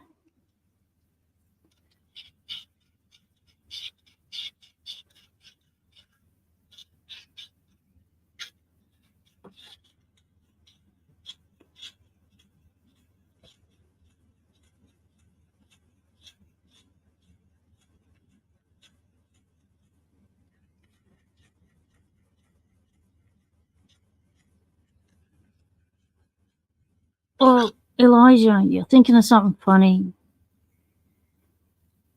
but then you forgot what it was. But it doesn't matter because it still made you laugh. And that's all that matters, is we got to laugh. You got to have a laugh.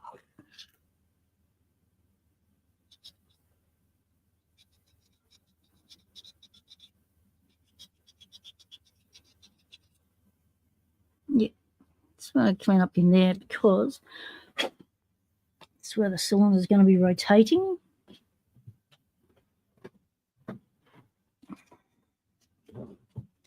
Didn't want that to be one of the binding factors that was not allowing smooth rotation. Right, let's clear this crud over to the crud pile.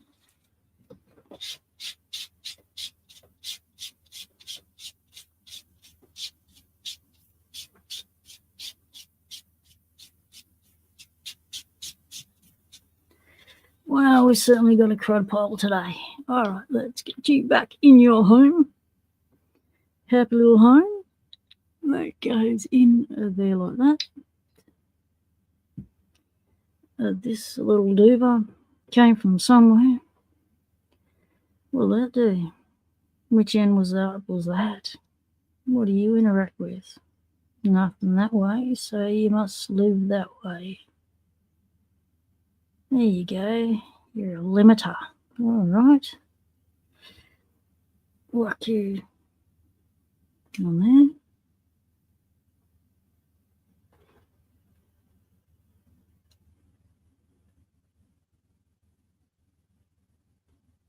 there. Okay, on the top.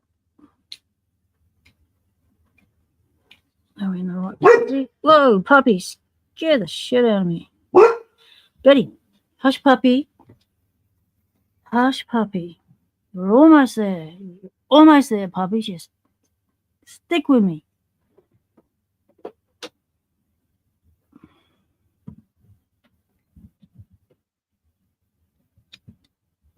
Don't go in that one.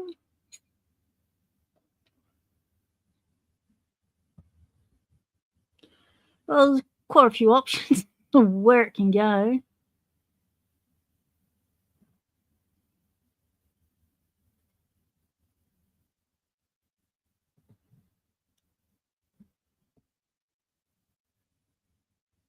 Remember where it went? Looks like it goes there.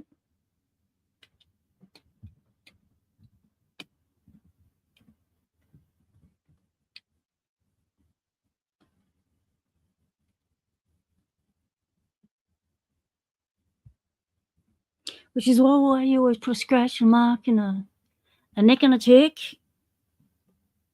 So you know how things are orientated back when you pull a lock apart. All right, we're missing a screw.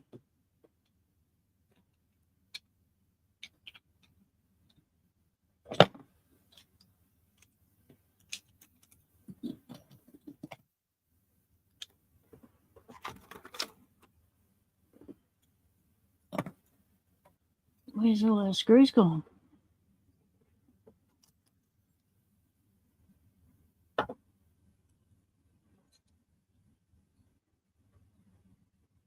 There we go.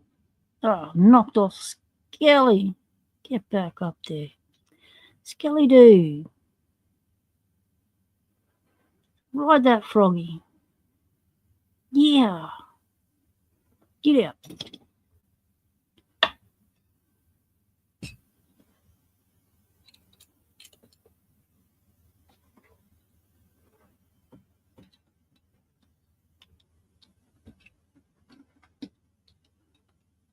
Diagonal. Thanks, GK man.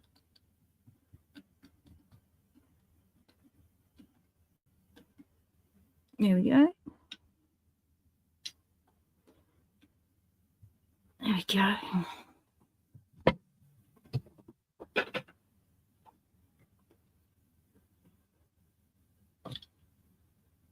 Beautiful. Right. Let's pick it.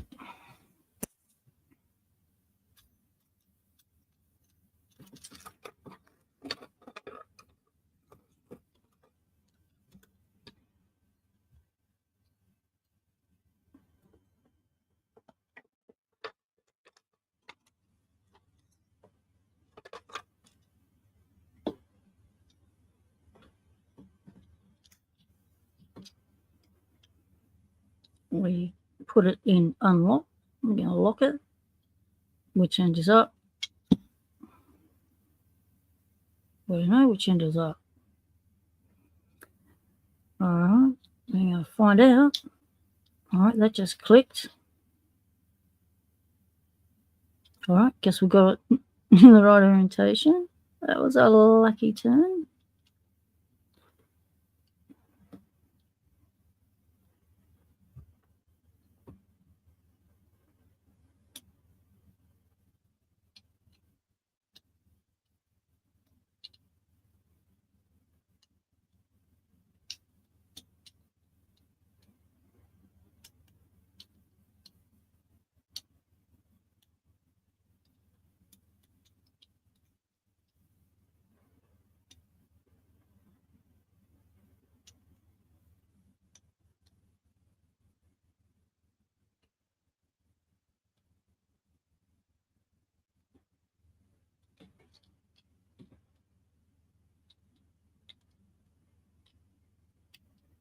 Keep forgetting to use heavy tension.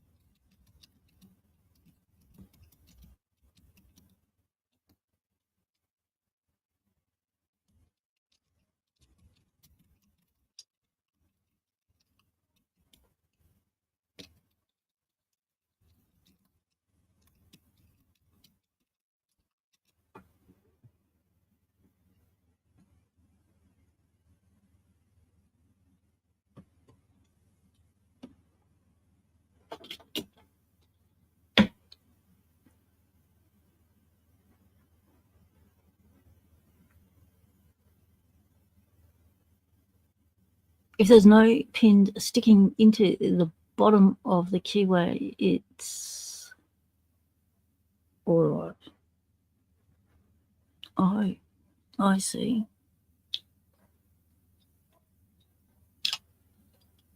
No, we're good.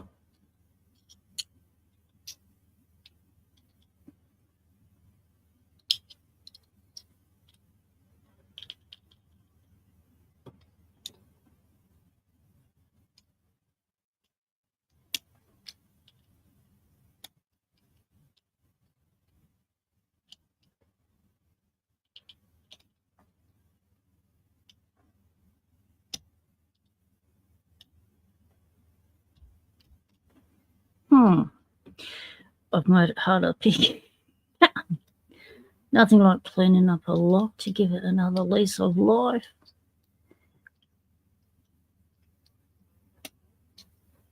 But I think it's really just got to do with how fatigued my hands are at the moment.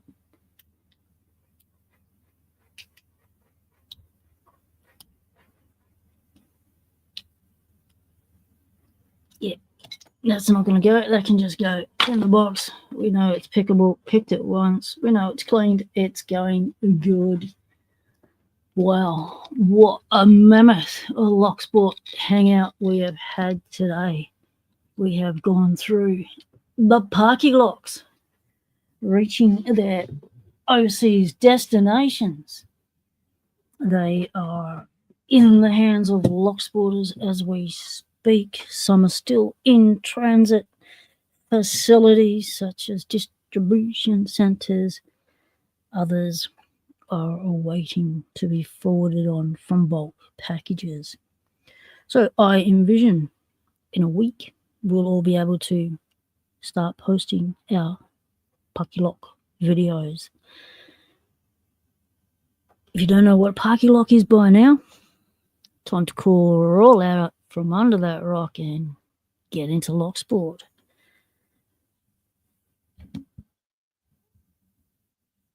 It's almost midnight in LA. Well, David, I started this at what, 10:30 in the morning here, and it's now 6:25 p.m. So we've had a good clip. We've had a really interesting hangout. We've done a lot of things. Wow, have we picked some locks? Totally got my fill picking locks. Thoroughly enjoyed it. We have an awesome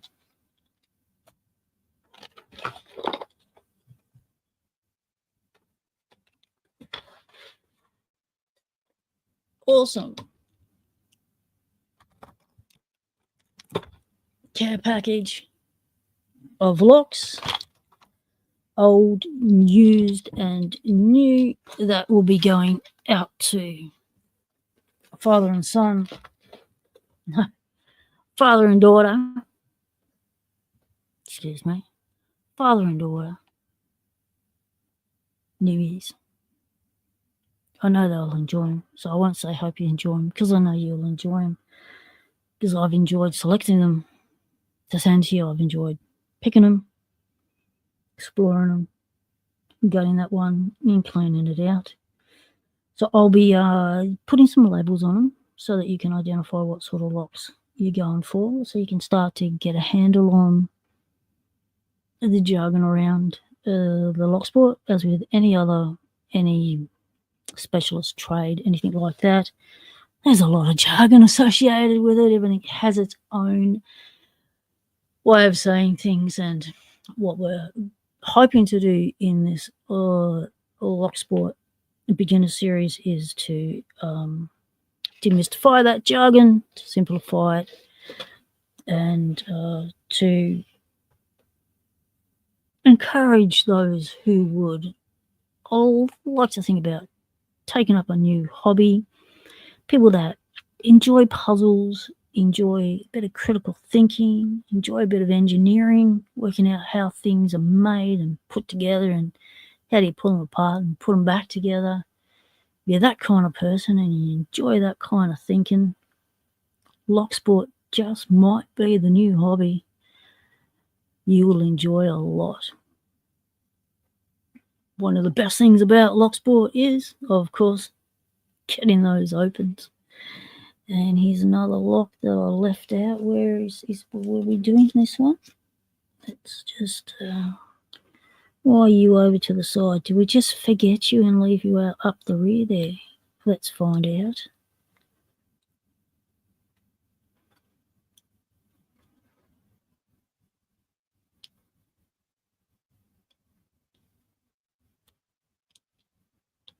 So there's a series of Locksporters, a handful of us that are participating in this 101 series, basically.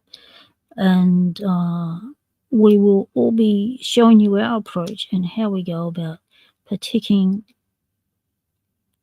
not picking, or picking and decoding how we get into the locks without keys or codes.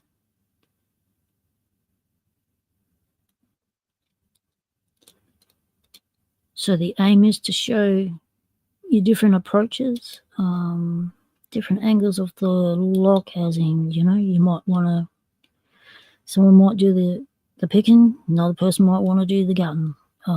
So different aspects will be shown of these same 5 locks as they travel around